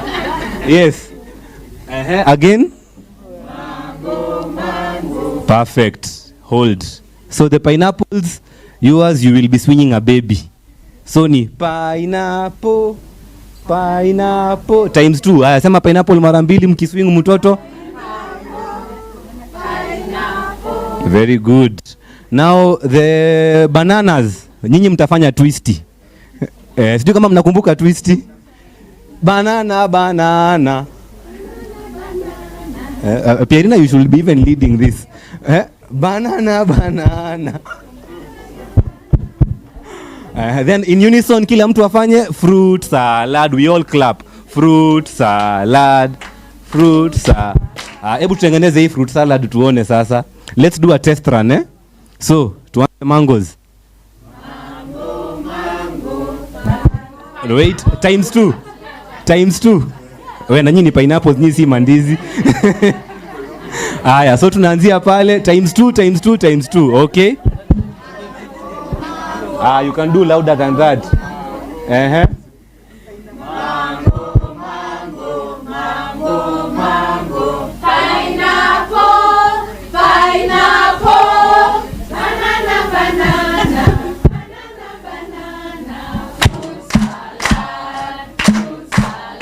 Perfect. Now we are doing it for real. And Nkatha, I'm not seeing you twisting that waist. Please be upstanding. Please be upstanding. All of us have to participate in this. So now we are doing it for real for the last time. Sawa? Yeah, we'll do it once, twice, then fruit salad tumalizie ya mwisho, si ndio? Haya.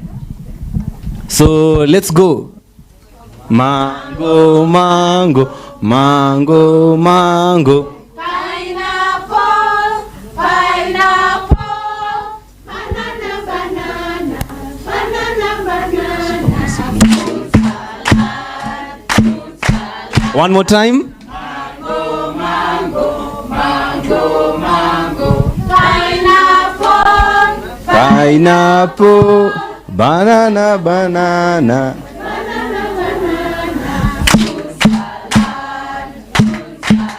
Perfect. Clap for yourselves. Asante sana, Chris, and to each one of us. So, Delphine, please come, or who's presenting from Group 1. And then please also decide for your groups who's presenting. Asante. And ready to plug on the projector. Thank you, Alberta. I've been given the role of John the Baptist to prepare the way. So in Group 1, we add 2 points. And who best can explain these points if not Mr. Ojambo from the county of Nairobi?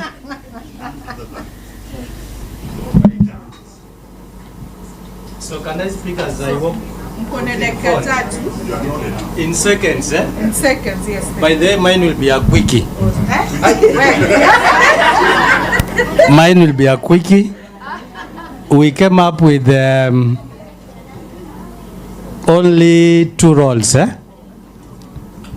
And one is development of county GBV policies.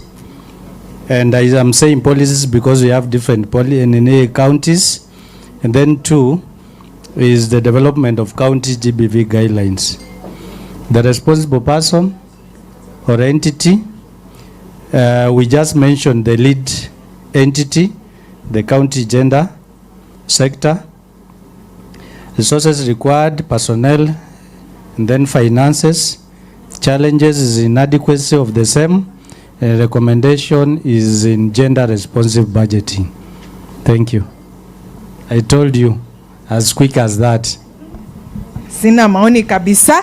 Group 2, nionyeshe vile ili kwa resources. Nionyeshe venye tuta appreciate legal as you come plug your laptop. Quickly. A nice way of appreciating them. Mbio mbio. Watu wa? Mesema watu wa? Quickly.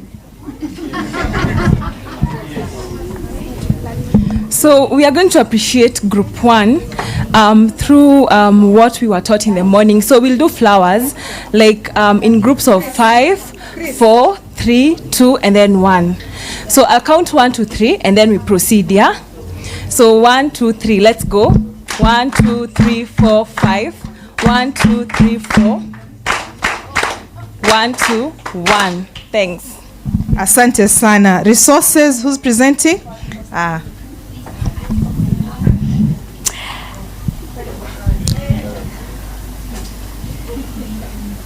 So, thank you. We really appreciate key roles of the counties. So we have security. You can see from what we have projected. We have security, joint work plans. I'm just looking at my colleague because she's supposed to be here. And then we have land infrastructure, fostering partnerships and collaborations, resource mobilization. So these are the key roles of counties that we saw, or rather that was under discussion. Then we have the responsibility, the responsible entities. We have the county government, CSOs, national government, we have faith-based organization, and we have the Ngao. Then we have resources required. We have basic needs, that is food, shelter, clothing for the survivors. And then we have funds, which is key. Just as one of us had said, without funds, food becomes a problem. Then we have psychological / emotional support, not only for the survivors, but also for the gatekeepers, and also for caregivers. Thank you. My heart is out the door. So we have challenges, and one of the challenges is the political goodwill. That's a challenge. And upper aside, we have the recommendations. So in political goodwill, we have gender responsive budgeting and creating awareness as well. We have the establishing shelter homes. The second challenge is lack of strong policies, and the recommendation, we have the SOPs, and then we have the inclusion of key decision makers, and then we have the reinforcement of existing policies, because we have really good policies, but reinforcing them is what we want. Then there's the frameworks, there's the implementation of existing policies as well. So the third challenge is the lack of network, and then the recommendation is map out the stakeholders. The fourth one is lack of prioritizing the gender-based agenda, the gender-based violence agenda. Then the recommendation is creating awareness so that people can start prioritizing the gender-based violence and what is needed. We have the reinforcement of shelters, homes, and policies. We have the supervision, stroke MNEs. Then the other challenge is weak coordinations of service providers, and the recommendation is strong gender TWGs, comprehensive clinical service for survivors and caregivers. We have strengthening security for the caregivers and survivors. The fourth challenge is diversion of funds.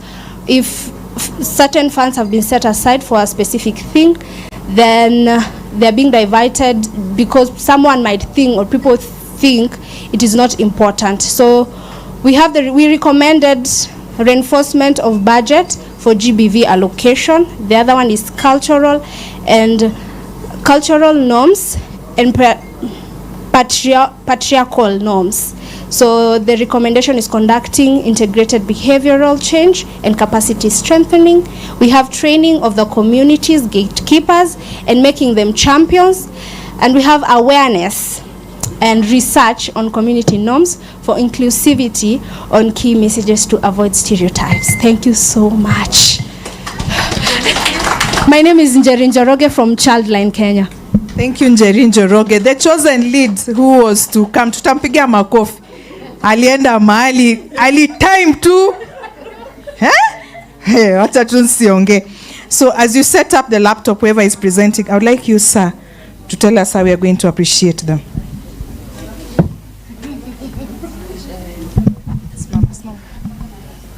Hi guys.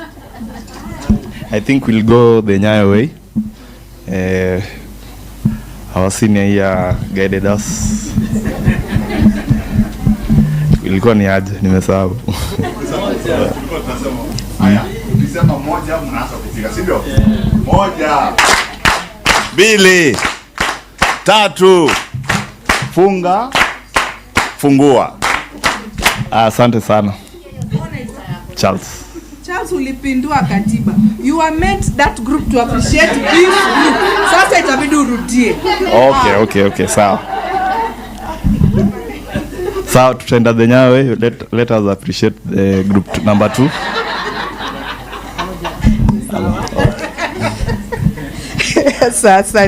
So group 3 nani ana present, as Christine will also has feedback for your group. Thank you, Christine, from being keen. Kila mtu hata mtu aku notice.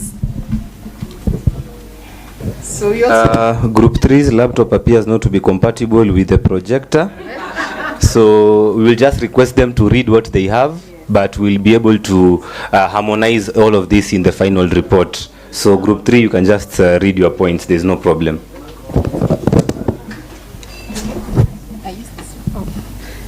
Good afternoon again. I'm Pierina Guantai from CDTD. Our presentation is brief. It's good enough that we are not projecting. Yeah, we spent a bit of time asking ourselves what do we mean by counties, the role of counties, and we came to an agreement that it is not just the county government, but a collaboration between the national and the county government if regulation is going to be realized for safe shelters. That's where we are coming from, even as I read out the few points that we have agreed upon. One of them we identified as a role is M&E, and we looked at this as a responsibility of the technical working group to carry out monitoring and evaluation of and reporting, even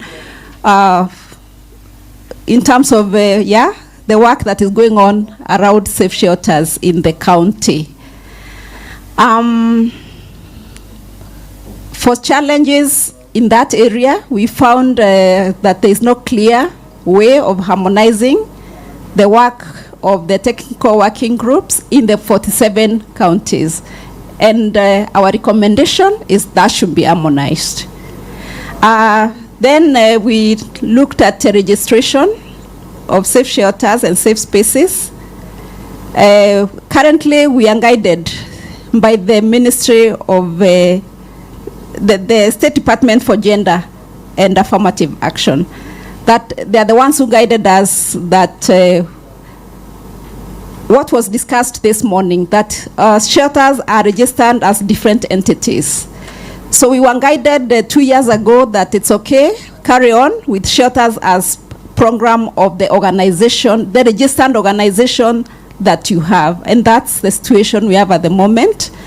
And we are saying that it is quite a challenge, as it was discussed this morning, that there is no standardized form of registration.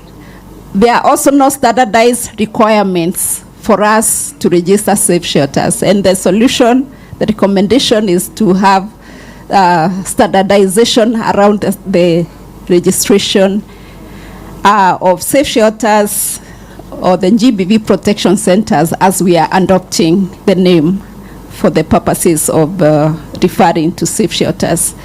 Then the other thing we realized in terms of regulation is a standard operating procedures.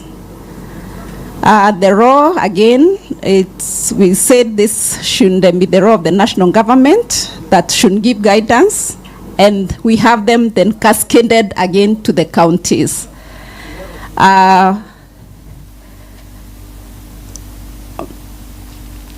Challenge, again, it's the same. No standardized, no available SOPs, standard operating procedures for safe shelters. Recommendation, we have the two governments working together to ensure that the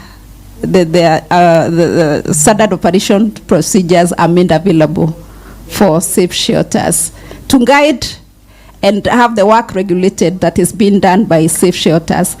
And of course, when the policy, when the regulation is put there, and in terms of who regulates the safe shelters, then we'll have a clear way of knowing who regulates safe shelters, and a clear way of even this will guide even the monitoring that we have talked about earlier.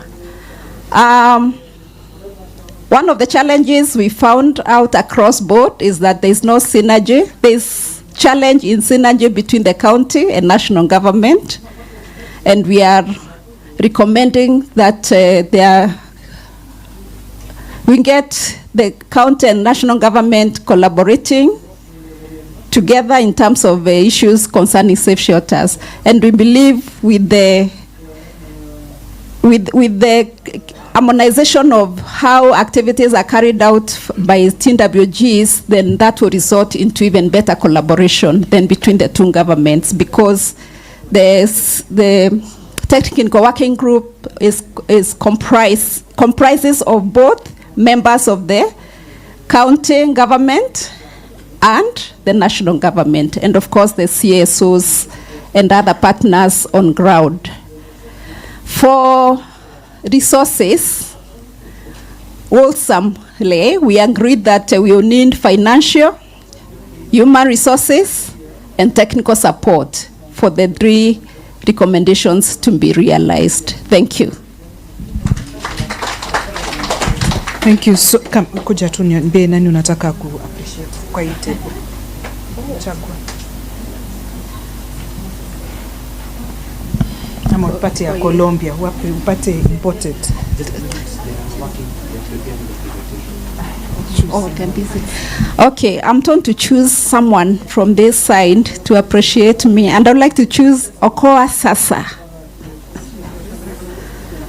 Okoa Sasa, uko tayari kuni appreciate? Are you ready to appreciate me? Yes, darling. And because we are here for the she carries the name of one of the big reasons we are here, rescue. She's a survivor advocate. Let her appreciate me.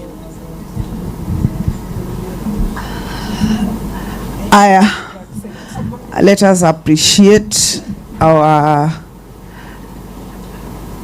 baby girl now. This is how we are going to do it. Shikilia mic. Tutafanya hivi, tutapiga kwa sababu ni mrembo. Si mnamuona? Ni msupu wenye hawasikii watasoma Kiswahili. Kwa sababu ni mrembo na ni mzuri, tutafanya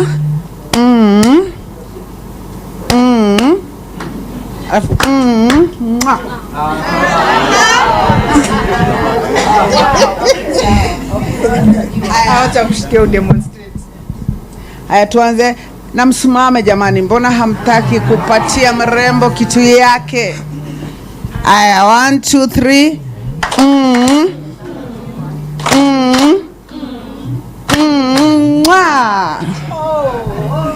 Asanteni sana kwa group ya regulations. I will not summarize, you've all heard. Thank you so much. But thank you to Christine, she was keen enough. And after Christine, I'll hand over back to Teres. Yes, time. Asanteni sana. And thank you so much for the good job. Okay, thank you very much for the opportunity. My name is Christine, as you've heard. Thank you, Group Resources. You did a very, very good job. But your land infrastructure, it does not need psychological and emotional support. Do you agree on that? It just needs finances. No way, it's not falling anywhere. It is land infrastructure. According to me, I'm believing it is a building, isn't it? So what you need is finances. Emotional support inatoka wapi na psychological? Asante Christine. Group work imeisha. Then I will request all the group leaders to send those presentations to my email. My email is chris@cdtd.org. Group 1 noted. Group 2, you've sent? Please send. I want them sent actually now, not later. Ndo tusisahau. Sawa. Group 3 also, please kindly ensure to send.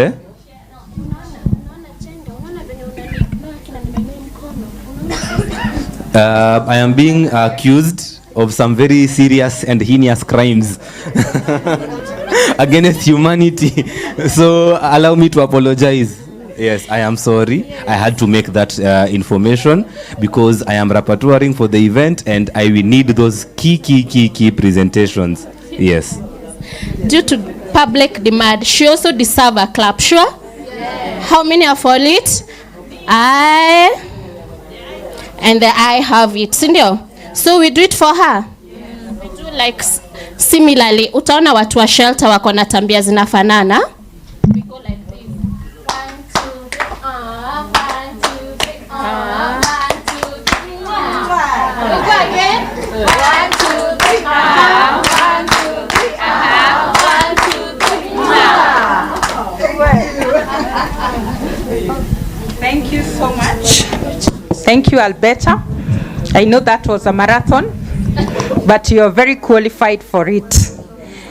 I would want to make an announcement. Please check around you and see whether you can see a phone. Someone has lost a phone, a Samsung that has a colored back. Please check around you and see whether you can locate a phone that has been lost. A Samsung. We are calling it, but we can't trace it. That's why we have resorted to announcing. Maybe at the restaurant. Yeah.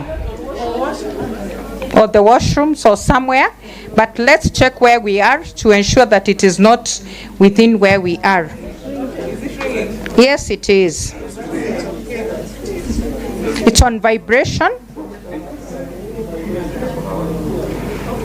We hope it will be found, and we believe it will be found.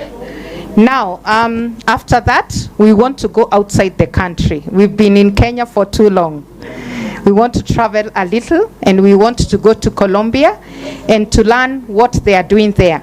We might have a lot to learn, and I'm going to welcome Adrian and Danny to come and share with us. Let's appreciate them. No, you cannot welcome guests like that. That's not how we welcome guests in Kenya. So we dance for them. We want to dance for them, or we want to do ululations. Ululations, isn't it? So now let's do it, ululations. Another one. Another one. That's our welcome. In where I come from, they are supposed to be four for girls. So the last one.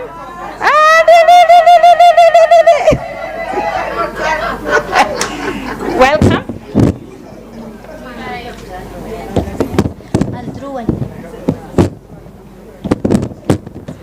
So you got to go next. Yeah, you're good to go, right? Sí, pero con este. Hello. Bueno, Pues sin micrófono, ¿no? sí, yo lo Okay. Bueno, quiero primero agradecer este espacio. Hello, first of all, I want to thank for this space. Me siento muy bendecida I feel really, truly blessed por estar en este espacio. for being in this space, Al igual que mis compañeros. just like my colleagues. Thank you. Asante. Quiero contarles I want to tell you guys a little bit about, in the little time I have, cómo funciona en Colombia las casas refugio. how the shelter houses work in Colombia. En Colombia las casas refugio The shelter houses in Colombia hacen parte de un sistema are part of a whole system, integrado integrated system de atención. of attention. Tenemos un marco de leyes We have a framework, a legal framework, y políticas públicas and public policies, en el que cada uno de los sectores del Estado whereas every sector of the state tiene un compromiso has a specific commitment and a competency para atender las medidas de atención. to be able to attend these measures of attention. Tenemos tres medidas de atención We have three specific ones que establece la ley. that are established in the law. Una es poderle dar a la mujer un recurso económico Number one is to be able to give the woman an economic resource para que ella y su grupo familiar se movilicen del lugar donde está en el riesgo de feminicidio. so that she and her family can move from the place that they're in risk of femicide. Una segunda es conseguirle un alojamiento en un hotel A second one is to get them maybe a place in a hotel de manera transitoria. in a not a permanent manner, El modelo de casas refugio. and the model of shelter houses.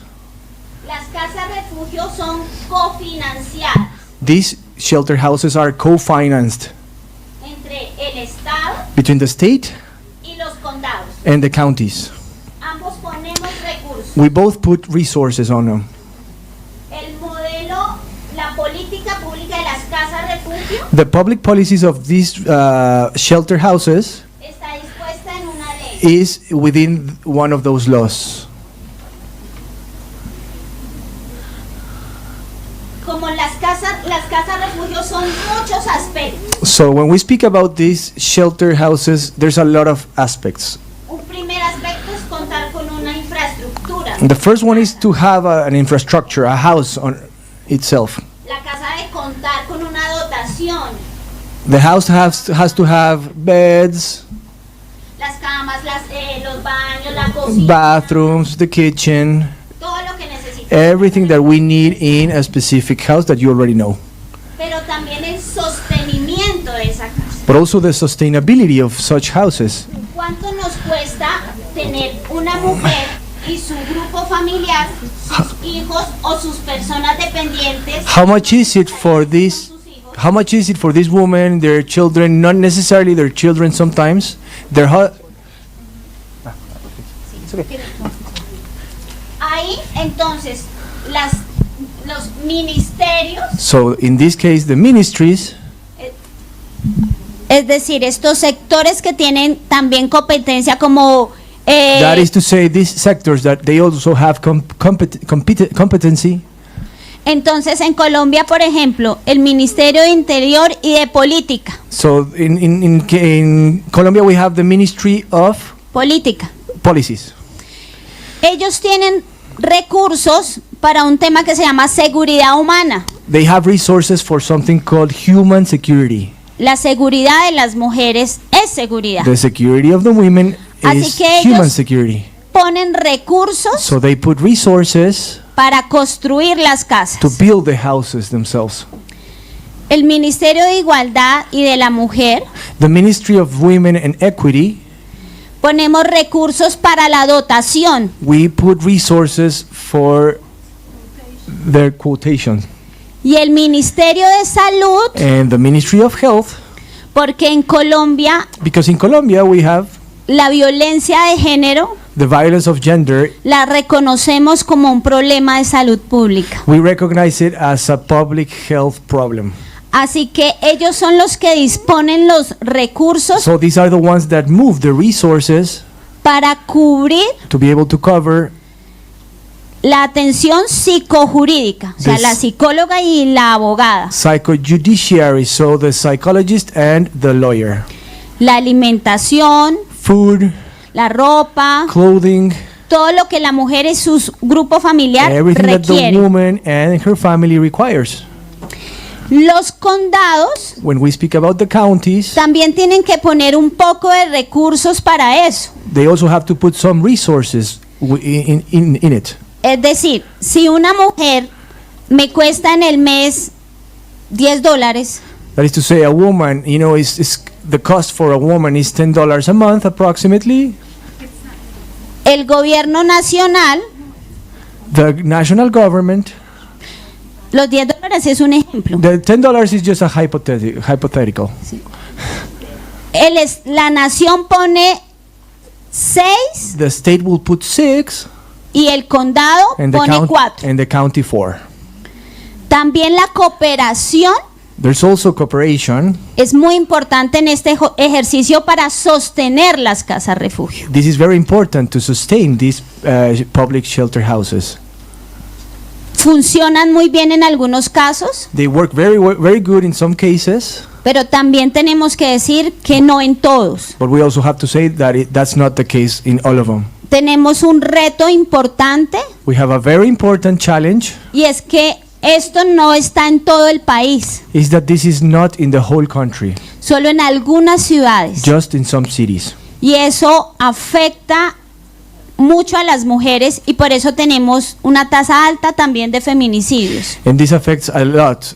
This affects the women a lot, and this is why we have a very big rate of femicides.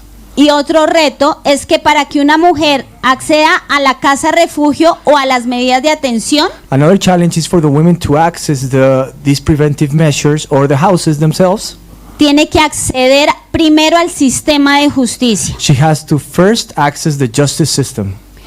Y sabemos que tenemos muchas barreras con los jueces, con todo esto, entonces a veces las mujeres las asesinan y no logran llegar al refugio. So there's a lot of barriers, especially with judges, and sometimes they don't even arrive for their cases to be attended. Entonces quiero invitar a mi compañera, I want to invite my colleague, defensora de derechos humanos, human rights defender, para que nos cuente los retos que tenemos en Colombia frente a esto. so that she speaks about the challenges that we have in Colombia in the face of this.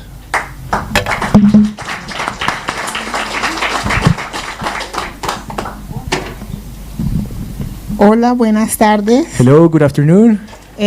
Gracias por escucharnos. Thank you for listening to us. En nombre de mis compañeras, estamos muy, pero muy, muy felices In the name of my colleagues and me, we are very, very happy to be here. de estar aquí con la casa grande que es África para nosotros With our big house, which is Africa for us, y la cordialidad que han tenido para con nosotras en estos días de visita. and how cordial you all have been with us in these few days of visit.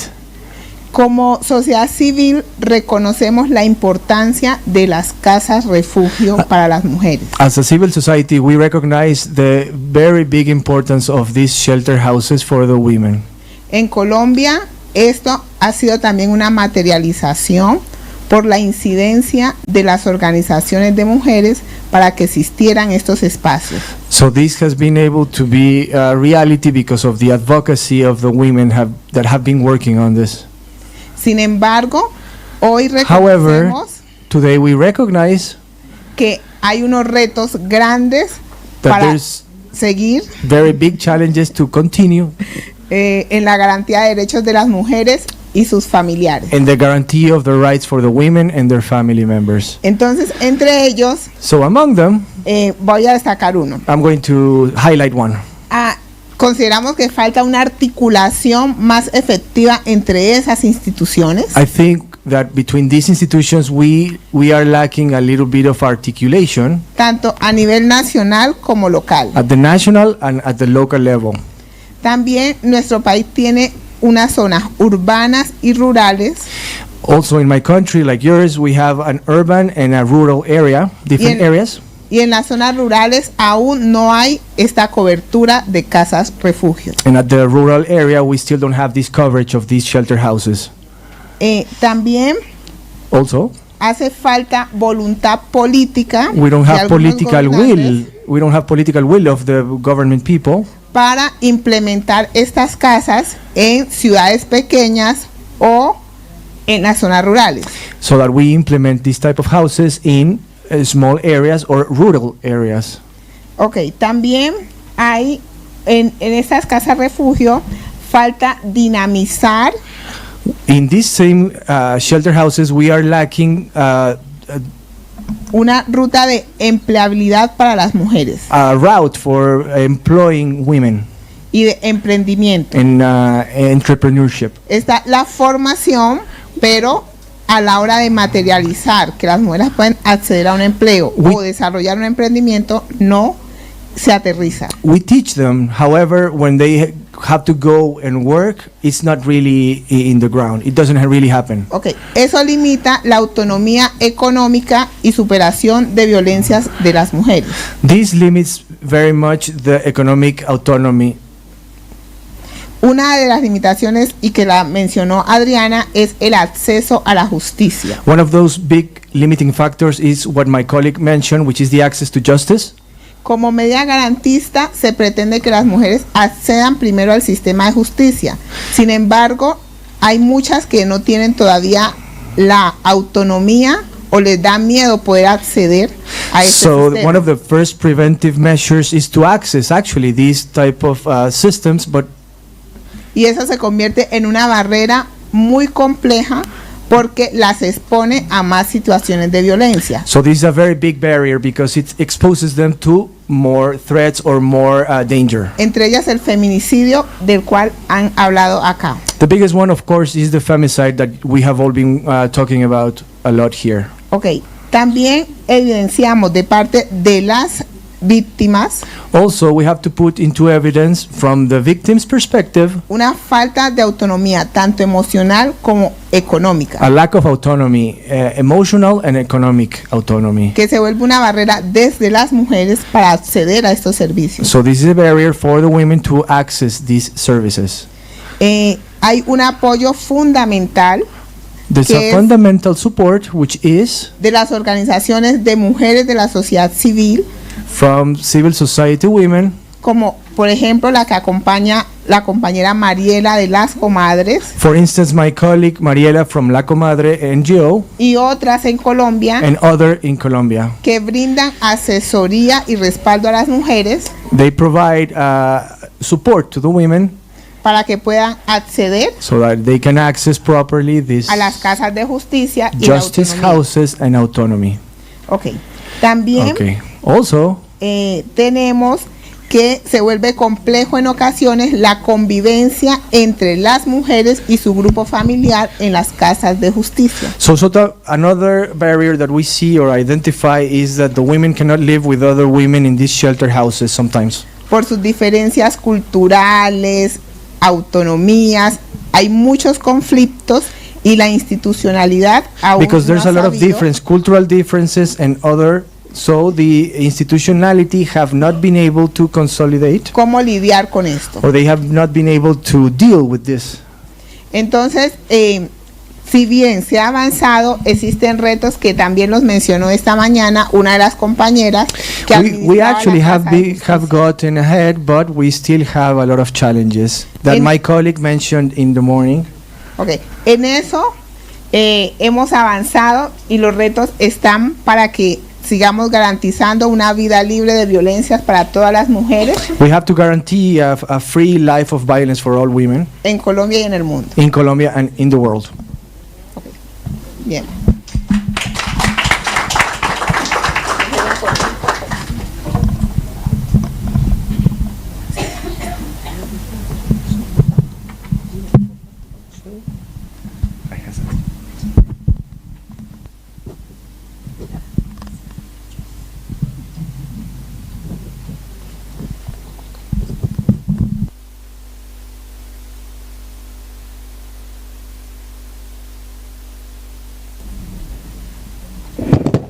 Thank you.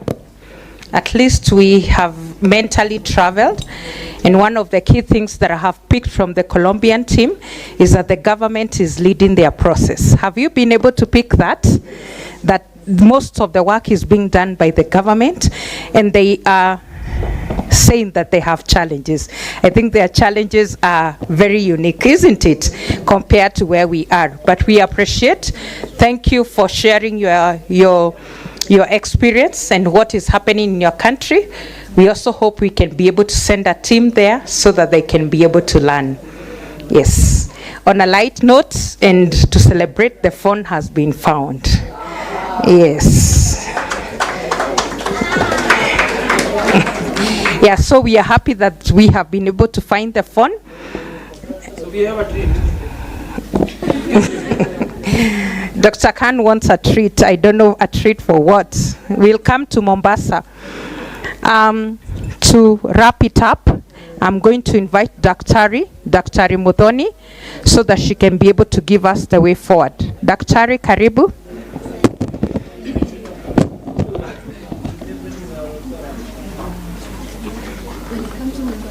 Thank you so much.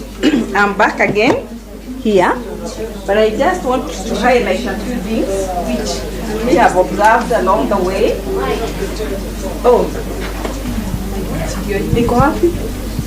Okay, the few things we have observed along the way, this has been a learning process. First of all, when we were commissioned to do this work, we had to do in a very limited time. We sent people on the ground and they are doing work.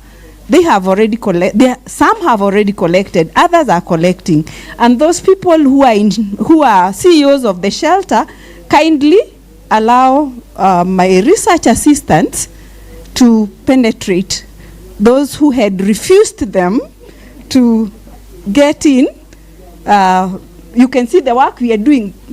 Please don't look at me, I know. Thank you. I do not want to mention. Kindly allow them to. Yeah, she looks like she's reporting herself. Maybe she had actually done it. Had you? Kidogo. Yeah, those are the where is the lady who asked about the challenges? Those are the challenges we are facing, and I'm very happy she has seen the type of work we are doing. We mean no harm. In fact, we do whatever we are doing, we just make sure that there is no harm. We do no harm principle is adhered to.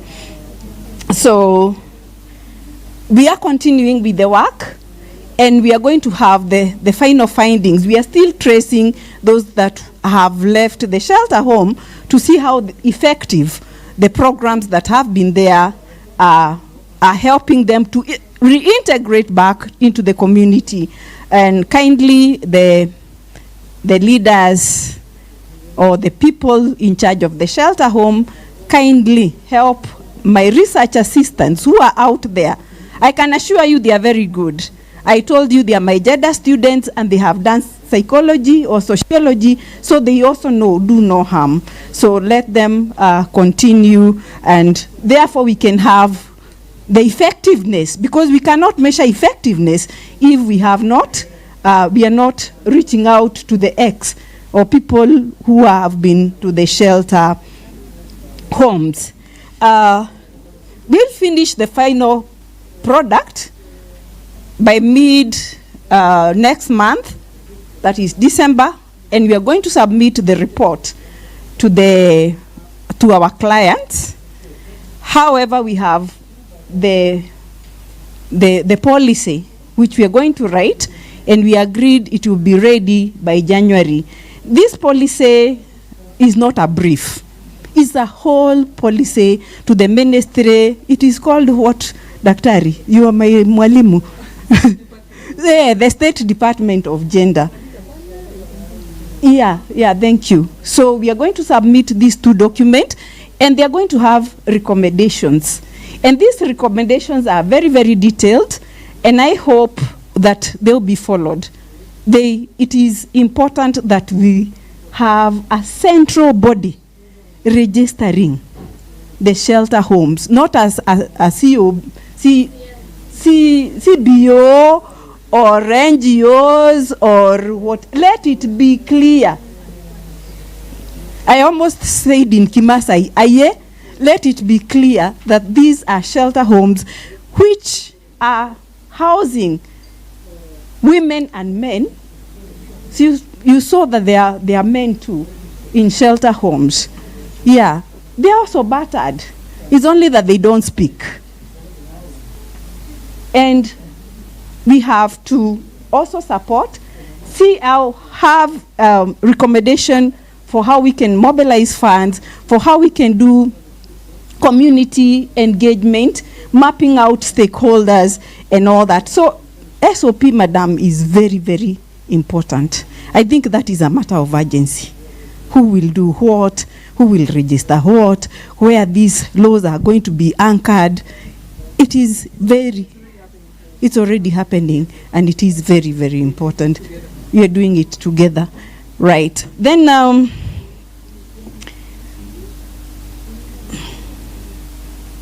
we have said about the report. Then the SOP, mapping the stakeholders. Then something else is the creation of a hotline. Remember, these are areas which are very seclusive. They are very secretive. It's not an area you can just walk in.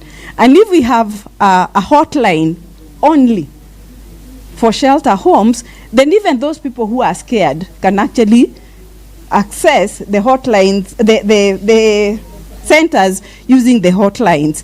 Then key to this are the police or the legal system. These people need a lot of training. I don't know how it is, but I've realized, I know, Victor, you are smiling, because even the judges sometimes, they really GBV the victims by asking them some funny questions, even when they have gone to court. So we even fear going to court. Imagine a whole me, Victor, and you're asking me, you mean you had, which dress had you worn? My dress, my choice, Okay, that's beside the issue. So there are so many things which I'm going to recommend, and I think I was given only 3 minutes. Unfortunately, being the lecturer I am, and I earn from being a lecturer, I talk a lot. But there's one person who really has been putting up his hand, if I can give you the opportunity to ask the question.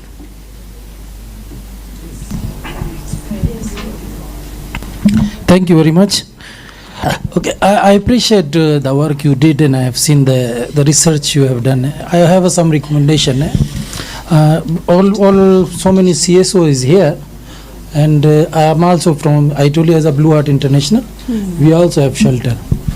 So what was happened that I think that's why my recommendation, and I cannot interfere your work because it is what I feel challenge. I think it will be better way that all CSO who has a shelter, you dispute email to them that your people coming to do so and so in the shelter, so we will know that who is coming and for what reason. Because what I've seen that I receive a call that I want to come to your shelter, so I was surprised that who is this and where he get my number to reach. I tell him I cannot. So I think they get my recommendation. Yeah, thank you. Better you send email everybody, and we are ready to open hand to come as much we know is coming from madam or this organization. So I think that is the challenge, because you ask me for challenge. Yeah. So I'm the person who refuse. So if you send me email and we have our legal official communication, we have no problem to they can come. I think that is other people also have same issue. Yeah, thank you.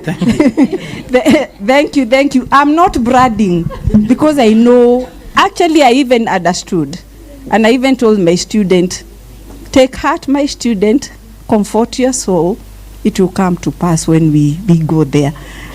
We were in your organization and you treated us so well. You also refused some. I want to recommend some. Okay, kindly.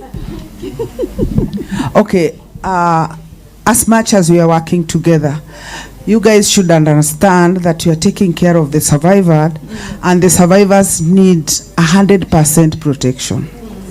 So exposing our survivors also, kuna venye inasumbua. Yeah, I did it because thank you. Yeah, because the CDTD, can we clap for them? CDTD, can we clap for them? They made this possible. In fact, without them, I do not know. And I even started by saying that I wouldn't know what to do. And now that you have seen how humble I am and how I have promised I do no harm, kindly, all those who had resisted and those who had helped, continue helping us for the second phase, so that we see the effectiveness of what we get. Thank you so much. You can see it's for your own, for our own, for everybody. Now we know you are coming. Thank you. I really love this forum because people have seen what we are doing and that we are doing it for our good and to make sure that we develop these shelter homes, and I'm happy to be part of the process. Thank you so much. Can I invite Chris to give the way forward? And thank you so much for listening to me and for being with me, and all those things that you have done will go a long way towards the report that will be disseminated in mid-December, and the policy that will come after, and I'm sure the SOP will be drafted after that. Thank you.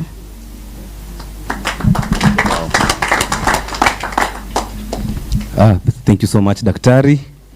As we wind up, just here to just note a few key points and a few ways forward also from our end at CDTD. First and foremost, thank you all for your attention and for your active participation. We don't take it for granted. Tunashukuru sana. Once again, my name is Chris Kimani from CDTD.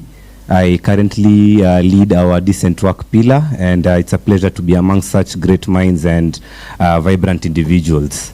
So as we wind up this forum, definitely first things first, we'll be able to consolidate all of the findings from the group sessions. I'm hoping each and every group lead has been able to send. If you haven't sent or you're having issues with email, please see me before you leave. We can be able to actually send them on WhatsApp also, because we'll need them so that we can be able to compile a comprehensive report for this forum that will also be shared by the State Department for Gender, and will also be shared to all of the stakeholders who have participated here today. We'll also be able to share the links, because the video is being recorded live. We'll share also the links and the photos to all of you. I'm hoping we all signed in to the event. There were 2 signing sheets. If you didn't sign 2 signing sheets today, before you leave, please pass by the registration desk. Make sure that your details are well captured by our admin team who are at the entrance. And so from here, definitely we'll be able to share the report by also mid-December. We're hoping before we close the year at CDTD, the report will be done, and we'll be able to share it with you, first of all, for your input, and also we'll also be able now to receive your input and incorporate it into the report. So, he's requesting a moment to speak to you. Just a moment. Hello guys, there was some form of questionnaire which was being passed around. If you have filled the questionnaire, we kindly request that you return it. Thank you. Okay, so if you fill the questionnaire also, you can submit it at the registration desk as you leave. So mine is that simple. Thank you so much for your attention, and I'm hoping to see all of these friendly faces again very, very soon.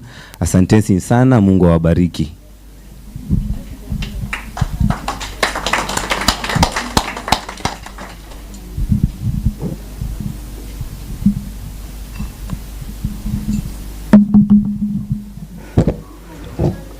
Thank you very much.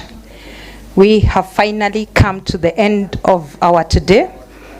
I'm sure, just like me, you have enjoyed your day, you have learned something, and you're not going back the same way you came. Make sure you network and get to know a person and what they are doing.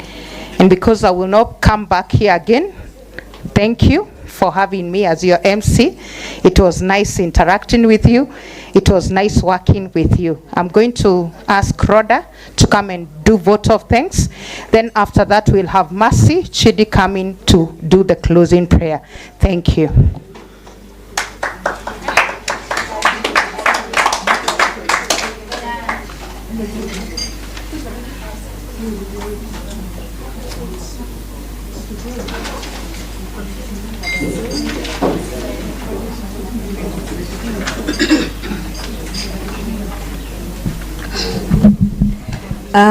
Good evening once again, ladies and gentlemen.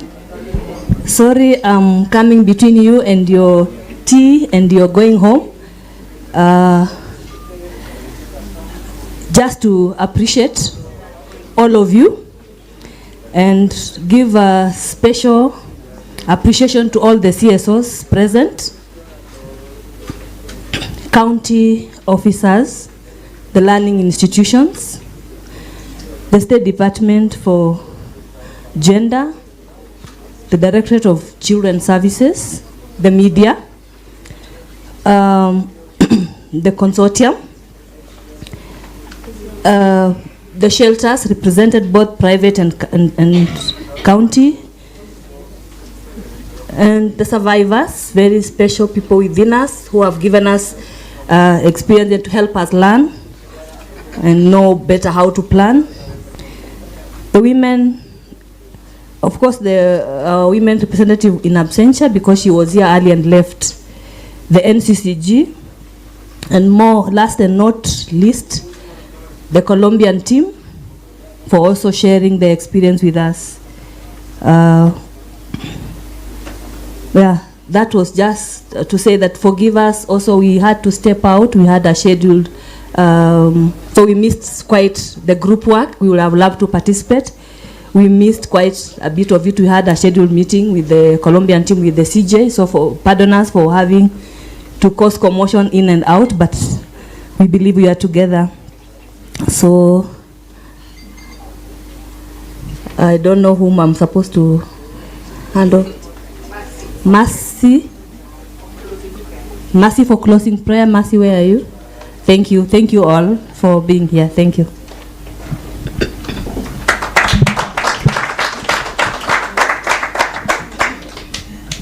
Good evening, everyone. Good evening. My name is Mercy Chidibeidu. I represent an organization called Ripples International. I'm based in Meru, so I came from Meru, and it's good to be here. Mine is to say a closing prayer. So let's pray. Heavenly Father, in the mighty name of Jesus, we come before you this evening, dear Lord God. Father, we thank you for the amazing day that we've had today, dear Lord God. Father, we thank you for the coordination. Thank you for everything that, Father, was laid for this day. Thank you, Father, for people who have traveled far and wide, dear Lord God, to make it to this place, dear Lord God, all for the interest of the people that you've given us the responsibility that, Father, we can be there to be the first liners, Father, people of first contact, dear Lord God. Father, we thank you for the facilitators that we've had today. Thank you for the learnings of the day, dear Lord God. Thank you for the inspirations that we have received from this place, dear Lord God. How I pray that, Father, as we go back to our respective counties, our respective organizations, dear Lord God, that whatever we have learned and picked from here, the networks we have made, the friends we have made this day, dear Lord God, that will continue to inspire us as we continue to do the work that you have entrusted us, dear Lord God. I thank you for everyone who is here as we depart this moment, dear Lord God, and travel to our various destinations. I pray for journey mercies for each and every one of us. We thank you, Lord, that you've given us a conducive environment today, and we thank you for everyone. Thank you even for the survivors that you have entrusted us to be the first liners, Father, that we can respond to their crisis that they present, dear Lord God. We thank you and we bless you. We thank you for the organizers, dear Lord God. Thank you for the vision that you have given them, dear Lord God. Father, as we continue to face various handles, we pray that, Lord, you'll give us the grace to surmount every challenge that we come through, even with the guidelines and the policies that we are looking forward to, Father, as we continue to advance this work, dear Lord God. We pray that, Father, every journey, Father, starts with one step, and we've taken several steps, dear Lord God, and we know that, Lord, you will perfect the way in your good time, dear Lord God. We thank you and we bless you. In Jesus' name. Amen.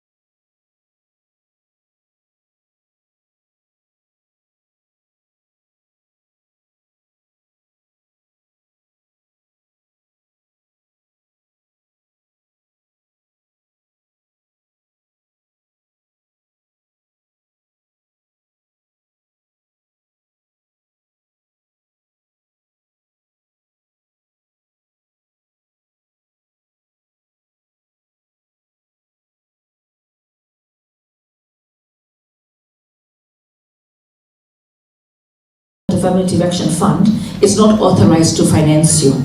The guidelines that were developed for county governments to